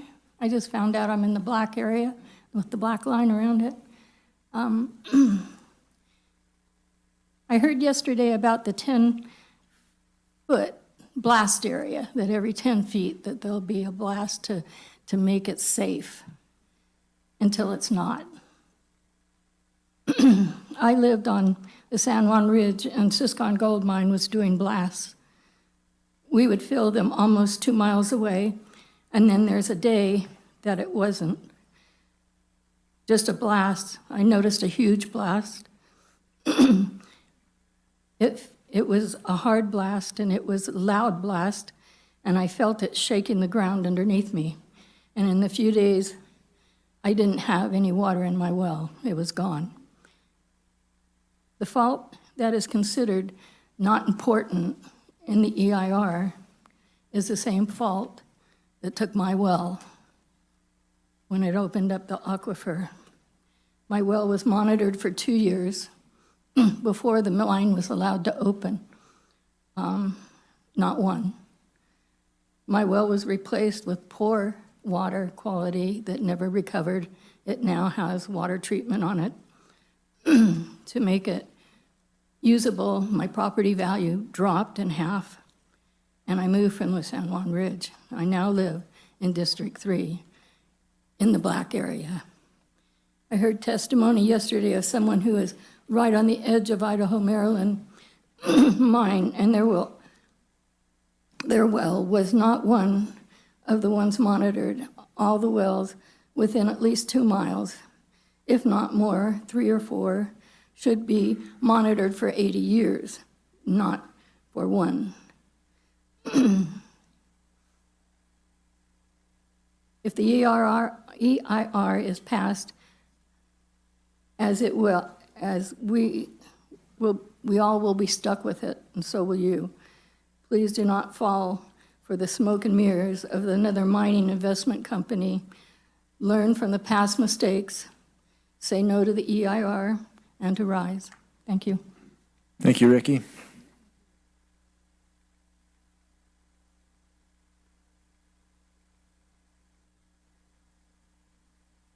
My name is Mark Calhoun, and we live in Chicago Park. And I have 3 points that I want to make and then a conclusion. And I just want to let people know that on our property and on a lot of your properties too, we don't own the mineral rights. The mineral rights, although it varies, but in our case it's 75 feet down, aren't our property. It's the property of Newmont Mining Corporation. And we are subject at any time to them being able to come onto our land and do anything they want, pretty much, and remove vegetation, and they are required afterwards to restore it all. And my point here is does this set a precedent? If they're able to get their permit to do this, is it going to start a precedent of other companies wanting to do the same thing? You're going to begin something that can't be stopped. And I don't think anybody wants to have a company come onto their land and wreck their land for profit. That's my first point. The second point is your primary charge is to do analysis of the EIR. And you also have a responsibility to consider what the long-term ramifications will be to this, considering that we're not in the 1950s anymore. We are in a different world.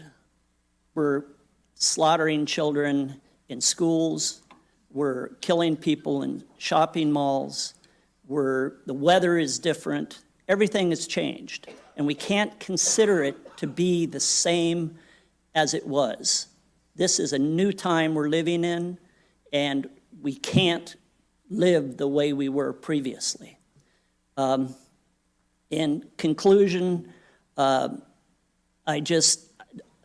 think that the analysis by the staff was flawed. I'm disappointed that they didn't come up with an alternative, even though they give you the option to do it, to deny the EIR. I encourage you strongly to not go with the staff's recommendation and deny the EIR. That's my statement. Thank you for your time. Thank you, Mark.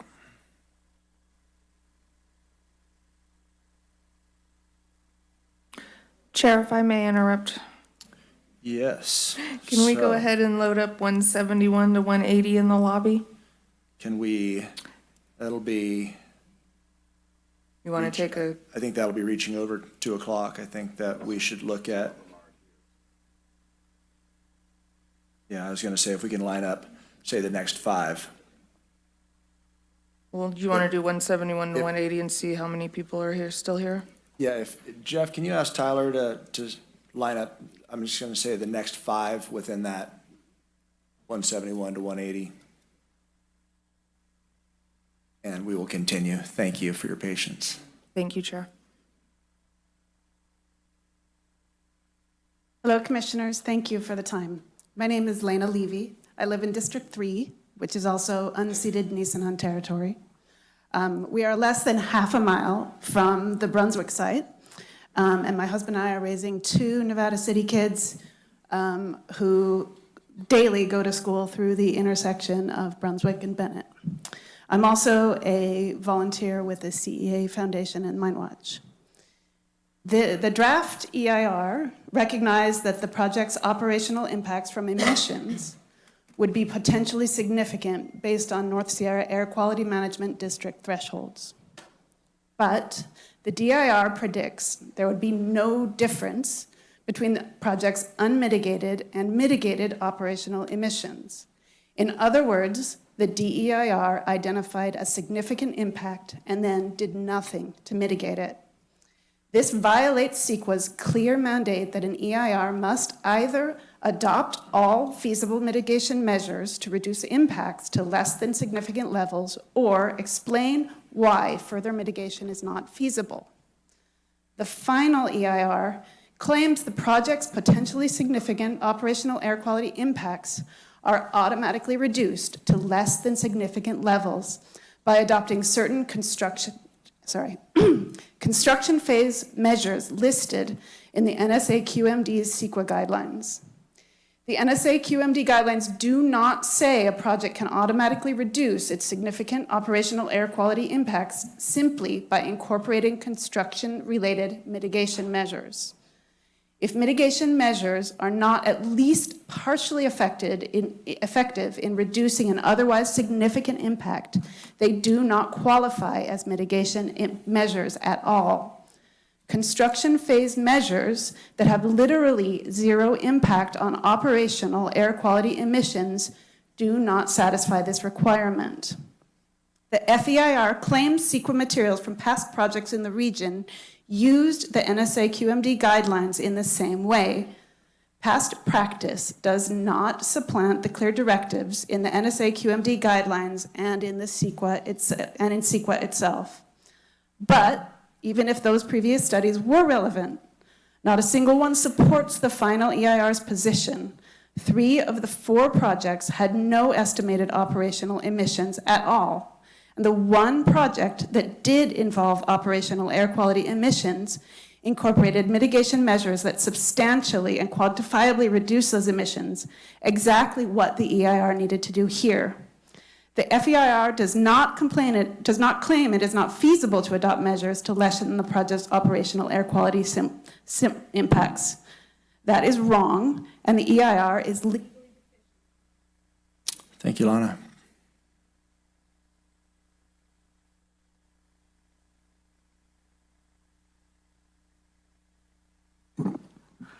Lorraine Webb, District 1.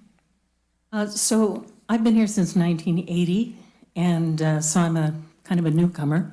That is enough history, though, to talk about what's happened with community. I do want to address one of the more specious aspects of Reisgold's hydrology report also. But I just want to point out that this community has a history. And I think Reisgold must have known about that when it proposed this mine. We fought off mine in that spot decades ago. Artist came up with the bumper sticker, no mine, no shaft. We worked really hard. You know, a lot of people came out for a long time to fight off 10 dams on the South Yuba before we realized we needed permanent protection. And similarly, with hard rock mining, we really do need to guarantee that this country, this community, which is trying very hard to retain its rural character, not be sold to the highest bidder, especially since there are so many specious Ponzi schemes coming out of Canada. All over the world, there are mining schemes coming out of Canada, and I'm not saying that this is one. I will point out that the day that the news came out that the Planning Commission would likely refuse, Reisgold stocks did tank. So Mr. Mossman's investors will have suffered. I don't think that he will, particularly, I hope. I do feel that staff in putting together this EIR has very much bent backwards to be fair to this applicant. That's maybe glossing over the fact that this should not have been approved. This EIR is legally inadequate. There is a precedent out of Los Angeles where the county was sued for an inadequate EIR. I'd like to point out that this This community will not allow this to happen. I want to spare the planning department from having to go through this again. We do not need this EIR to keep things open. This community is not going to let it happen. Whether it's approved or not, there will be enough monies found in the people of this county to sue the county if we have to point out the fact that this is an illegally inadequate EIR. So I'm running out of time. I'm not going to be able to get to the specious hydrology. I'm in a shaft that goes down 800 feet and there's no water. That's just absurd. Let's talk about the law of gravity. Just a little comments. Thank you.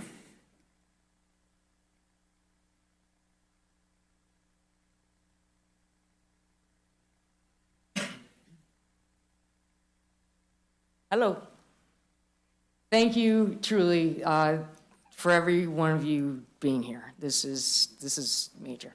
So for your time, so very appreciated. I'm Amy Had. I reside in District 1, 20 years in Nevada. It's 2023. I moved here in June of 2000 to fair city of Truckee, California. Bill, I've met you. Been in District 1 now for 4 years. At any rate, we have a well. We are, of course, outside of the envelope of concern. However, our neighbors all have wells, some of which are over 850 feet deep. We have communicated with hydrologists. The water table at those depths is it's not clearly understood. So despite being that far away, we also are still concerned. Beyond that, at any rate, I had created a spoof skit for everyone's entertainment on a young couple going house shopping in our fair city, and things are real cheap. And from eat, ga, ga, ga, ga. Hey, we can have dinner at 10 o'clock every night, but it's cheap, honey. I'll spare you all that. It came with its own generator, and they're going to need it. Because we know that power grid is it's not doing so good at my house, especially this winter. We had 14 days with no power, and this is pre-mine. Jeezums, imagine that. Tell me how good it is now, let alone in the future. Okay, so let's dive into points that were really gut-wrenching yesterday. The Babbling Brook of Wolf Creek. Surely I was not the only one present who experienced gut-wrenching anguish to consider that fine, lovely, quote-unquote, babbling brook, as it was stated, to be touched by that mine. It's real nice as is. That is not something to be touched. Property values in schools. Has a study been done of money lost due to depreciation versus the money in as shown? One only need to look to active mining towns. Let's go Butte, Montana to West Virginia. Check out some real estate listings. We're not looking at appreciation of values for the mine arriving. Also TTUSD, I've got 20 seconds. I was a teacher in the Truckee schools for a long time. They implied yesterday that the Boca had the schools on the up and up. What hogwash, we all know it's Bay Area tech remote workers. And that's what's got that school on the up and up. It's real well known. Okay, and Boca uses I-80, not the center of town. So, Thanks, Amy. A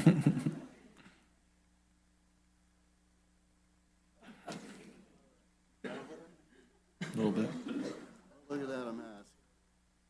Hi, everybody. I'm Harry Scott Boggs. Sue Hook down in Penn Valley is a very nice woman. I really like her. She's my county commissioner. Penn Valley, I don't consider a terror town like some places I lived. Tampa, where maritime disasters, Orlando, shooting. Some of the East Bay cities I've lived in. I don't want to live in any more terror towns. Here's an example of another terror town where I used to live. I'm going to start from the inside, kind of work out. If you have a standard set of house keys in your pocket, reach in there and maybe jiggle it, and you might be thinking to yourself, this scenario that Mr. Boggs is talking about might apply to me. If I have to, like, Mr. Boggs' sister had to take out her keys,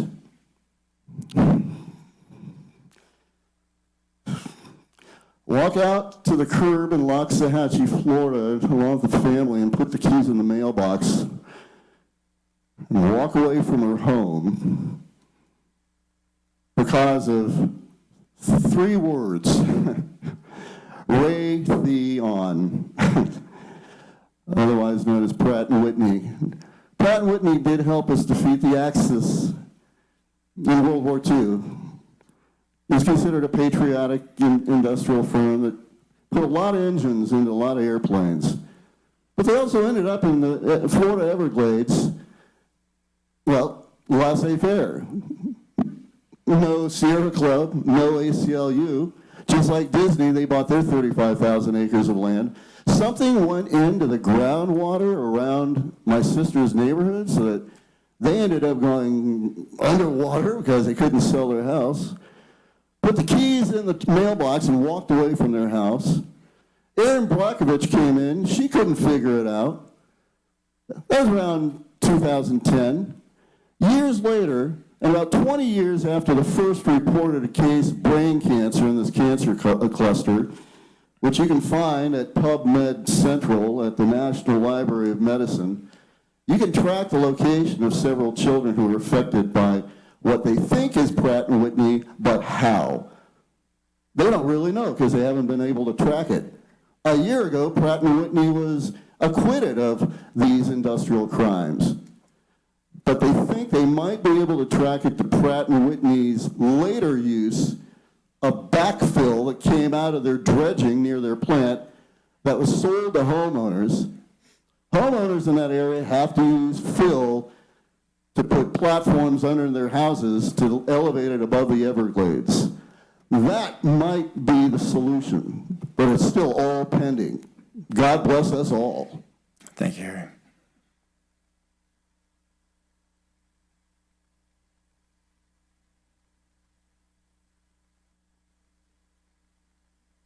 Good afternoon.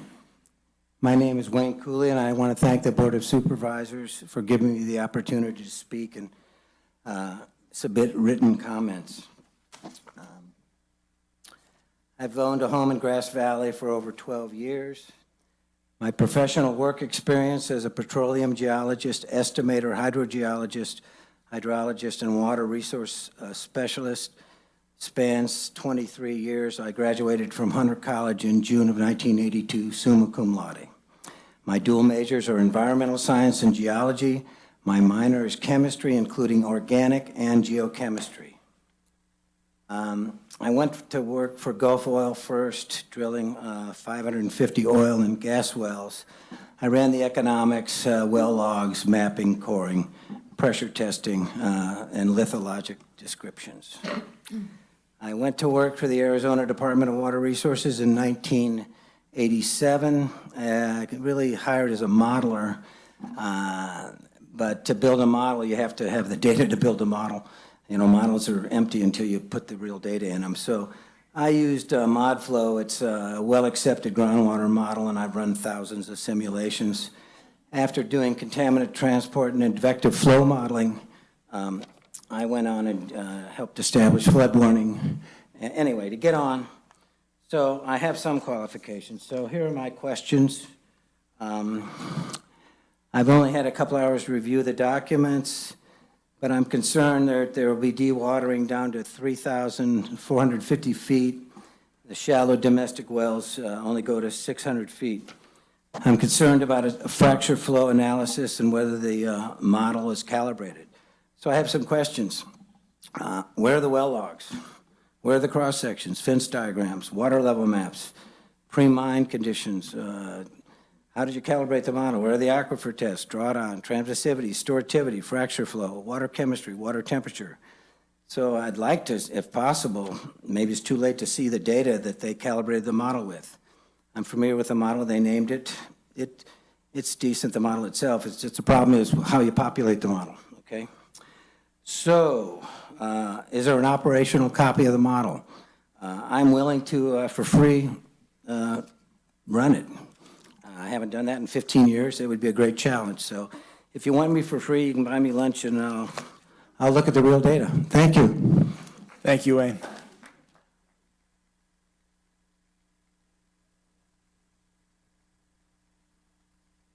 Good afternoon. My name is Robin Nichols, and I'm a local realtor. I'm speaking to you today as a mother, an independent broker, and a 45-year resident of Nevada County District 1. I need to start by saying that the woman who claimed to be speaking on behalf of all the women in Nevada County did not speak for me. Please don't be deceived by her suggestion that you can just pass on to other agencies the responsibility of determining whether or not this project is good for our county. If you certify this EIR, other mining companies can and will use it in the future, even if Rise Gold doesn't proceed. Yes, mining is a part of our past. It's easy to romanticize the distant past of the gold rush, but we are still cleaning up the toxic mess created by the mining industry a century ago. Let's not repeat those mistakes. I ask that you consider the health, welfare, and quality of life for us, for our children and our children's children, over the profits of a Canadian corporation. As you've heard in expert testimony over these 2 days, both EIRs ignore several negative and unavoidable effects of reopening the mine. Both are clearly flawed, insufficient, and used selective and misleading data. The EIRs used mines in already industrialized areas as baselines for how mines have affected neighborhoods, for example, rather than mines in rural neighborhoods such as those surrounding the Idaho, Maryland, and Centennial sites.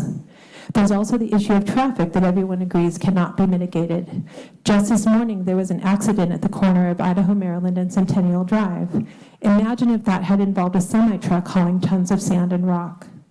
The mine rep cited traffic impacts at 3 p.m. instead of during commuting hours.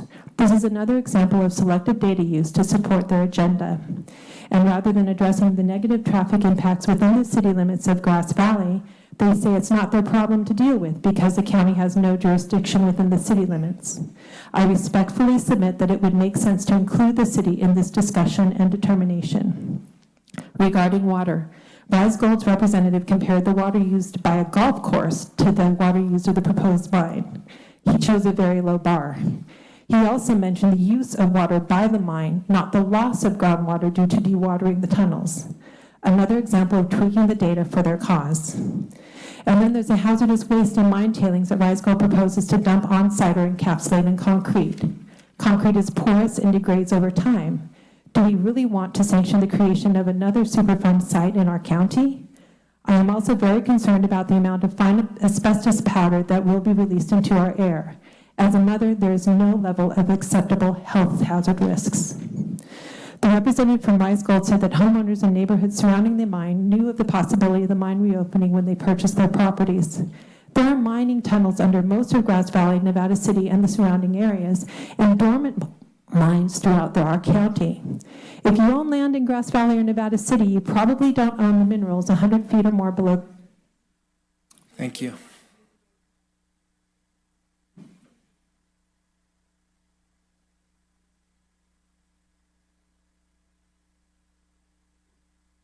Hi, my name is Bevan Iredell, Grass Valley homeowner. The technology exists for us to create a mine that has minimal impact on the community. That technology exists. And there are many qualified mining companies with at least 100 years of reputation. And yet they're not willing to come and stand in front of you face to face and say, I can open that mine, and I stake my 100-year reputation on this statement that I can do it with a minimal impact on the environment. Why are they not knocking on the door? And what is unique about this company to be able to have the reason to come and look you in the eye and say, I have the magic bullet that no one else possesses to open this mine with an acceptable impact? Thank you. Thank you.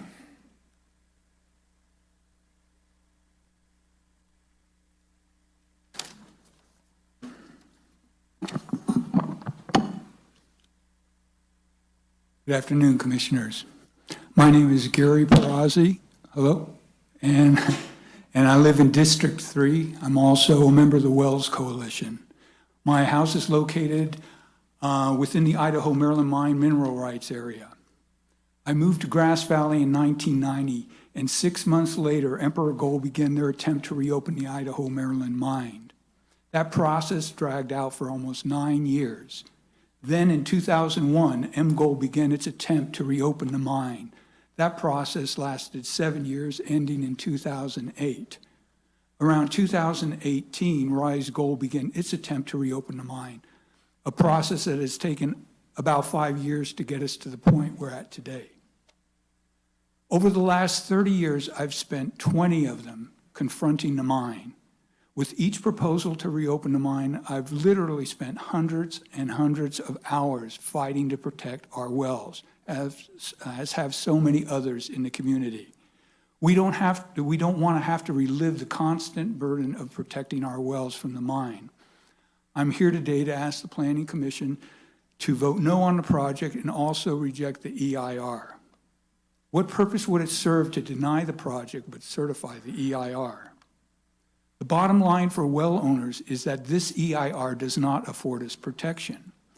NID has requested a bond to protect well owners from impacts due to dewatering of the mine, but this EIR dismisses their request as not needed, so we're not protected. Certifying this EIR will come back to bite us, and we'll have to start this process all over again for a fourth time. Corporations with gold fever will undoubtedly come knocking on Nevada County's door again, and when they do, a precedent will have been set by the county with this EIR that doesn't include a guarantee of NID water for impacted wells, leaving us yet again with the burden of pleading with the county to protect our wells. To paraphrase Mark Twain, it's much easier to stay out of trouble than it is to get out of trouble. By certifying the EIR, the county is inviting more trouble for the community and itself. Certification of this EIR is a validation that it is entirely accurate and thorough. How confident are you that this EIR is accurate and thorough? Because of the overwhelming evidence that this EIR ignores and all its inadequacies, I ask again for the Planning Commission to vote no on the project and also reject the FEIR. Thank you. Thank you, Gary.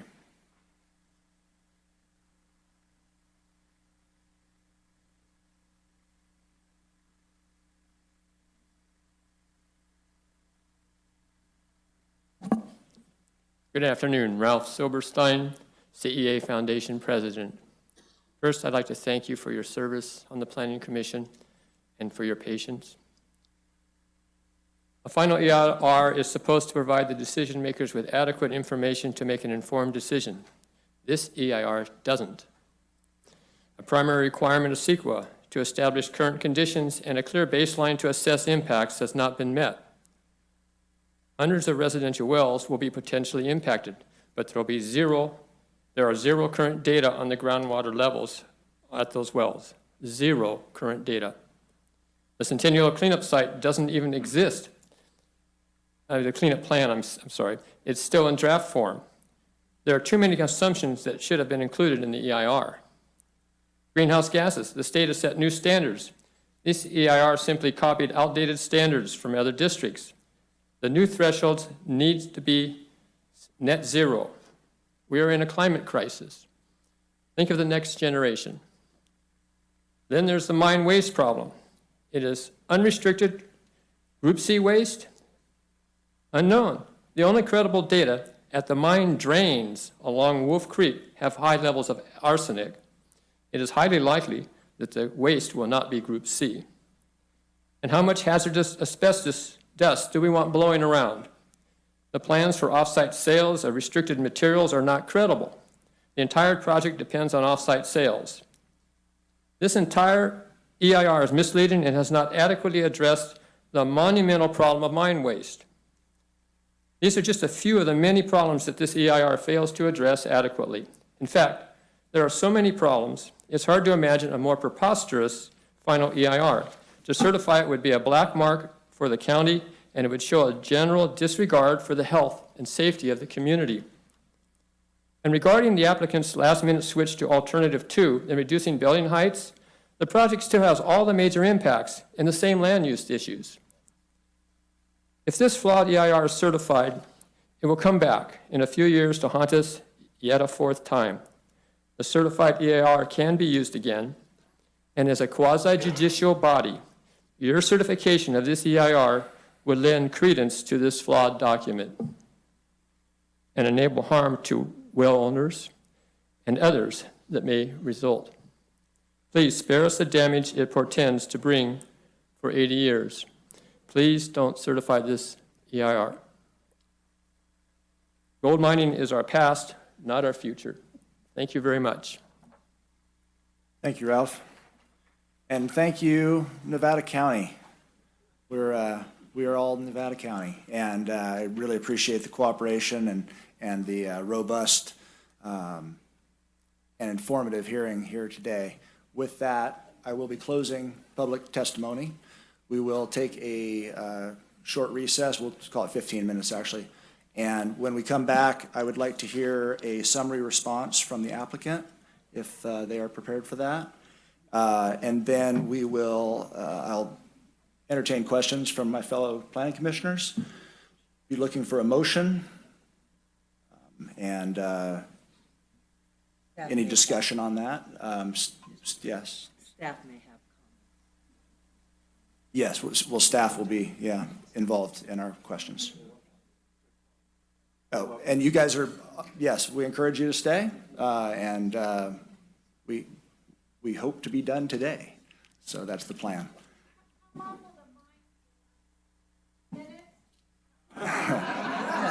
Thank you.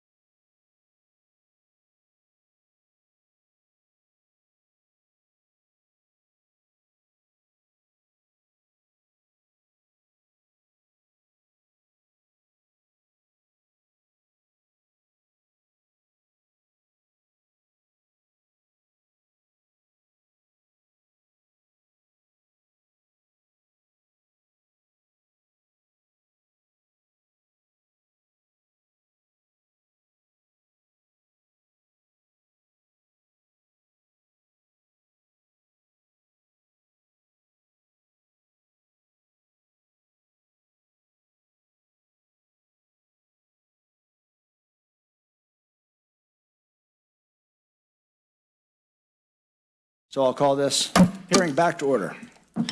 And with that, we will begin with a summary response from the applicant, please. Thank you, Commissioners. Good afternoon. Braden Chadwick, again, outside counsel to RISE. And I'll just wait till that gets pulled up. First of all, I'd like to thank the Planning Commission for its attention.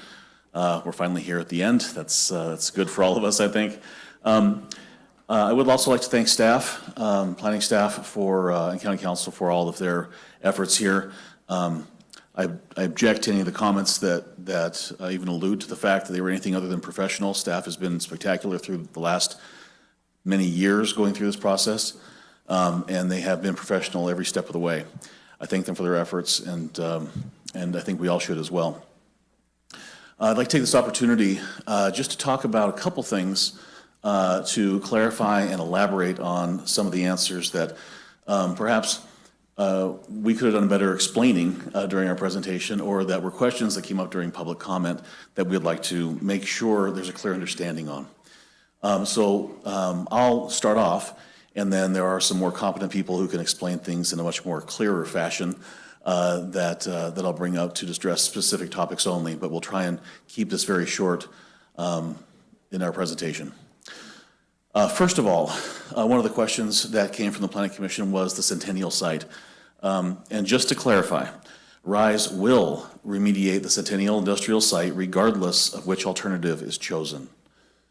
The Centennial cleanup is not a part of this project. It's not a part of this EIR, but the cleanup will happen separately with the cooperation and the oversight of DTSC.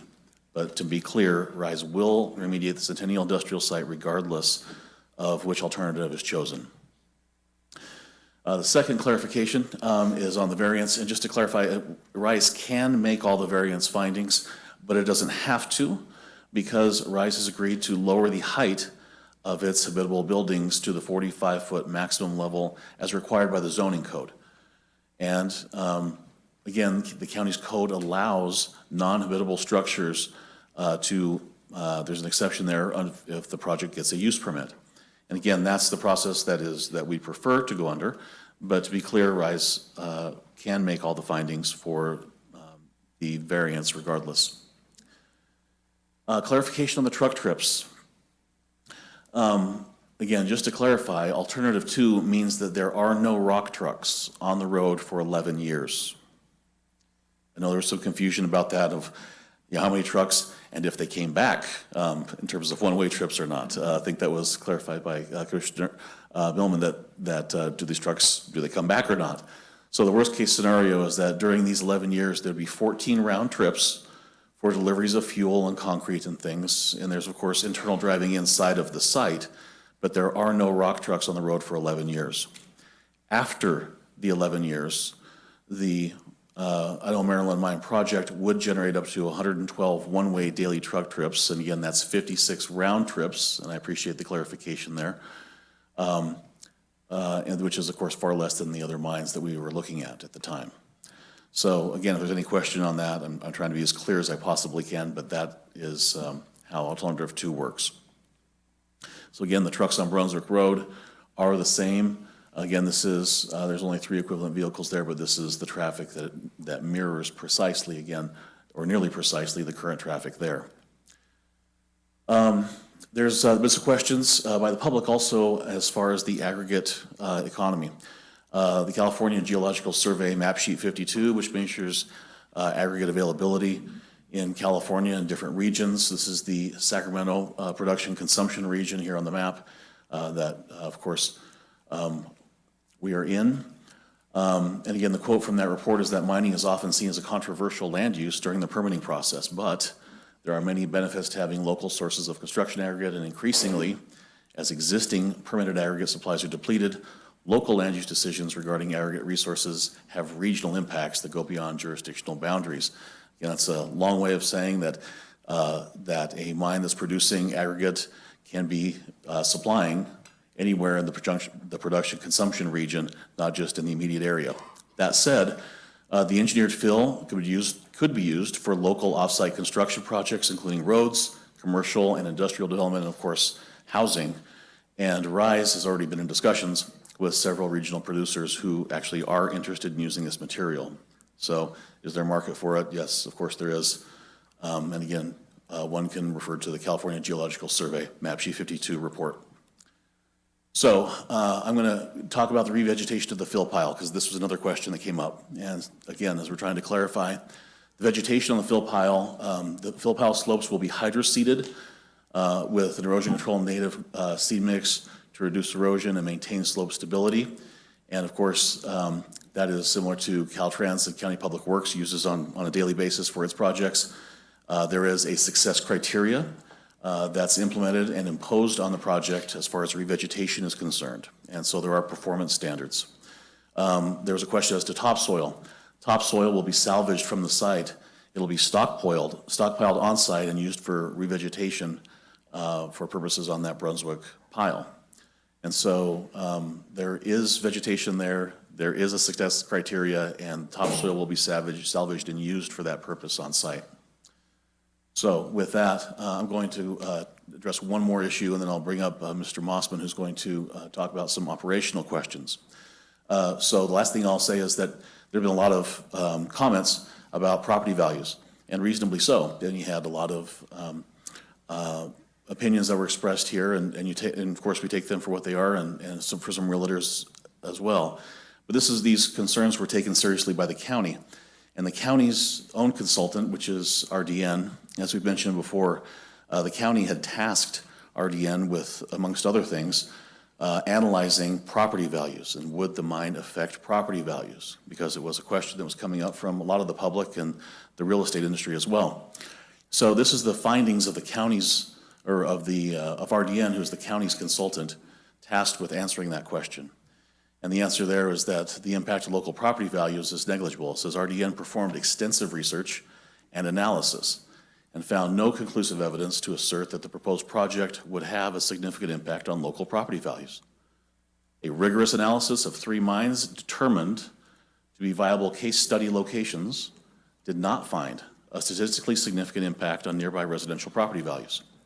So again, this was one of the questions the county itself asked its own consultant to answer. And again, with all respect to the opinions expressed by the public and the realtors, this is an economic study that was looking at study areas and concluded in different mining areas, in different mines, in different situations, what were the impacts on property values, and found that there were none. So again, that's the county's consultant.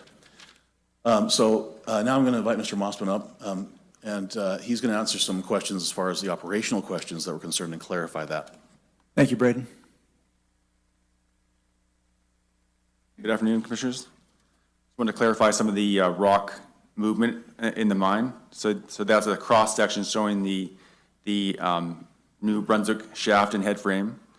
And so 1,000 tons of mineralized rock is hoisted from the mine, and then it's hoisted, it's pulled up in a skip, and it's put into that existing silo that you can see, which is enclosed in the head frame, and then transferred in the cover conveyor to the process plant. And in the process plant, you remove the sulfide minerals. That's a concentrate that's sold. So 20 tons of that is sold to a smelter. You end up with 500 tons that's put into a truck and used on surface for engineered fill. And then the remainder of that material, the 480 tons, goes back into the underground mine as cement and paste backfill. At the same time, there's 2 compartments in the silo. So the mineralized rock goes in one compartment, the barren rock in another. So they're not hoisted together, they're separate. And so you have 500 tons of barren rock coming out. 96% of that rock is andesite, which is the greenstone in that core there. And that's put into the 2 small compartments of the silo and then loaded into a truck with a conveyor. So it's a chute on the bottom of that silo, loads it into trucks that are in that little building beside the head frame, and then that's hauled to its location. So there's 1,500 tons that come up. About 500 goes back down, and so that's where you end up with 1,000 tons of engineered fill, which is made of 500 tons of rock, 500 tons of sand. Just to clarify some of these different regulations for the naturally occurring asbestos, there's essentially there's 2 ATCMs There's the ATCM for surfacing and the ATCM for construction, grading, quarrying, and surface mining. And so both of those are regulated by the air district. The first one, the ATCM for surfacing, is intended to sample the materials, determine if it contains asbestos or not. And if it did contain asbestos, it can't be used for surfacing. And so the state made these regulations so that if a road was made of rock, trucks driving over it couldn't create dust that would be harmful to the public. So that's the purpose of it. For surfacing, what material can remain on surface and be used as something that you could drive on top of. The ATCM for construction has a lot of dust control aspects to it, and this is a plan that would be approved by the Northern Sierra Air District. And part of that is the air sampling. So the sampling that's required for any activity, say you're grading a site, you have fence monitors sampling the actual air. So that's something that happens all the time. That's kind of the proof that the dust control is working and there is not an exposure to the public to asbestos. And like I mentioned before, 96% of the rock is the andesite. So there's a serpentinite belt in part of the mineral claims, just on the northern part of the mineral claims. It's basically our long Idaho-Maryland road. And so the Brunswick mine itself is hosted in andesite. And so for almost all the development tunneling that's going to be done will be in the andesite, and the veins at depth are also hosted in andesite. So it's a very small amount of serpentinite, but because it's on the mineral claim, the way these ATCMs are written, it pulls you into them. And so because there's serpentinite, ultramafic rock on our property, you have to follow both these ATCMs, which are designed by the state and adopted by the North Sierra Air District to protect the public from naturally occurring asbestos. And then there's a third part of the plan, what we call the ACER plan. And so this is not something that's part of the state law. Chair, I'm sorry if I can interrupt. We're going to have to take a small break. We're having some technical issues. Not recording. Okay. It's not displaying. Sorry, Ben. We're going to have to take a brief recess. How long are we going to need for this, do we think? Just maybe 5 minutes at most. 5 minutes? Okay. 5 minutes, we'll be back. Thank you.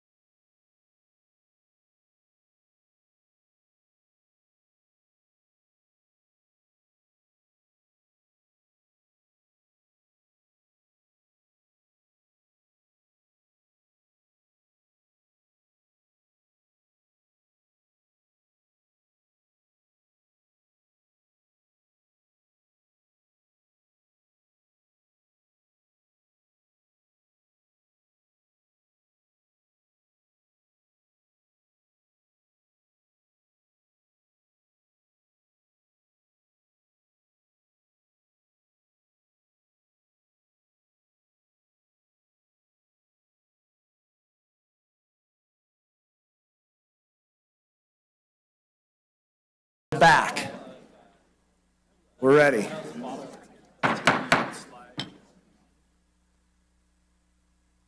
I would just say the ACER plan is something that we put together ourselves, and essentially it commits to exploration drilling before mining. And so exploration drilling is a part of the mining process. That's a drill core that's sitting there. You always have to drill in front of you to know where the gold-bearing rock is. And so we basically committed through that plan that we would also sample for natural occurring asbestos, so that you would know what's in the rock before it's mined, well before, probably years before it was mined.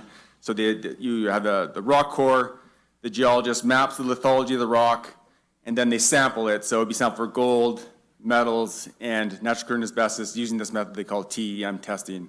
And so it's done well before the mining's ever done, and then they have sampling after the mining, after it's coming out of the mine.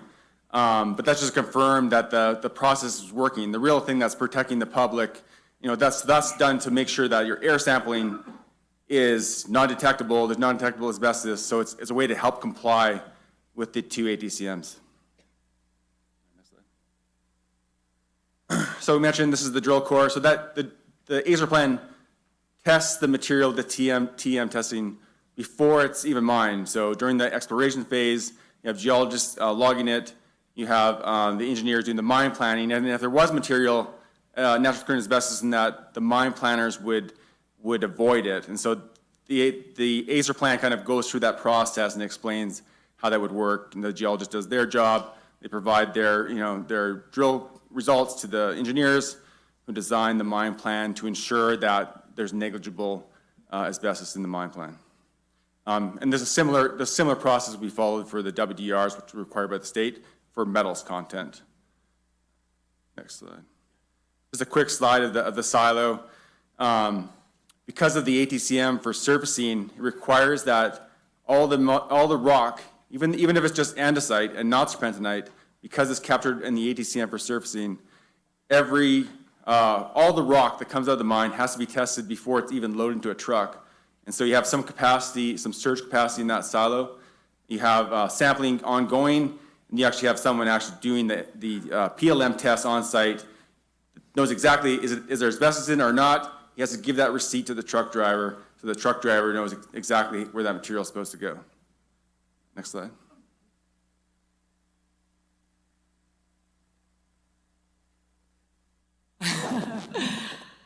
Good afternoon, Chair and members of the Planning Commission. My name is Jennifer Reed, and I lead JUDIC's Air Quality and Climate Change practice. I have over 15 years' experience. I've been responsible for the technical leadership of hundreds of air quality and greenhouse gas CEQA analyses. I teach a course on CEQA air quality and greenhouse gas analysis at UC Davis Continuing in Professional Education. And as an active member of the Association of Environmental Professionals Climate Change Committee, I work with agencies such as the California Air Resources Board, Office of Planning and Research, and air districts throughout the state to implement best practices. I appreciate all the public comment that I have heard. It takes a lot of guts to get up here and speak your thoughts. I heard some comments yesterday on the project's energy use and climate change, so I wanted to provide some clarity. Yes, the project will consume electricity, and yes, that electricity will result in greenhouse gas emissions today.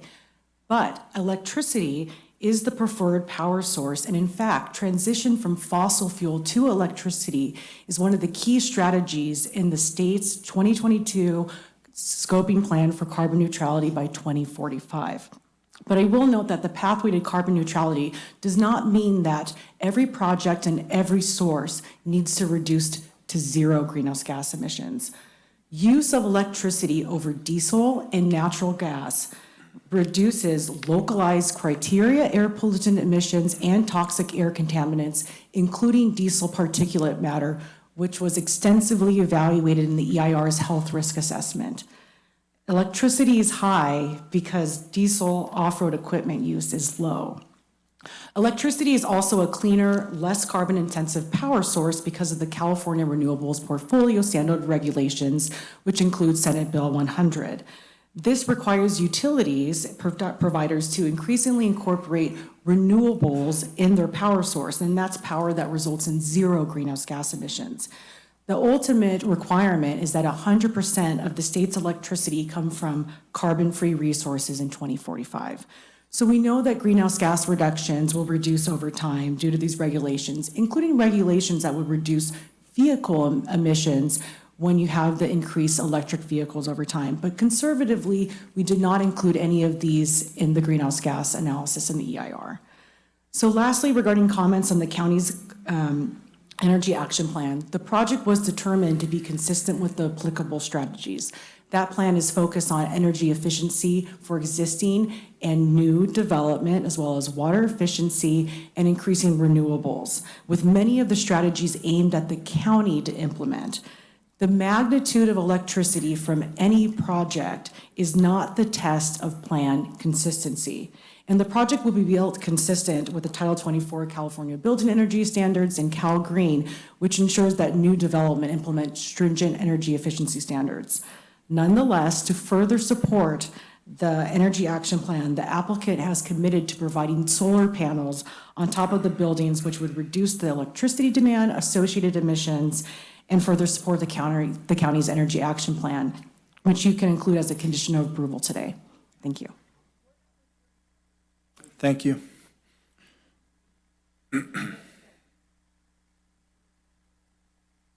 Oh, no, that's.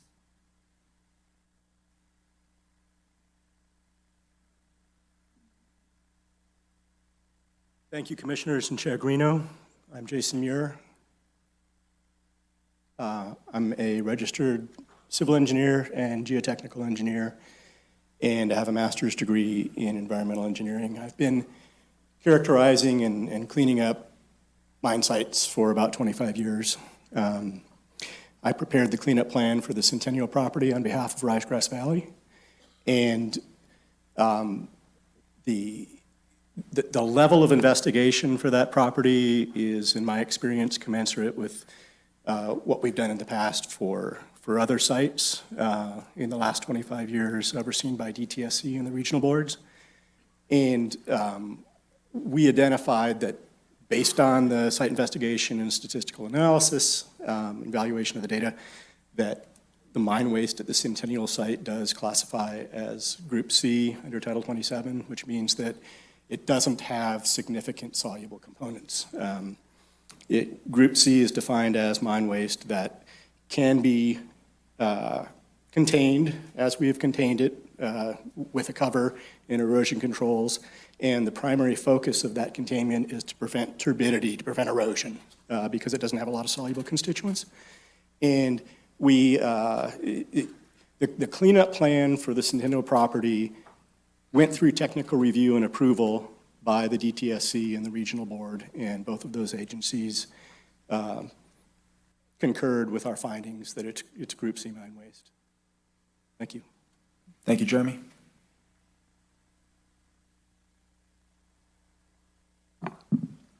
Good afternoon, Chair, Commissioners. I'm Andy Copania. I prepared the hydrogeologic and water quality studies for the applicant and wanted to clarify a few points with respect to those studies. You've heard a lot of talk about substantial evidence, and that CEQA needs to be dependent on that.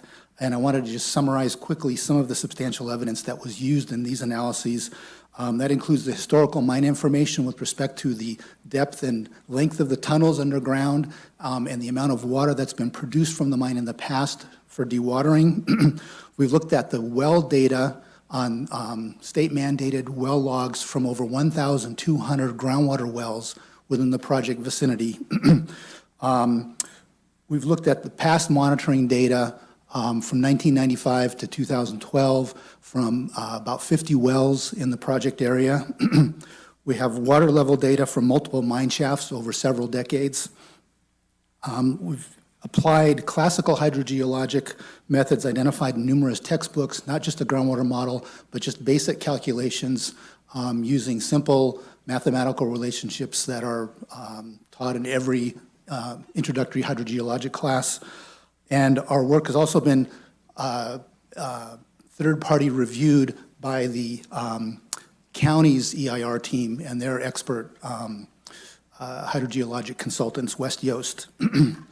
One of the things I've been asked to clarify is that in terms of the total metals and testing of rocks, that in addition to the 6 rock samples and the 4 tailing samples that were tested for metals and leaching, we also did trace metal analyses on 48 rock samples from that. So there's a large number of analyses that have been done over the different rock types that will be used in the mine.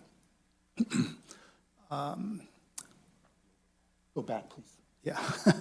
What I want to address on this slide is the impacts that would occur to the flows in South Fork Wolf Creek due to the discharge from the mine during dewatering. During the initial 6 months, the discharge rate will be about 5.6 CFS, which is about 2,500 gallons per minute. On this chart, this represents data that was measured in South Fork Wolf Creek at a gauge that was installed by another consultant called Balance Hydrologics out of Truckee at the Brunswick site area. And the blue line represents their 15-minute electronically measured data. The red triangles are ground truth measurements where someone would go out in the field and verify those. And you can see on the left side, the measurements on there vary from 0 to 100 cubic feet per second. The orange line on the left side is the 6-month, represents the 6-month discharge period at 5.6 CFS. You can see how that's very low near the bottom of the chart. The green line across the rest of it is the 1.9 CFS or 850 gallon per minute discharge that would occur subsequent to the initial dewatering as the mining moves forward. The blue line is the storms, the peak flows that have occurred from storms that have occurred over the past 3 years. And you can see obviously that beginning in October of 2021 and then in 2022 on the very right-hand side, we had much larger flows than the prior years, which were much drier years. But those flows went up as high as almost 100 cubic feet per second. And during significant periods of time during 2022, on the right-hand side of that graph, we had sustained flows of well above 5.9 CFS. They're in the range of 10 plus cubic feet per second. In addition, as was pointed out on the right, based on the Nevada County Department of Transportation Hydrology Manual, a 10-year storm flow within South Fork Wolf Creek would be 658 cubic feet per second. That's actually over 6 times higher than the peak flows during this last wet winter. And a 100-year storm would be over 1,000. That's over 10 times the measurements we had here.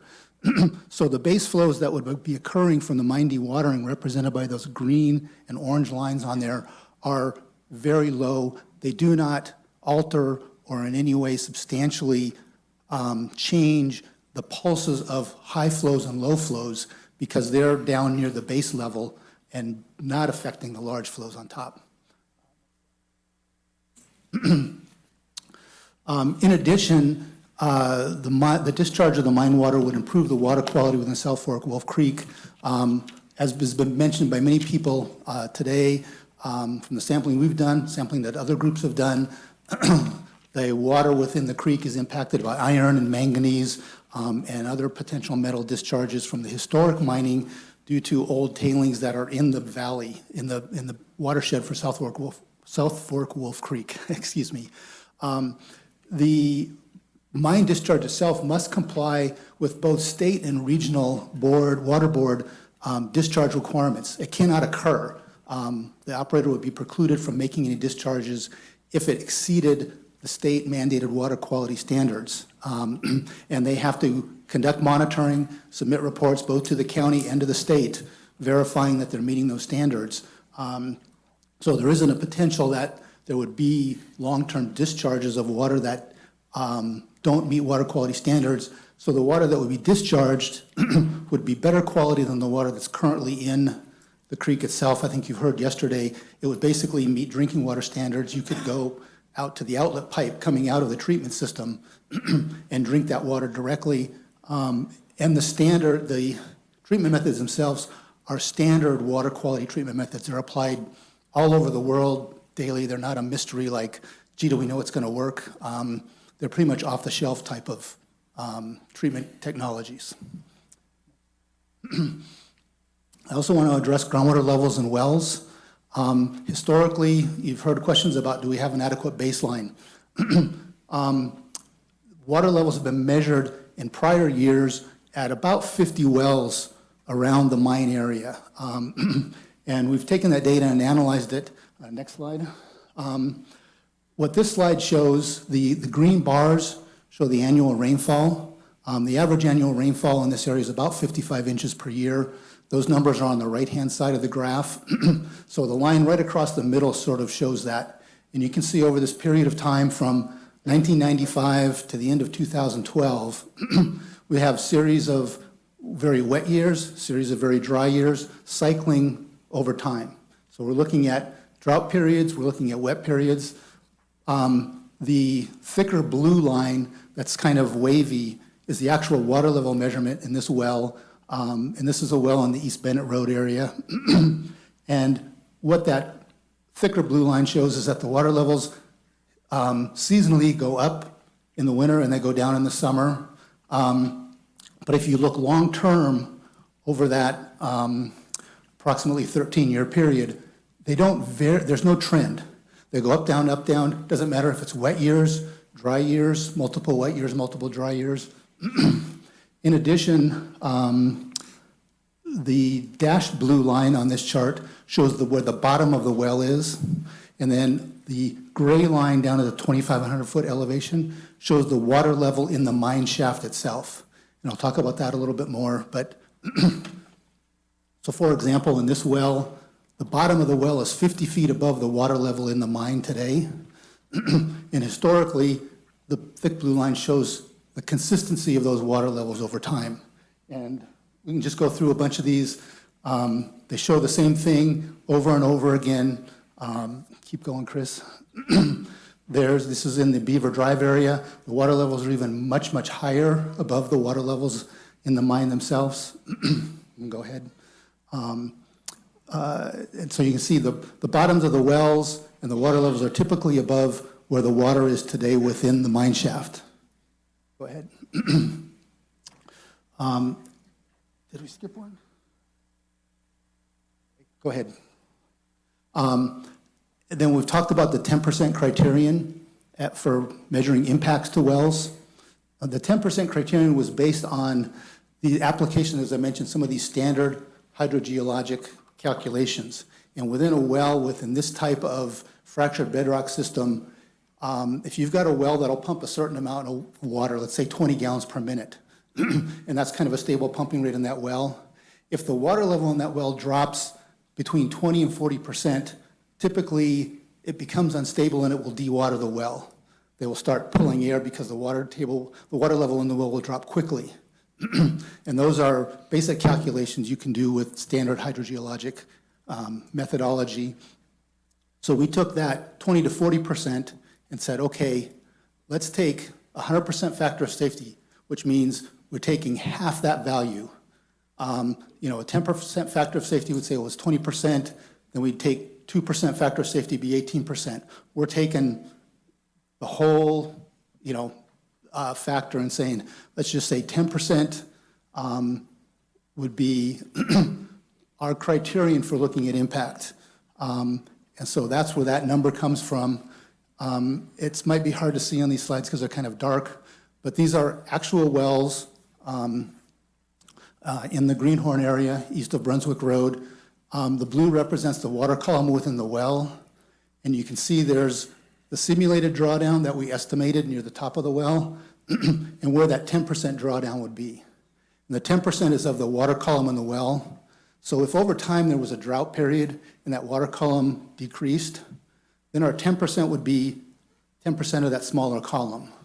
So we would be responsive to changes over time with wet periods, dry periods, if those would occur. This is a slide I thought I had next. So this is a drawing of the current conditions in the mine itself. On the left-hand side is Wolf Creek. You can see there are a number of shafts that extend down to into the subsurface. The shaded blue represents the current groundwater table, which ranges from anywhere from 30 feet to 100 feet below ground surface, depending on where you're located. But the water, and it also shows a number of wells there. Well 125, well 90, well 250, where we have the available information. Their pumping rates, 13 GPM, 30 GPM, are posted, and the elevation of the bottom of those wells.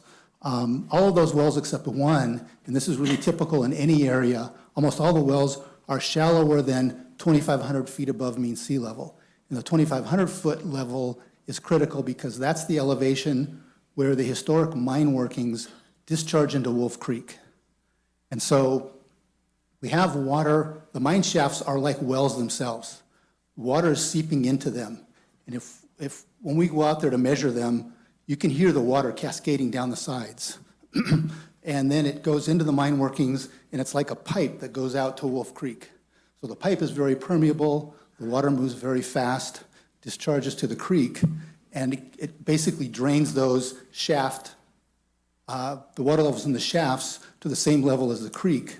However, the fractures in the rock, and you can see a big example of it there, there's not a lot of permeability in the rock itself. The water moves much slowly. The water table overall is still maintained several hundred feet higher than the water level in the shaft because it can only move so slowly into the mine itself. And so under existing conditions, there's already partial dewatering of the mine workings with a very minimal effect on the wells that are there. And that's part of the basis for the projections of what the future effects would be on the mine. I think, oh yeah, and the groundwater monitoring program that's proposed would include 30 new wells, 2 wells at 15 different locations. They're spread out around the mineral rights boundary. They would be designed to be an early warning system, and it would include up to 387 private wells, generally within the area that's projected to be affected, but specifically within the, also within the mining rights boundary. Hydraulic testing would be conducted on each of those wells. Electronic monitoring would be conducted on each of those wells, measuring water levels at frequencies of between 1 and 4 hours, so we'd have very precise data. RISE has also committed to add telemetry to each of those wells, so the county or individual well owners could actually in real time access their well data and see what their water level is like. There will also be water quality sampling from the 30 new wells that will be installed. In over 2.5 years, it would involve collection of 300 water quality samples. And that would all occur, not the water quality sampling, but all of this would be put in place at least a year prior to any dewatering occurring. And the last one, and then if, as part of the groundwater monitoring program, on a quarterly basis, there will be a water level impact assessment. The data from those 30 new wells would be evaluated, and the water table would be generated to look at this is what it should be like, and then we would compare the data from each of the 387 private wells to say, does it deviate from that? And if it deviates more than that 10%, then that's a potential impact. And the mitigation plan says if that occurs, there'll be hotlines or websites where the well owner could contact the county and RISE. RISE would immediately mobilize a licensed well contractor to go out and there evaluate the pump and evaluate the well. And if that licensed well contractor determines there's an impact, within 24 hours, they will be provided with a temporary supply with a tank, trucked water, until that issue can be mitigated. The well contractor would determine could that be mitigated by deepening the well or by drilling a new well, or if not, then the process would begin to connect that property to NID water. And that will be part of the mitigation program. I think that's all I have. Thank you. So thank you for that, Andy. So the last thing that I'll say, I think, is this, is that, you know, with the clarification, of course, that Jason provided, that, you know, that the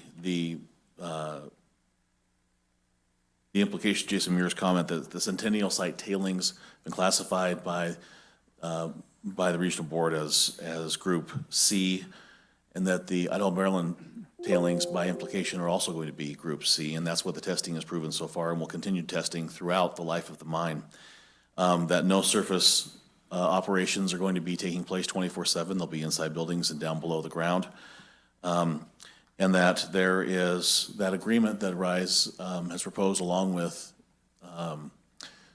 opting for and asking this commission to recommend the environmentally superior alternative as alternative 2, that the trucking will be very, very minimal. There'll be no trucking for the first 11 years in terms of rock trucks going up and down the road at all.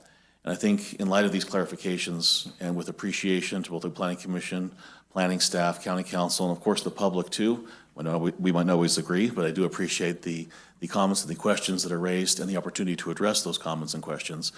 We respectfully asked this Planning Commission to adopt the environmentally superior alternative, which is alternative 2, and recommend that for consideration to the Board of Supervisors.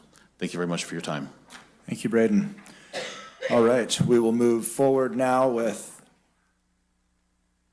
discussion, questions, clarifications by commissioners. We will begin with Commissioner McAteer, and he will begin with disclosures, followed by any questions. Thank you, Chairman. Thank you, public, and thank you, planning staff. I'm first because the project happens to sit in District 3, and I was appointed by Supervisor Swarthout upon her election. I was her planning commissioner in the city of Grass Valley when she served there.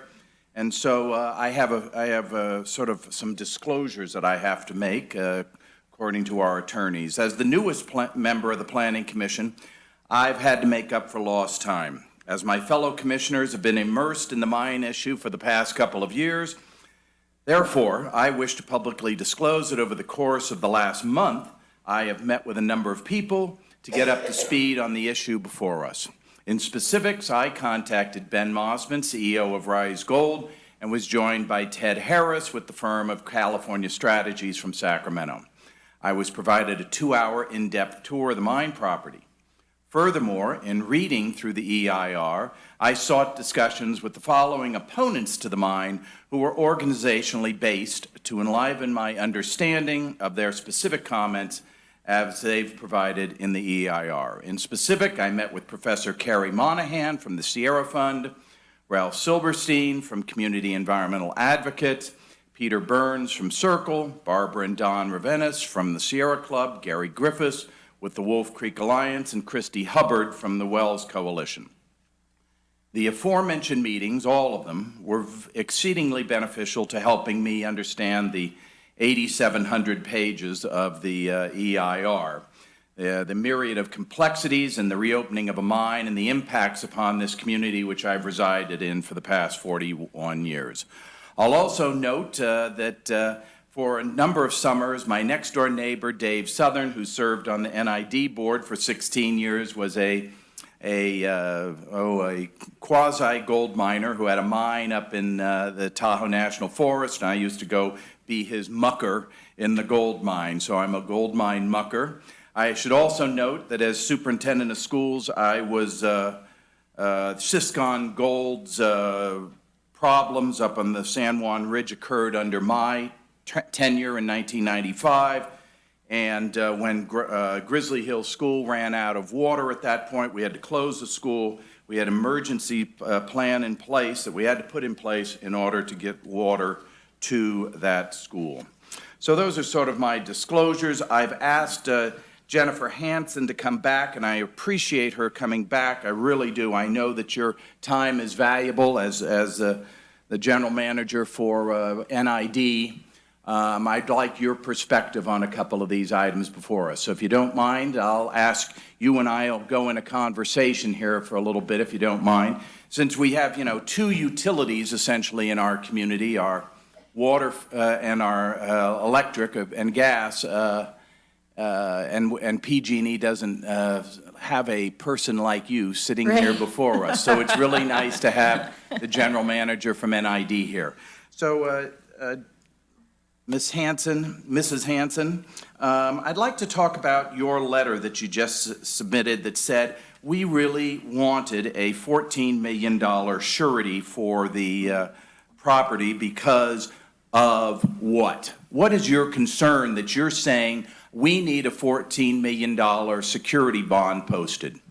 So the request for the surety bond or a security deposit was determined to be necessary by NID staff as well as our board, based on just a fundamental concept that although I'm sure everybody's doing great work and I know you guys are all very talented professionals, groundwater modeling is an imperfect science, and even in the surface water world is extremely imperfect, and that is in fact one of the primary reasons why in our business we redo models on a 5-year basis, because what we think we know or what we think is going to happen often changes. And we are in a time period right now of some very significant changes related to climate change that even the experts don't fully understand. And within the last, I'd say, 10 years, we have had an increase of customers or soon-to-be customers or folks that would like to be customers experience some reductions in their groundwater well capacities. So in combination of not being comfortable with the stage that we are in understanding climate change, understanding also that any type of model, whether it's a sewer model, traffic model, drinking water model, groundwater model, that those results aren't always exactly perfect. We would like a little bit more surety because frankly, NID does not have a financial obligation to pay for folks to connect to our system and to construct new infrastructure, nor do we have the funds to do so. It is extremely expensive. NID is looking down the tunnel at some very large, significant capital improvements required just to serve our existing customers. And if there were to be additional wells that were impacted, we would not be able to fund, provide a loan, or pay for the infrastructure needed to serve those individuals. With that said, there's also a concern related to our board members receiving ongoing requests from multiple people within the district regarding groundwater wells. So for those reasons, and based off of our review of the 1996 conditional use permit, that also included the requirement for some type of financial assurance to be provided. We have now requested that as well. So let's deal with the comment regarding surety for a second, because in the EIR of the past, under M-Gold, it said, due to uncertainties regarding the complex geology and groundwater in the exact area that we're dealing with, dewatering impacts domestic well water supplies cannot be accurately predicted. The geologic formation in which the mine is located is fractured bedrock whose hydrogeology is difficult to predict. So I guess you would sort of concur with such a statement. Is that a fair statement? Yeah, absolutely. I think that any modeling related to groundwater is in particularly difficult in an unconfined aquifer in fractured rock. Then tell me your interpretation and your thought on this, because in this EIR it says, all potentially impacted wells are located in the East Bennett Road area. Domestic wells outside of this area will not be affected. Is that a fair statement in your staff's understanding of this project? I can't speak to the modeling. I have not personally reviewed the modeling outputs, the calibration, or the assumptions that were made. What I can speak to is that all models are based off of things that you know, things that you think are going on, and assumptions that you are going to make for the future. And in my professional opinion and in my professional experience, I've never seen any model be completely accurate. So I would hesitate to make that statement with that much confidence. Okay, thank you. A couple more questions. This has occupied some portion of your career since you've been here for the last few years, this whole project. Is that fair that you and your staff have spent an inordinate amount of time? I don't know how much time you've spent on this topic. On the mine in particular? On the mine in particular. You know, we reviewed the project from the perspective of being required to adopt a water supply analysis, which essentially is an analysis that is completed that determines whether or not there are significant water supplies to serve the proposed project, which we did make the determination that there are. I would not say that I am by any means an expert in their technical studies that were completed for this particular project, but I can speak to NID's concerns and our perspective and how we feel that we need to protect our district and constituents. Two more questions for you. One is your comment regarding groundwater monitoring. You said it needs to be done more than the 12 months that there.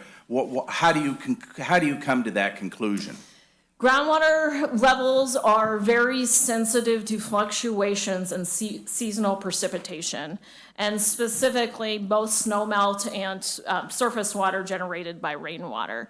It is in my opinion that due to the volatile nature of the precipitation amounts that have occurred over the last decade in particular, that it would be more prudent to have a longer period for establishing the baseline if you're utilizing that baseline to determine a threshold for impact. 1 year baseline of data in anything in the water world wouldn't really be something that I would recommend to base a impact threshold off of. Okay. And finally, and other commissioners, you're welcome to ask questions while we have the general manager here. In a worst-case scenario, okay, I think that's what the intent behind EIRs and all is, to say, you know, well, this could happen, or this could happen. In a worst-case scenario, we have, you know, they've committed to providing for the 30 wells on, and you seem to be okay with that you can pull that one off. So let's just suppose that the dewatering begins and a number of wells are automatically affected. How long does it take for NID if all of a sudden a dramatic number of wells are affected and that they're having to bring in water tank trucks or trying to drill other wells? How long would it take to be able to deliver water to the 300 homes in that isopleth? So I want to make a couple of clarifications. I did see that there was a Maranatha slide that was in the slide deck. So we have done a number of what we refer to as district-funded waterline extension projects. And I have heard through comments through the in the final EIR, as well as it sounds like maybe the comment was going to be made again with the slide, that NID can deliver a treated water project and it can be constructed within 4 to 6 months. And that just simply is not the case. So the projects, Maranatha Place is not constructed yet. Other district-funded waterline extension projects, they may have only taken 4 months for the actual construction, but that is not taken into consideration, design, environmental, permitting. And in this particular situation, we would likely not be designing the project. It would be designed by an outside entity, so it would have a higher level of review. They would design the project, we would then review the project, it would go back and forth, you would then bid the project. So you're probably looking at, and this is weather dependent, that this all hits at the right weather time, a minimum of 12 months. It could be up to 24 months if you hit a bad weather cycle. You're not going to be building a water line with a lot of snow on the ground. Thank you. Other commissioners? I'll look to Commissioner Millman. So in all of this, my understanding is that the mine would need water itself. So is the water that the mine needs for its own operations coming from NID or from water that you've treated? The mine currently has 2 water service connections, and they are able and connected right now, so their water use technically wouldn't go higher than their current capacity needed for the meter sizes. And I'm not aware of any request at this point to upgrade their meter size, so that wouldn't be an additional water supply that we're concerned about. So they're already on your system and they would just Correct. activate those meters? Mm-hmm. I think it's a 6 in a, yeah, it's a 6 inch and a smaller inch meter. Thanks. Commissioner Mastronato, any questions for Jennifer? Yeah, just real quick. So I'm to understand that you've requested a $14 million bond. Mm-hmm. Has the applicant agreed to that? To my knowledge, the applicant has not agreed to it. We made the request in our comments that were submitted in response to the draft environmental document, and in the responses that were included in the final EIR, it was declined to be included as mitigation. And one of the reasons why that we either want it as mitigation or within a development agreement or even as a condition of the conditional use permit, and we're also open to it being some type of security deposit, is that in my experience, things do go wrong with projects. I have a lot of experience with development, and if you don't have some type of requirement recorded against the property, it can be very difficult to get those issues resolved at a later date. Thank you. Commissioner Duncan? No questions. Jennifer, thank you so much for coming back. I do have one question for you that came up as one of the members of the public was talking about water connections must front on an NID water main and may require new right-of-ways. Is that something you can speak to? Sure. We actually made that comment in our responses to the draft environmental document. We do require easements within the roadway, as well as easements for the laterals that connect to the private properties to not only handle the laterals, but also the meter boxes. So we would not be purchasing right-of-way in fee title. We would be simply requesting an easement from the road owners as well as the property owners. And those documents and agreements would need to be recorded and in place before any water service connection was made. And will there be mains adequate to service the areas that we're speaking of? The applicant has, part of the proposed project is to construct a new water main for for those 30 homes. Any other homes that would need to be connected in those other areas of concern, those would also need infrastructure constructed at that time. And that's why we have requested the surety bond. Thank you so much for your time. No problem. At this time, we will go back to Commissioner McAteer to continue. And Jennifer, thank you again. We won't have any more questions for you. So I'd like to turn back to staff, because in policy 1713, Mr. Voss, Mr. Kelly, it states that the county shall I note, require satisfactory forms of accessible security, including irrevocable letters of credit, cash deposits, escrowed negotiable securities, or performance bonds, from all mining projects to cover such damages which may stem from the projects. So I'm sort of, why didn't we do that?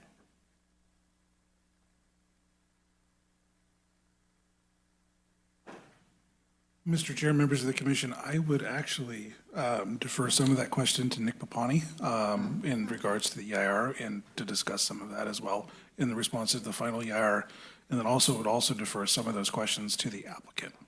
Well, I understand that, but it's at the County of Nevada's policy. So I'm trying to understand, don't you guys sort of say, well, this is a policy, so make the EIR fit to that policy? Commissioner McAteer? Yes. So generally that policy is referring to the financial assurance that's required by SMARA for the impacts of mining and the reclamation of it. It's certainly within the Planning Commission purview if you feel that there are impacts that may be caused that warrant another surety or bond, that you could add a condition of approval. I think we would want to ensure that the amount requested and applied is accurate and covers the expected impacts and the infrastructure that would be paid for by that bond. So I think there'd be some analysis required, but you could certainly, within your purview, to recommend a condition of approval to add a surety bond to cover additional NID infrastructure to those wells or properties that are impacted by the project. Okay, well, I just want to note that 1713 is under the concept of mine development and an operation, not reclamation, but okay. Thank you very much. Excuse me, if I may add to that Sure. discussion with your permission, thank you.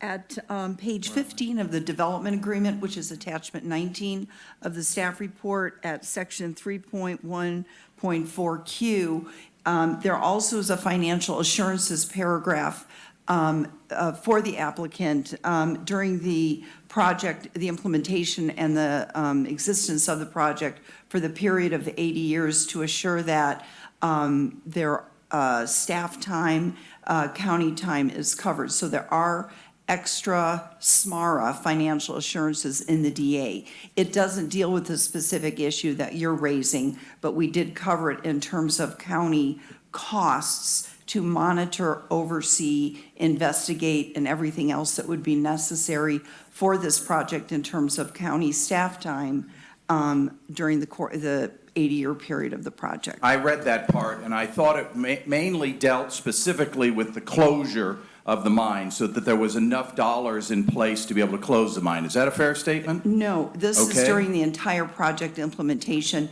and if we need to clarify that language, we can do so. Thank you. Thank you. Okay. Now I'd like, I'll close on that topic, and I'd like to move to Mr. Mossman. Mr. Mossman, just listed a number of groups that I had spoken to that were opposed to the mine, and I was wondering, I was looking for groups that were in support of the mine. And so I saw that there's no support letters or people who have come here from the Nevada County Contractors Association, who would supposedly benefit because they're going to get construction work. And I'd also expect something from the Nevada County Economic Resource Council, whose entity is a mission to bring jobs and promote economic prosperity to this community. And I saw no one from Gil Matthews nor any letters from them. And finally, I found nothing from the Nevada County Chamber of Commerce, whose goal is to promote a business-friendly environment. And so I'm wondering if you could explain to me why there are none of the business entities in this county that are standing up here or writing letters on support of this project.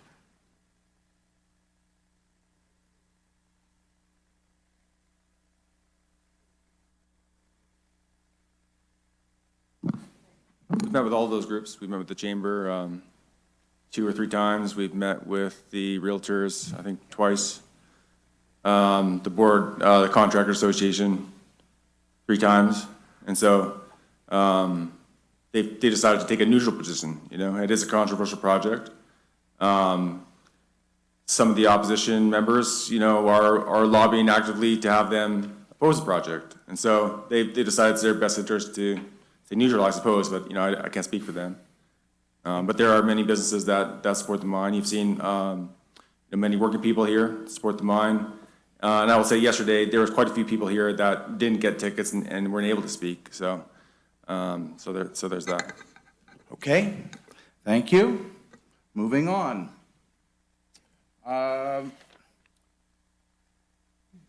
Mr. Voss and planning staff. So I noticed in the economic report completed by Mr. Niehaus that the planning department nor any of the other county departments are asking for any more additional labor.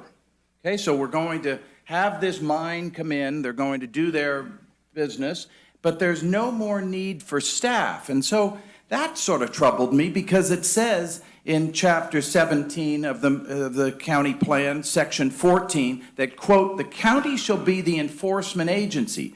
But if you start reading more into it, you start realizing that really after the approval, if it comes from us or the Board of Supervisors, and then the building department deals with the building, really much of your department's enforcement activity is ceded to state agencies. Is that a fair assessment that really the planning department, the building department, environmental health, et cetera, sort of says, well, water quality board, you take over. Air quality board, you take over. Caltrans, yada, yada, yada. Is that a fair statement?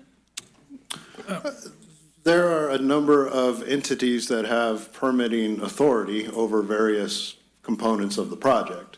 So there are some components of the project that the planning department and the county would have permitting authority with building permit issuance and electrical permits and encroachment permits onto the county road right-of-ways and things like that. But there's a number of other state agencies that would be overseeing and permitting other aspects of it. But once it's in operation, you talked about all these permits that are essentially with building. So I'm interested in, I'm worried that we lose local control over this project and we sort of cede it to the state of California.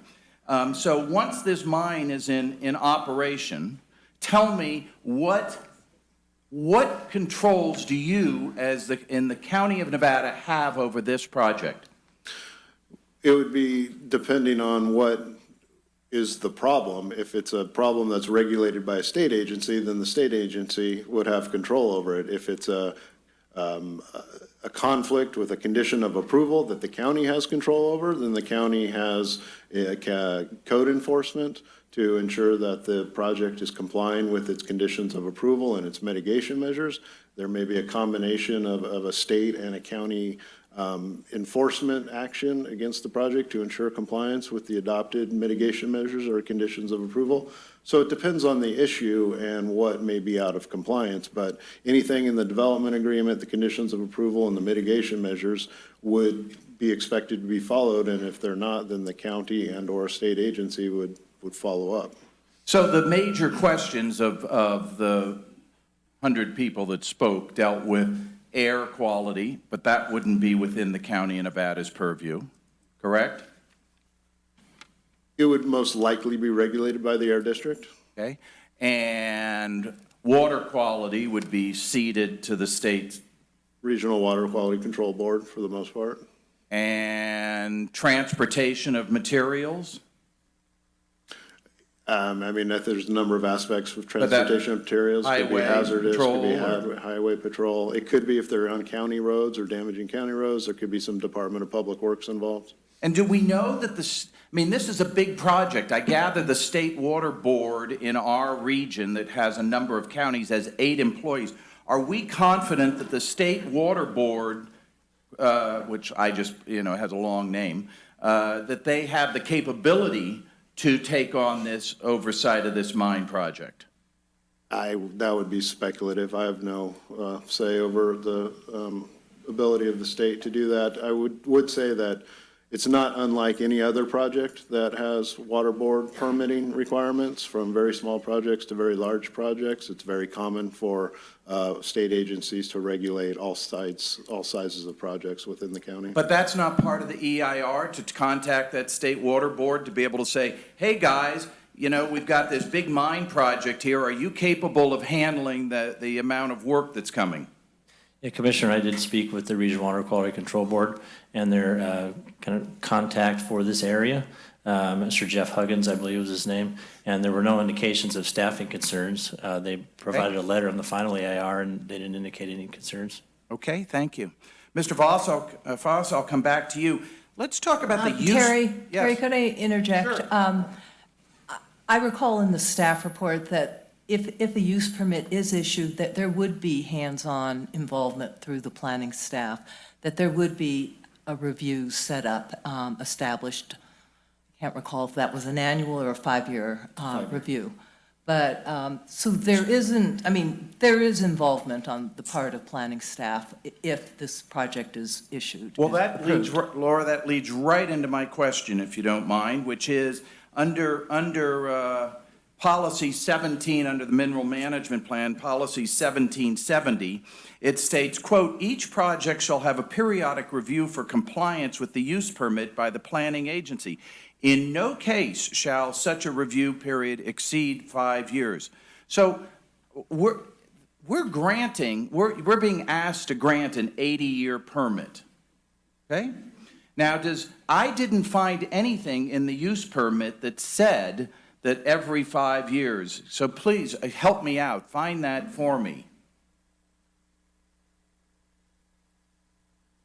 Mr. McAteer, if couple things. So Nevada County Land Use and Development Code and our mineral management element, and then as the project is conditioned, the project is supposed to come back for review by the Planning Commission once a year for the development agreement. And then in addition, there are annual reviews that happen as part of SMARA and annual inspections. I actually have Tom Knock, he's our county SMARA mine inspector with me, and he can speak about the SMARA mine inspection process that shows that the project is compliant, would be compliant with SMARA. If we'd like to hear from him, he is here. Well, I don't know yet. Let me just ask you this, so if we grant an 80-year permit, does the Planning Commission or the Board of Supervisors have the power within that use permit to revoke that use permit? Yes, sir. The Planning Commission or the Board of Supervisors would have that ability under Nevada County Land Use and Development Code, and that's for any discretionary project, use permit, or development permit. And would the denial or yanking it be dependent upon that we found that this Smyrna thing or whatever it's called, we were out of compliance? Do we have to have those types of findings to be able to do that? We would, and I would defer some of that to Tom Knock, and it might be good to chat with him on Not yet. the process. Not yet, but thank you. Thank you for being here, Mr. Knott. I appreciate it, but I know time is limited, and I want to be able to get my questions in. And so, Mr. Mossman, I'd like to turn back to you for a second to close the loop on why not assuage all these well owners and go take out a surety bond for $14 million?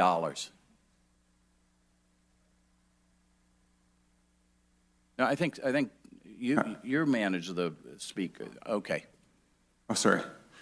So when we started looking at the project from the very beginning, we looked at the what was connected to the NID water system and what was not. And so the East Bennett area, which is above the mine, was something that was brought up in the past environmental impact report. So we knew that that area would be connected to water from the very beginning to avoid an argument that had happened in the past where they essentially said, look, if you have a problem, we'll get you a water truck. I got that. I got the 30. And so Tell the me other about areas, the the 300. Beaver Drive, outside areas, were determined to not be impacted. And so if we had thought that they would be impacted, we would probably propose to hook those neighborhoods up as well.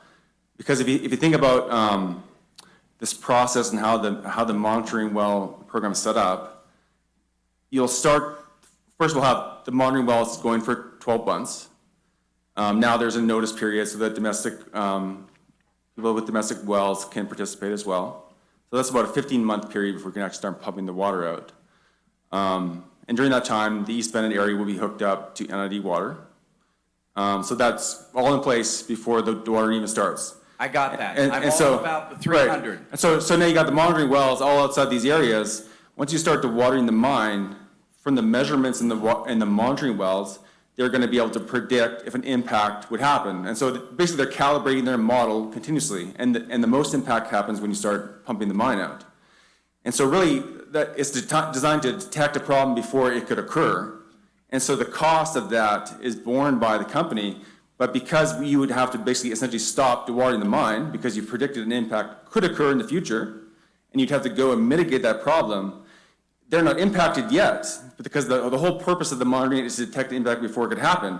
And so if the mine stops at watering, that's at a cost of just maintaining your workforce and not continuing the project while you're going to mitigate that. So if we had thought that these other outside areas were an issue, we would mitigate them up front. And I don't know where the $14 million bond comes from. That wasn't explained, but it's a very high number. I mean, if you look at that East Bennett area. Well, not to put in 300 people water line, service water line. That's well, I don't know why would it be 300? Because if you look at the next neighboring areas, Beaver Drive, you have Anchor Lane, I think it's Little Hill Lane, Liquid Amber, Glen Pines. Those are the ones to the east and to the south of the mine. Those are in the kind of 2-foot drawdown contour.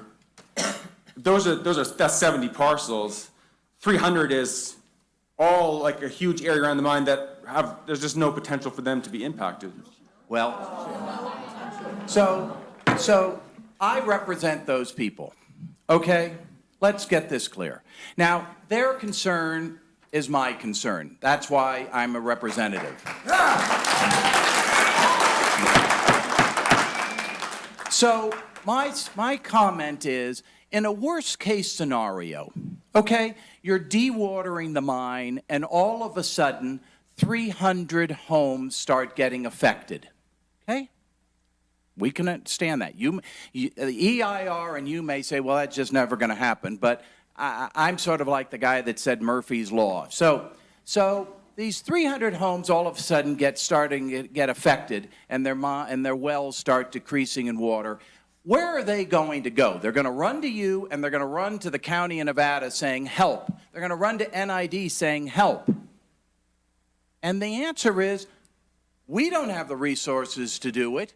You didn't put a surety bond up. The EIR, I don't know how they can say that there's not going to be any effect. And so the point I want to make is that the surety bond is there to ensure the worst case scenario. And the worst case scenario is those wells start going dry and you turn and say, oi, oi, oi, this is much bigger than I thought it was going to be, and you hightail it out of town, and we're left with 300 people without water. That's the reality. Well, I would just say there has to be a method to determine that if you're concerned about 300 or 70. So far, we put together, we're concerned about 30 wells, and we've committed to doing so with the analysis that was put forth at the beginning. They said they're not going to be impacted outside of this area, and so the county asked, well, we're still concerned. we need some monitoring. So we agreed to put in the specific monitoring wells all throughout the site. Then throughout the process, they requested, I would like my well monitored as well, which we agreed to. And so the cost of those, those programs is something about $750,000, And so I would say that we're not open. Our whole goal from the beginning was to mitigate this so no problems could occur and to be able to detect problems before they could occur. That's the goal of the project. The difficulty with you saying 300 wells, we have no idea how is that determined. It's just kind of just a number, right? What radius matters. So that's what matters to be able to say how much would that cost and how much should this surety bond be. Those are all important things. Those were important, in my view, those were important things you should have done beforehand. Because the reality is you knew that all these 300 people, you knew this Wells Coalition, et cetera, and you did nothing to assuage them. And that's a huge problem here today. Thank you. So I'd like to turn to the EIR folks. Bill. Thank you. Terry, we don't need any address outbursts. that. Thank Okay, you. Thank you. I'd like to turn to EIR. First of all, I'm just I just can't believe that you'd put a statement that says, hey, no problems are ever going to happen on these wells. Hang on, gang. You want to wave your signs, fine, but this is serious business right now. But I just don't get that. So I just want to make that perfectly clear. I think M. Gold had it right and you've got it wrong. Now let's move to, I received an email.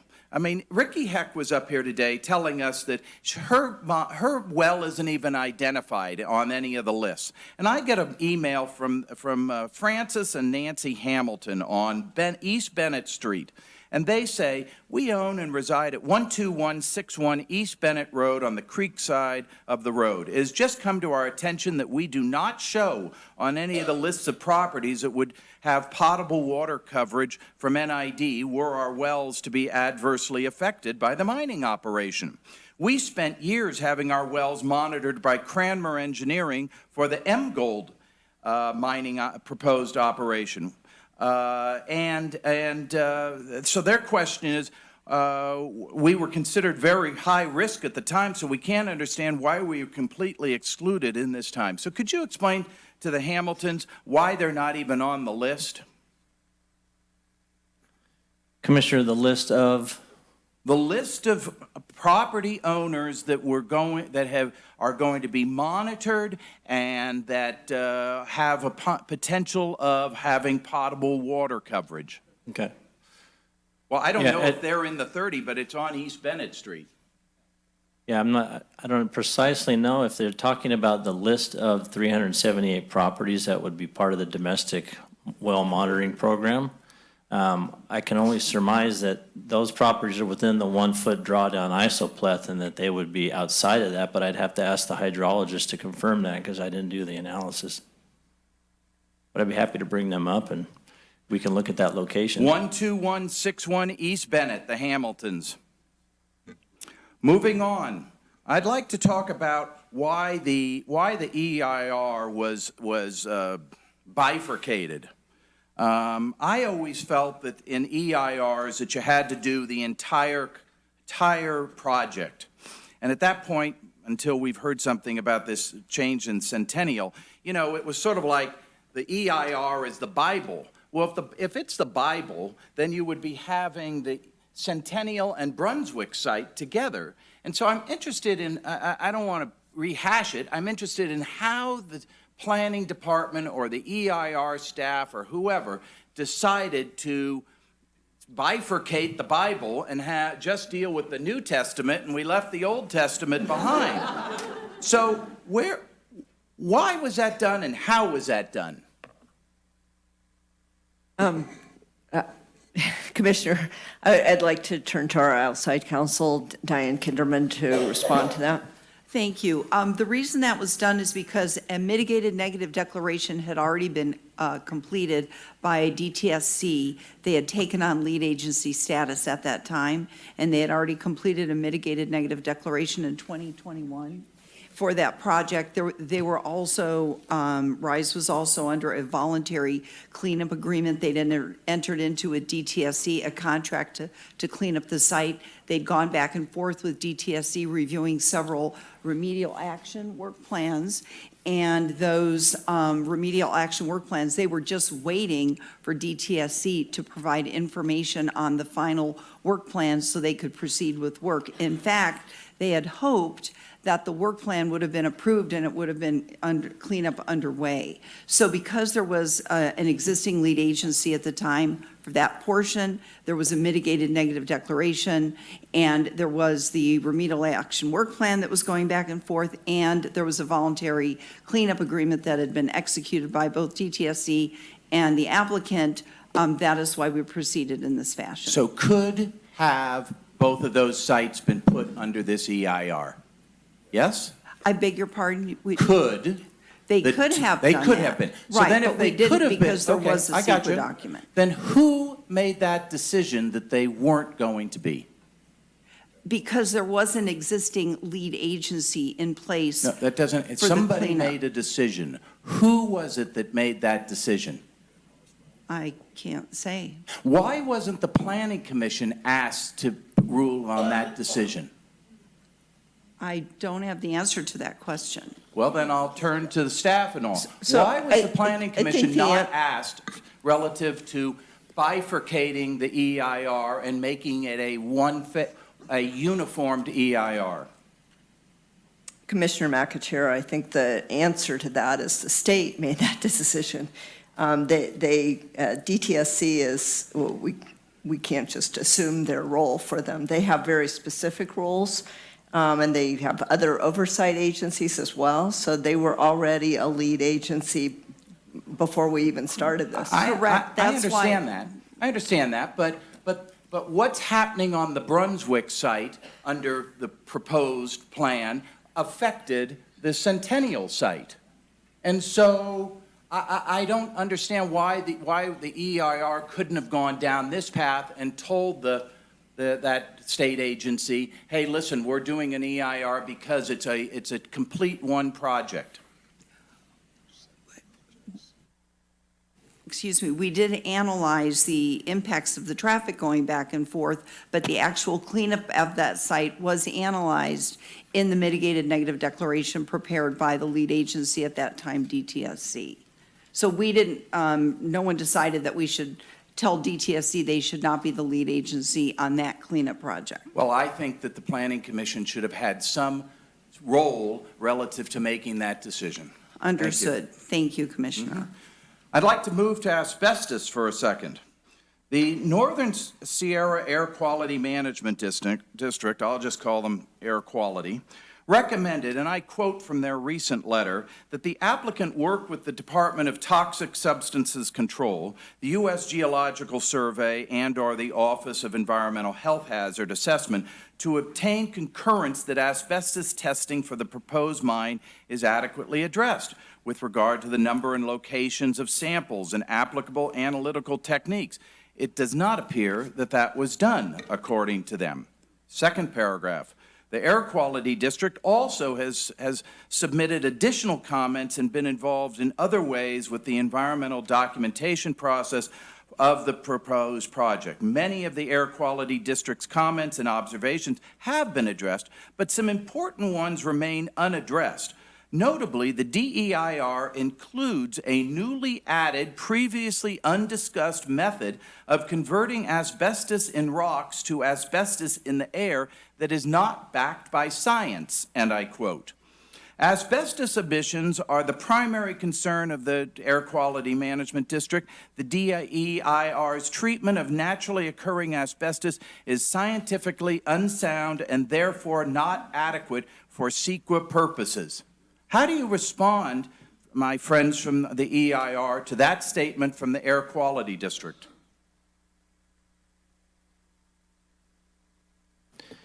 Commissioner, would you be so kind as to identify which letter that was from? The most recent one we got, just. I think it was on the 5th. Yes. Okay.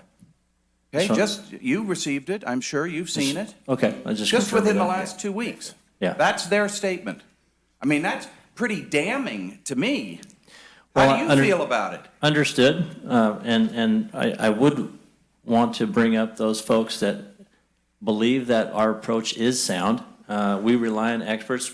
As an EIR consultant, we don't try to be an expert in everything, so we assemble a team of technical experts. And we also recruit folks to technically peer review that information. And so I understand that the district has some disagreements with the approaches employed, but like I said, there can be disagreement amongst experts, but. Well, they're going to be the monitoring agency. Right. So if they're monitoring you and you aren't, or the mine isn't using science, what are we using?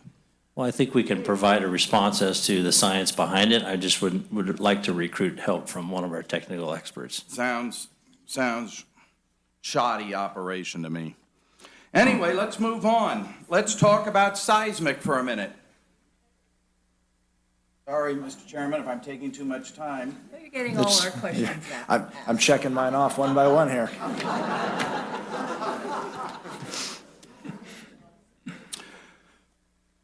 It was said here by comments earlier that the same fault that caused the Siscon gold mine collapse is the same fault that we're trying to erase, and I'd like some comment from people on that. We're about to erase a fault. We are being asked to approve to erase a fault that currently exists on maps. And I quote, according to the Nevada County Planning Department, property title records an inferred fault alignment, a 200-foot building setback zone on each side of the inferred alignment passes through the Brunswick industrial site. The fault lines are setback are recorded by this basin, da-da-da-da-da-da, okay? So that's what it says, and then it goes on to, according to the map, and this is the map that's in the county of Nevada. I think maybe all of you might have seen the map, but being the academic that I am, there's a copy for you. And, He has handouts for us. Pardon? I told him to pass the handout. Thank you. So you will note the 200-foot setback that is recorded on maps in the county of Nevada currently. This was on a project being done by Bet Acres, by a bunch of people who are well-known in this community. They were going to subdivide that area for housing. And the middle line, which you see, which I've yellowed, is actually the fault. The two lines next to it are the 200-foot setbacks that are currently recorded on the county of Nevada. Okay, I move to my next point. According to the map prepared by Beeson, the recorded fault alignment is based on the Anderson geotechnical report. The report was likely prepared by Anderson Geotechnical Consultants, who performed other geotechnical investigations in the area during the time. The report was not located by Public Records Review and was not available from the firm that substantially acquired the report. Well, here's the report. Here's the report dated May 12th. You know, that's what, if you live in this community long enough, you find these things from friends. There's the report. I make the report available to the commission and staff. From Mr. Anderson. I knew Mr. Anderson very well in this community. And on page 3, it says that we recommend any construction to be set back at least 200 feet from the fault. And they note in here that there were 6 borings that were done of the area to determine that there was a fault present in the location. But we're being asked to approve to get rid of this fault. I also... No, I'm not kidding. True. I also would like to submit to you the California Geology magazine of August 1978. And in that report of 1978, it denotes the importance of, and you'll note that the center, I can show that up to everybody, the epicenter for the Sierra faults is where? Essentially right near Nevada City and Grass Valley. Is that a fair statement, commissioners? I'm just reporting what I'm not a geologist, but I am saying that it says in here in the first paragraph, damaging earthquakes in the magnitude of 5 to 6 have occurred within the portion of the foothill fault system. Okay? And it goes on and explains the big earthquake of 1908 and others, and showing the earthquake magnitude in 1908. I think it's absolutely reprehensible that we would be considering getting rid of a fault that is well denoted, and that the fault, amazingly, would run right through the housing of the mine where the work is being done, and then that fault continues right through the pond. Moving on. And I have to get organized for a second. I get my Irish dander up, and all hell breaks loose.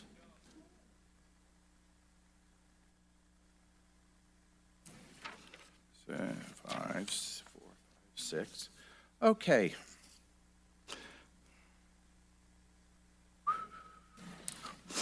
Okay, let's deal with the a little bit more, if you don't mind, on the on the wells for a minute. I'd like to ask a couple scenarios of you, sir. So I understand the drawdown. I understand all these kinds of things. I understand the 370 properties and the one down drawdown isopleth. So I just want to put this in a scenario. There's Mr. and Mrs. Smith, okay? And the Smiths have lived there for a long time. They live 4 football fields away. That's 1,200 feet. That's outside the isopleth.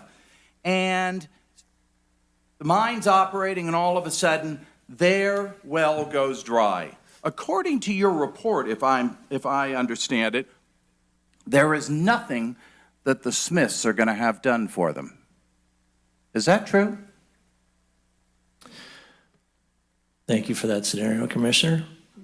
My first response would be, however palatable it may or may not seem, is that we have to focus our analysis on the best available data that we can come forth with, and relying upon our expert teams.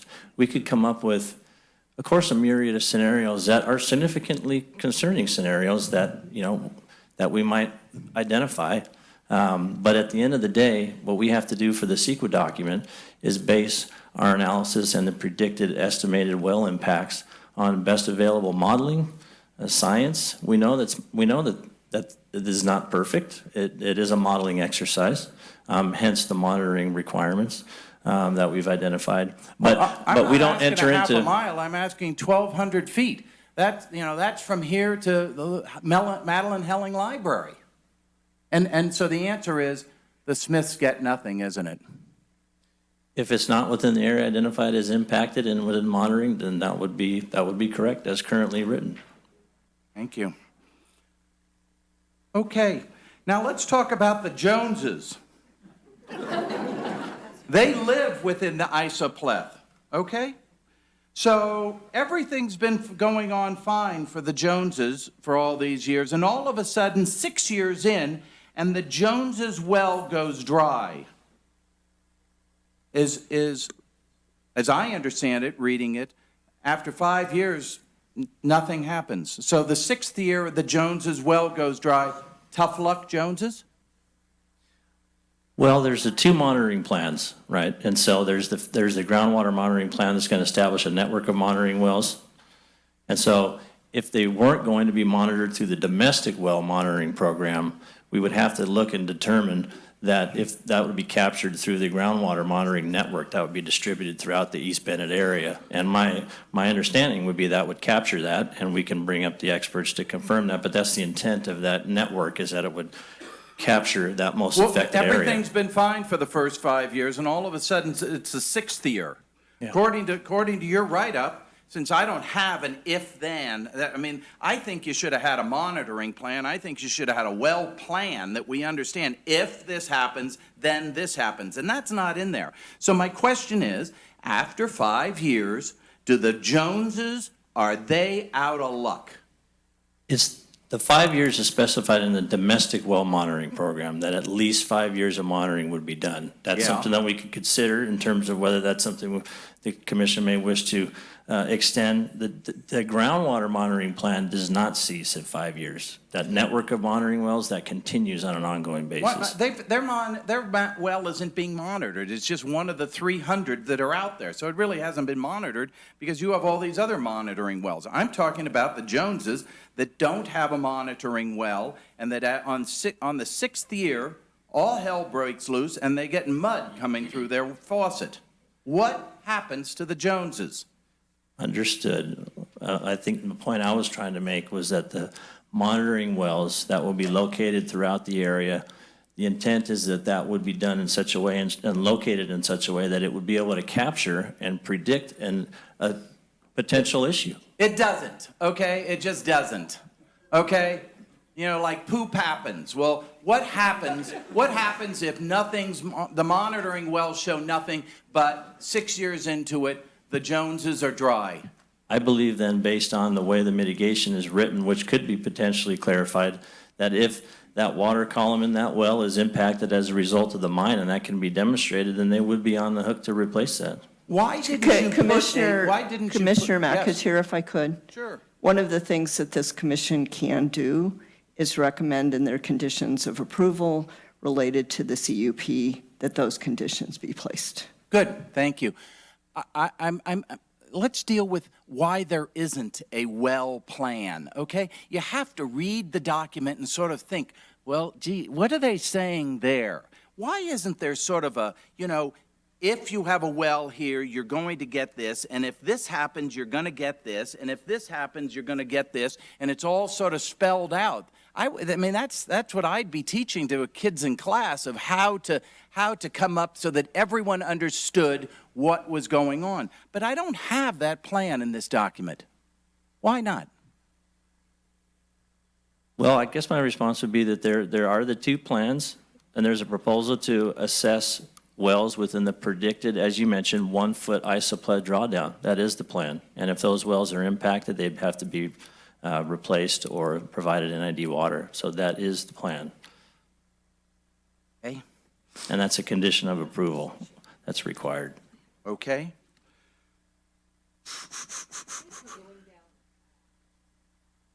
Whether the final EIR is sufficient, is adequate. You're absolutely right. And you know what? I'm You've just seated- wondering- You've been seated here for how many years now? 22 years? Yes. Your expertise far surpasses us, Laura. Oh, Terry, you bring it to another level.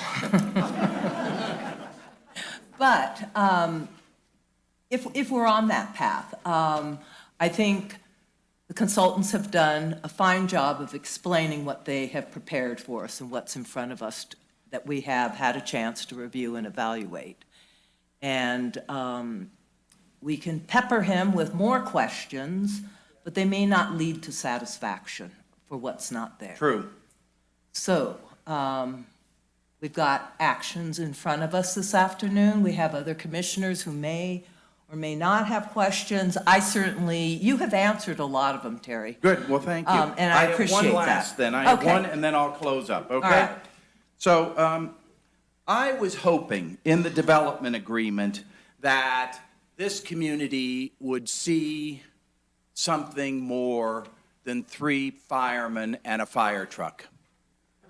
Honestly, I mean, I feel like this was an important aspect of, we have consequences from the mine, but the mine owners are going to do something for us. So I started to put my head around this. They had an air quality expert, additional staff person also, I think. Right, but that doesn't add to it. There are some detractions that occur from this mine. And so for all of us as citizens of Nevada County, that we could get some more parks, that we could get some more trails, that something would happen, so we'd be a trade-off, which usually happens between developers and counties. It's always happened that way for years. Right, when preparing the development agreement, there are benefits to be had to the community in exchange for the development. Right, so really the benefits in this development agreement are 3 firemen and a fire truck. And so I started, so you got to bear with me because I'm sort of I don't know. A teacher. Jerk. A teacher. A teacher, thank you. So it says in this proposal that at its greatest extent, that 108,000 ounces of gold would be produced annually. I said, what does 108,000 ounces of gold look like? So that happens to be 6,775 pounds of gold. And then I said to myself, well, what does 6,775 pounds of gold actually look like? Well, it actually totals, because there's 1,887 pounds to make a cubic foot of gold. And so what we have had this whole discussion, and everybody's been all up in arms and whatever else for the last 3 years, is every year the mine will create, at its highest extent, 6 cubic blocks of gold. Okay? That's what this is all about. But interesting enough, if you continue that out, my train of thought, well then what does that value? Well, at $1,800 an ounce for 108,000 ounces of gold, that equates to $195 million annually at its highest peak. Okay, this highest peak, it could be zero, but it's this is Mr. Mossman's numbers. And for 75 years at $195 million a year, that equals $14.6 billion of gross revenue, potentially. And so I said to myself, well, gee, $14.6 billion a year, and this county, who may be sacrificing increased noise, asbestos, potential dewatering of wells, potential water contamination of our waterways, increased traffic, cement trucks coming up and down the road, and our return for our $16.6 billion of gross revenue from Rise Gold is 3 firemen and a fire truck. Thank you.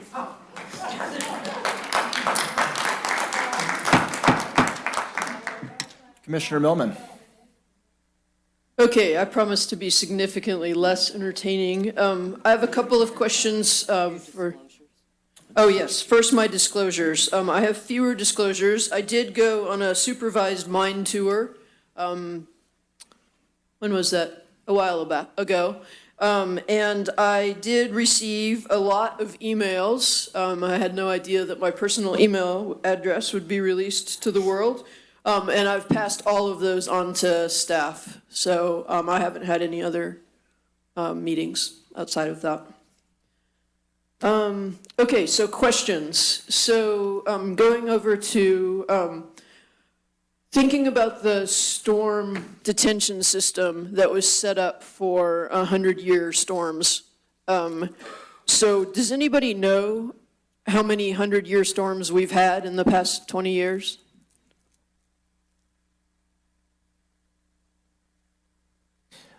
I do not know that. I don't know if any of our hydrologists do. We could check.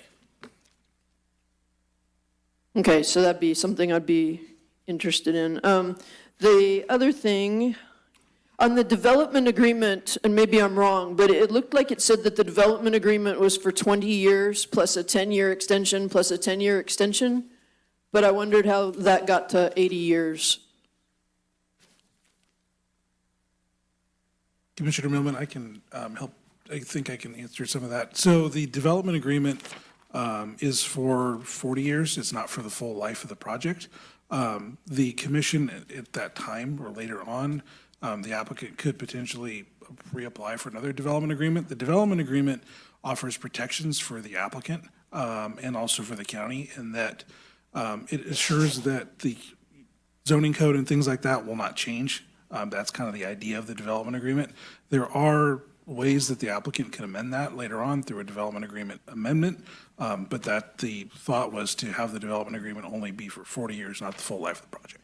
So if the development agreement is renegotiated at 40 years, is the use permit also negotiated or the general permit? Like, what's the regularity that the county is renewing the authorization to be going? So the use permit, so mining projects have a finite life. In this case would be 80 years is what the applicant has requested. So the use permit would run for that period of time at 80 years. If during the course of that time, the applicant chose to extend that, they would require a use permit amendment or to come back before the Planning Commission and for the board to amend that or change the project to extend that lifetime. But mining projects typically have a finite amount of time, which the applicants requested 80 years for. And what's a typical amount of time for a use permit for a mine? It depends on the mine type. If it was an aggregate mine, it could be 20 years, 30 years. It depends on the mine type, but the mining, I guess the mineral types. I don't know if there's a set average. I'd have to look at some of our other aggregate mines or other gold mines that we have permits for to see what their total lifetime is. But that I don't know a full average. Commissioner, if I can add something to what Matt just said, with your permission. In the discussions about the length, the term of the development agreement, we wanted to give the county the opportunity to be able to modify various rules and regulations. With the development agreement, it gives the applicant, the developer, the opportunity to operate under existing rules and regulations. So we wanted to make sure that the county was not going to be bound to that for 80 years, which is why we made the development agreement a shorter time frame.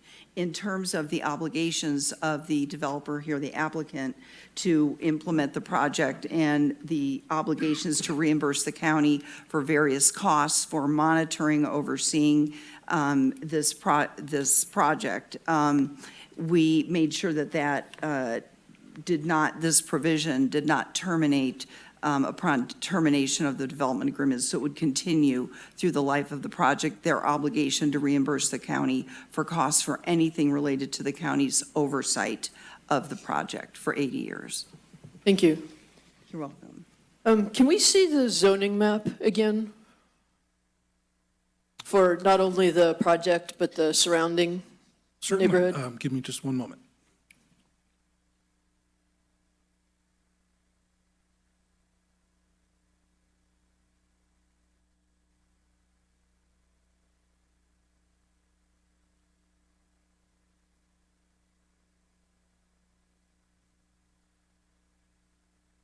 So immediately surrounding it, is it all residential around this parcel at the Brunswick site? It is. So surrounding the Brunswick site, the parcels are zoned residential agricultural or RA. Okay. So I have a couple of questions for applicant. First, in the sections that you guys gave us, where it's showing the shaft and somebody's doing something underground, so the rock is being separated, are you actually building a structure underground? Thanks, Commissioner. So this shaft itself is a vertical shaft that goes underground, and there's various levels that come off it. So typically on the upper levels, about 100 feet between levels. And at certain important levels, say like the 1,300-foot level, 3,280-foot level, there's underground silos called pockets in the shaft. And so you can transfer the material to those pockets, and then it holds about 500 tons, and then is loaded into the skip from those pockets. So you have a kind of a storage system at different important levels, and there's ore passes that from the less important levels that direct it to that, and then it's carried over by trains, put into those pockets, and then when it's appropriate time, it's skipped to surface. And so there at each level you'd have a separate one for barren rock and one for mineralized rock. So you're basically just creating it out of the rock that's down there and then putting in whatever ventilation or lights to work under there? Yeah, and these pockets are already constructed for the major levels. You may add some as you deepen the shaft. You probably have to replace the chutes that are in there. So you have like metal chutes that can open and close to allow it to flow into the skip. And then you have on top, you have there's a screen, a grizzly screen, so that bigger rocks don't create jams in there. And then also, because we're doing our crushing underground, the jaw crusher would be installed underground, and so you actually crush the rock to about 6-inch size, and before it goes into the pocket and then into the skip. And the safety plan that governs the people and materials or machinery down there, what agency regulates that? That's the federal MSHA, it's the Mine Safety and Health Administration. They're the main regulator for mines in the United States. There are also some rules where Cal OSHA would be involved, but the main regulator is MSHA, which is the federal agency. So is there a plan that's already drawn up for this particular mine? Before you have to get another permit from MSHA, where you're given the plan, there's quite a lot of different regulations that cover everything to do with the design of the mine. For example, before you could do production mining, you need two entrances to the mine. So you'd have to establish the service shaft before you could actually do any production mining to ensure that you always have one way, one escape way out. Certain rules about ventilation flows, equipment that has to be installed, type of cables. It's very specific to all these different things. And so there'd be detailed design depending on stage of the project, and that would be ongoing with the MSHA office. And they do routine inspections as well. And then there's other kinds of permits, like, for example, explosive storage underground would have its own set of permits.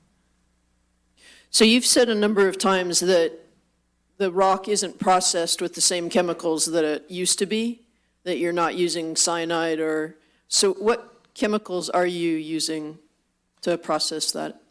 So there's a frother agent, which is the MIBC, and all these reagents are incorporated into the air quality analysis. So they have no toxic air contaminants in them. They're all discussed in that report. So the MIBC adds it's an alcohol that creates the bubbles that you need. So the flotation, essentially, you have water tanks, a number of tanks in a row, and the water is flowing through them. And so you add the sand to the water, now you have a slurry, and it's ground down so that the pyrite portions of the minerals of the pyrite can be separated from the sand. And so you have to have a frother to make the bubbles. So that's why it's called flotation. And so the bubbles float up, and then you add another reagent called 3418A. It's a phosphonate, and that's the reagent that I mentioned that's 100% biodegradable, 100% environmentally friendly. And we actually has no odor, which was a concern of the Air District a few years ago. And so that is a very environmentally friendly reagent, and that's something that we added into the final EIR to address some comments that had come up. So we did some additional testing. This reagent does work well to recover the minerals. So what that reagent does is it allows the sulfide minerals, they don't want to be in the water anymore, they want to stick to the bubbles. And so they float up, that's why they call flotation. It comes over a launder, so you have paddles essentially pushing these bubbles to the launder. That's collected, it goes to a thickener tank, and thickener just takes out some of the water, and then you have a filter press which presses out the rest of the water, and it gets put into 1-ton bags, and then later on to a flatbed truck. So that's the process that allows the concentrate to be made. If this was other mines, and including this mine in the past, they would take it one step further and they would add cyanide to it, which dissolves gold, and allows to make gold bricks. But by not doing that, you avoid the use of having to use cyanide. So where are you storing the chemicals that you are using? Are those above ground? They would be above ground, and there's a few different areas. Some might be in the process plant itself. So you have enough for a few days of work to add that reagent into the process. There's a warehouse there. I think it's an 8-bay warehouse that has some capacity.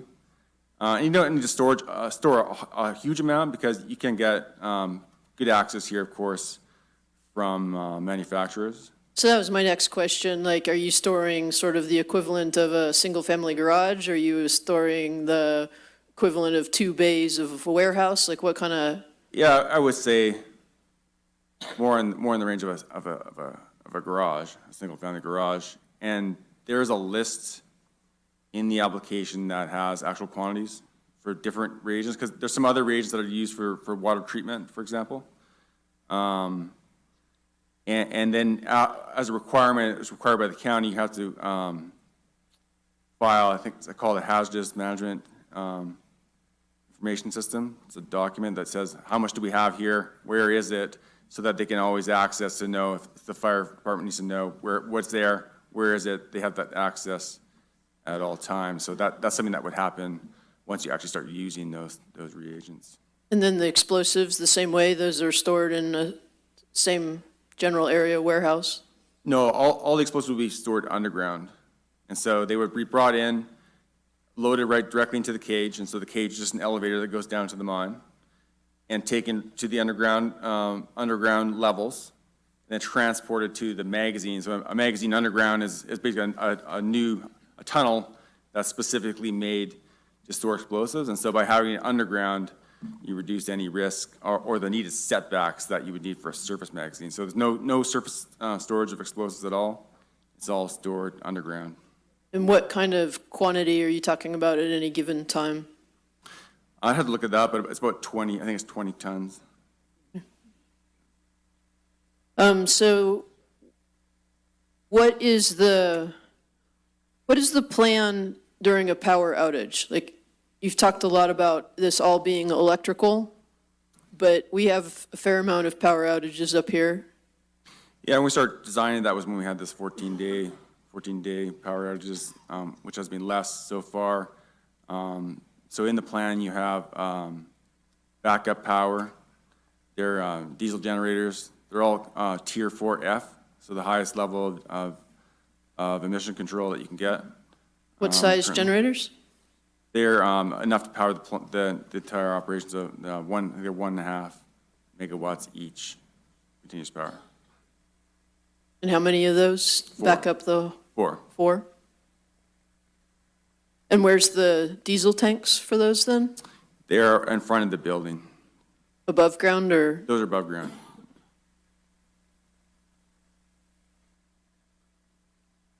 So what's the plan during a wildfire? So that site, there is essentially a draft plan for the vegetation management, which meets all the requirements of the county and CAL FIRE. So how much vegetation can be in with certain distances of the buildings. The site itself has 24-person mine rescue team, which is required by MSHA. And so a mine rescue team is used in case it is needed in case there is a problem underground. But of course, rarely is there ever a problem underground.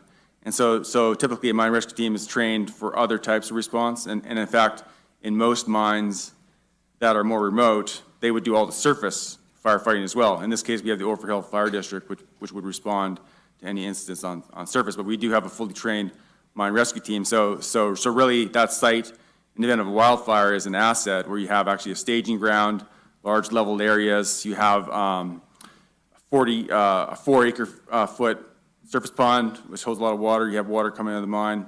We talked about the NID water service. There's a 4-inch water service. So you have a lot of water, a lot of trained personnel, open spaces, and backup power. So even if the power gets cut, you have that. And then you have, of course, the whole facilities with the showers that are used for the employees. So it really is an asset. And we've mentioned that to Overhill, that if there was a wildfire area, that would actually be a very good spot to have a marshal in the area. You know, for example, when they had the fire close to here, the root center was a marshal area and became quickly full of vehicles, and so it's a very good asset that way. But those types of things would be developed later on in the mine's life. As things get built, people start getting hired and trained. There's a lot of cooperation we can have with Overhill.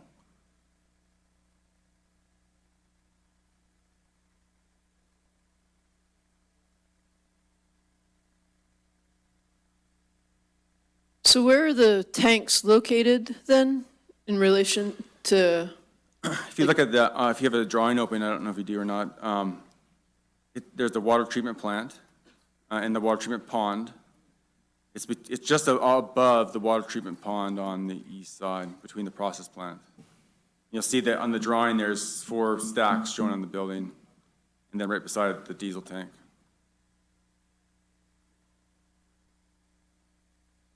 Good job, Matt. Yeah, so if you see,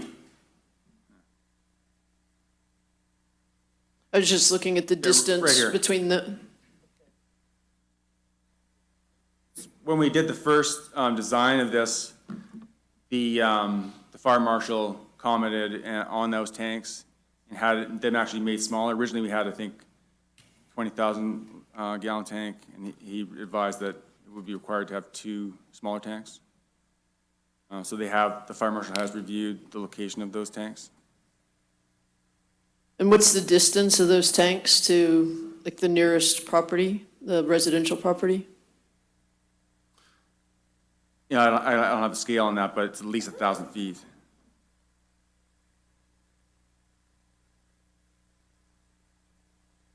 If you look at that drawing, the closest homes are on Timber Lane, which is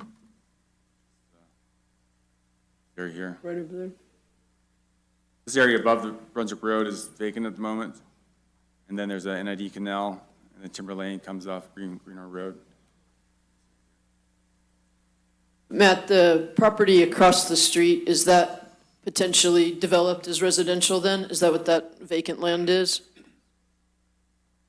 Commissioner Millman, yes, that would be zoned, I believe, if I remember correctly, residential agricultural, which could be developed with the uses that are allowed within the RA zoning district. I think that's all my questions. Thank you, guys. Thank you, Commissioner Millman. Commissioner Mastrodonato, I turn to you. Thank you, Chair Greeno. I guess before I get started with some of my thoughts, I will make my disclosures. I too attended a tour of the mine property. I believe it was back in last April. I was on the same tour that Commissioner Millman was, and County Council was with us, as well as some other people. And since then, have received many emails, again, to my personal email. I have not responded to any of them, and I did receive, I believe, one phone call message. I think it was from Lori from the Mine Watch Group requesting a meeting.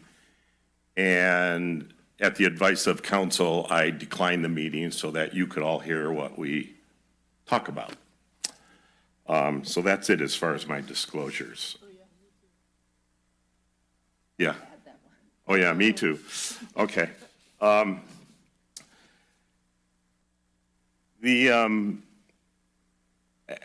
really don't wish to go into any more questions. I'm comfortable through this process, not just these past 2 days, but probably these past 2 or 3 months, of thinking that I know something that's guiding me in a direction. I know a little bit about a couple of things, and I know a lot about nothing. But I think I'm comfortable with the fact of where I'll end up going. And this is a very difficult one for me. And I want to thank everyone. Thank everyone for coming out. Thank everyone that came out who opposed the project. Thank everyone that came out that supported the project. Thank staff. Thank the applicant. Thank everyone. But it's still a difficult one for me.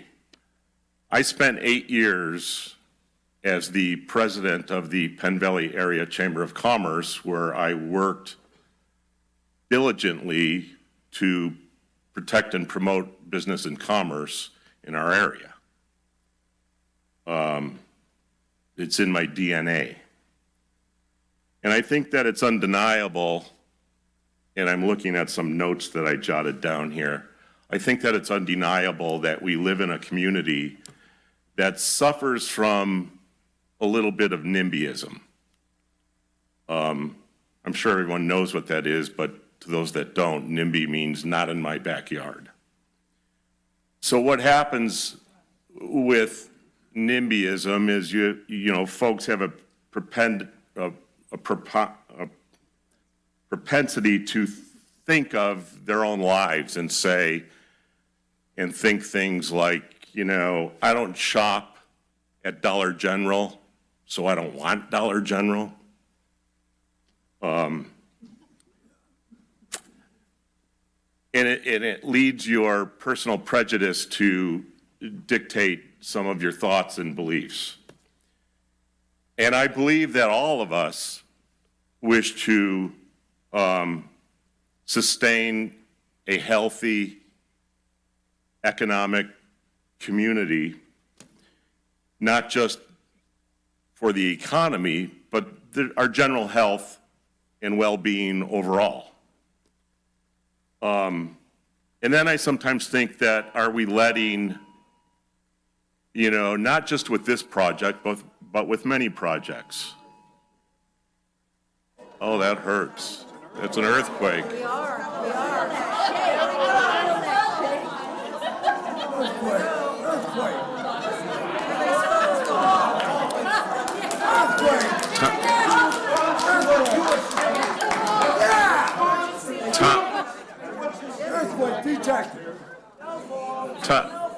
Timing is everything, Commissioner McAteer. I just want to say I didn't order that. Yeah, Terry, right. You and God. Well, I think we're back. Do we have a, Mike, are you wrapped up? no. Are we okay to proceed? From the fall that doesn't exist. Hear me out. Let's get the doors closed if we're not going to evacuate. Well, they have their choice. Yeah, if you'd like to evacuate. Okay. Are we good? Anyway, you know, being some of the things that I said despite the interruption, I sometimes think that not only with this project, but other projects in the past, and probably some that are going to come before us in the future, that we sometimes let perfect become the enemy of good. Sometimes I think, please hear me out. I respected all of your comments.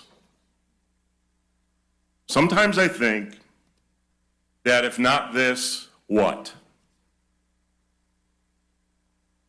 But I don't believe that any of that is the case with what I'm hearing from the folks here. What I'm hearing is folks that want to comprehend the merits of the project and have weighed the risks and rewards. You know, our community has a rich history of mining. We have a hotel called the Miners Inn. The mascot for our high school is the Miners. And it's been pointed out before that there's a miner in the logo of the county. But things change. Things change. It's 2023. You may have heard a gentleman mentioned earlier during public comment that I spent some time in Las Vegas, 30 years to be exact. And Las Vegas was founded as a railroad settlement. They also used to explode atom bombs out in the desert for entertainment almost. And I don't think any of those folks in Las Vegas would want to go back to those days. But things change. So based on what I've heard from everyone here, I truly believe in reading reports, emails, letters, study the EIR as much as I possibly could, and the expert opinions I've heard from our community here today that there are indeed some flaws and inadequacies in the EIR, in the FEIR. And I also believe that this plan strays a little too far from the general plan. And with all due respect to the applicant and the folks who are proponents of this project, I cannot support a recommendation to approve the project or the EIR. And won't. That's all for me. Thank you, Commissioner Mastronado. Commissioner Duncan. Thank you, Chair Greeno. I also attended a similar tour of the mine and met Mr. Mossman and his team, and in fact, Supervisor Schofield was on there with me, as you were, Chair Greeno. And I did have a call from Lori Oberholzer, and I returned her call and declined to meet. Over the course of these last few months, I've had several emails from both the applicant and the opponent. So that's the extent of my meetings or interactions with the project. I like to think that, well, I also want to say the best part about the mine is no ponies or mules or donkeys will be sacrificed going forward. They were a terrible legacy from previous mining history, so it's all electric under there. That's great.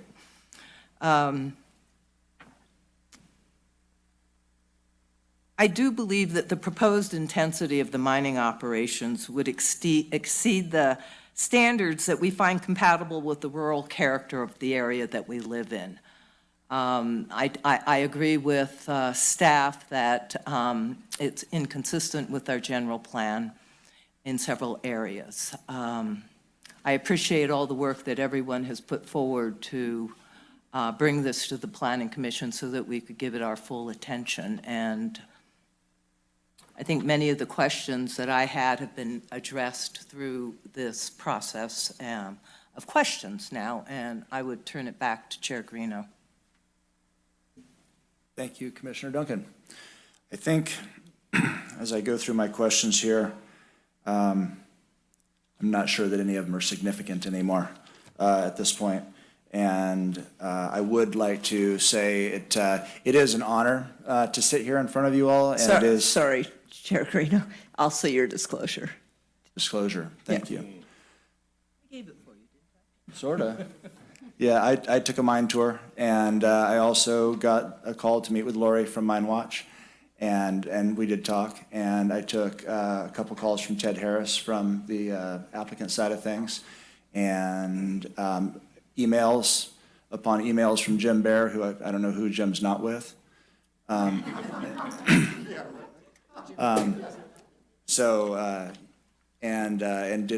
didn't engage in conversation really with anyone about it, just listened.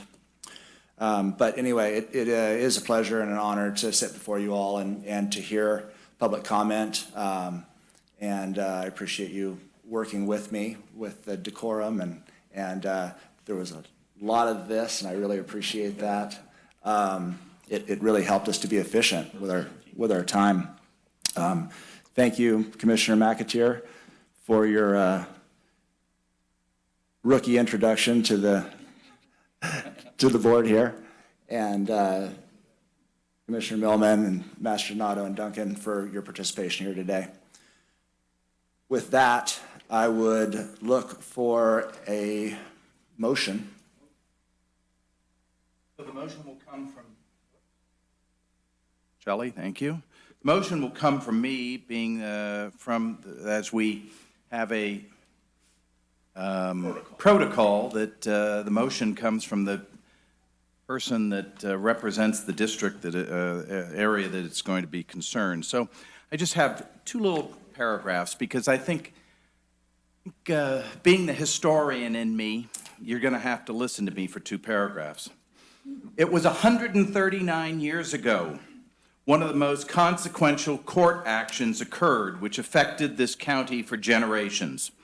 In 1884, Federal Judge Lorenzo Sawyer issued a sweeping ruling which set the stage for the advent of the California Environmental Quality Act, CEQA, of which is the topic of today's action.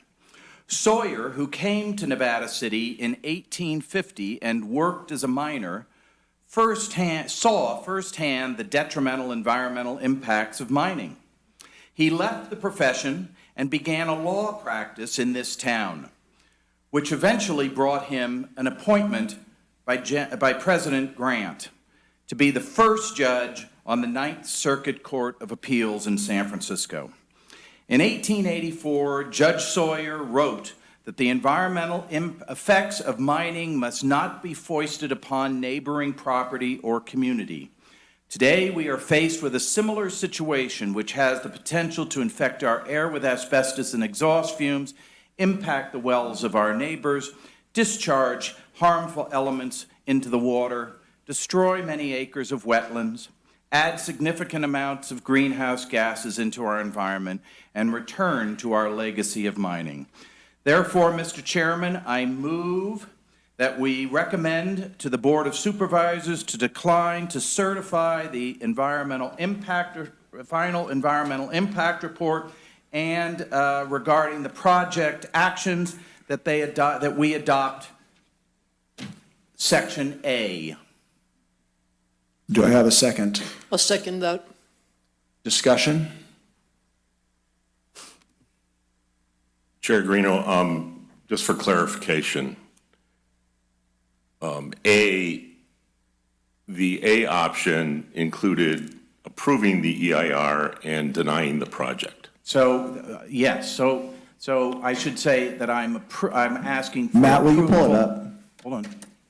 Approval of the actions that are not the environmental actions, that are the project actions, that we approve Section A. The environmental impact that we deny, that we recommend that they deny the final environmental impact report. Does that make clear? Is there a way that we... Stand by. We're going to pull it up so we can, because I'm... Yeah, is there a way that we could split that into 2? I was just doing it as one after consultation with our attorney. Okay.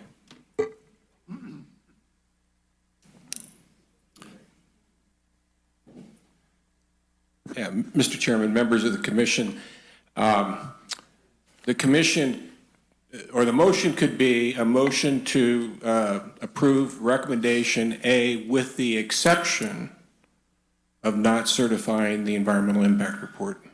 How does that sound? That sounds like wording that the attorney would do for me, so that's what I propose. Okay, Mike, does that help? Are you clear? Yes, I think that clarifies, if that indeed is the motion, for the record, yes. Clerk, will you please call the roll? So wait. We are declining to certify the EIR. The motion on the, is to decline to certify the EIR and deny the rezone, deny the use permit, et cetera, the project. Yes. Okay, Still second? a second. And we'll have the roll. Commissioner McAteer, Yes. Commissioner Millman, Yes. Commissioner Duncan, Yes. Commissioner Mastrodonato, Yes. Chair Greeno. Yes.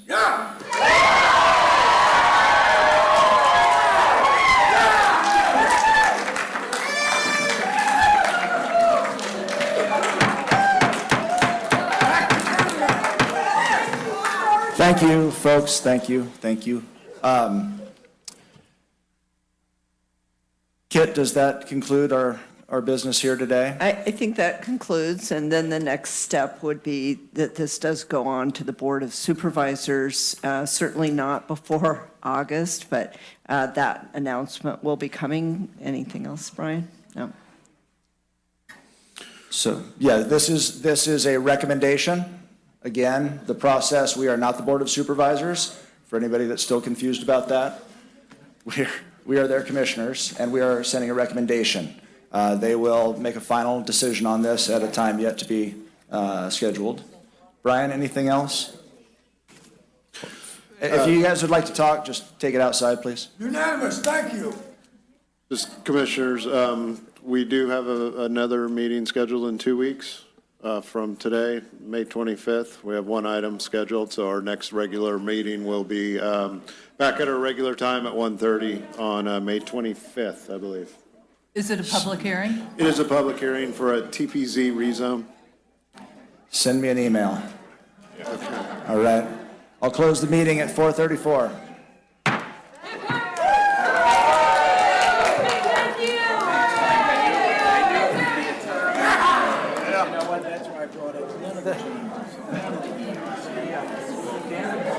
Yeah. If you have your binders, maybe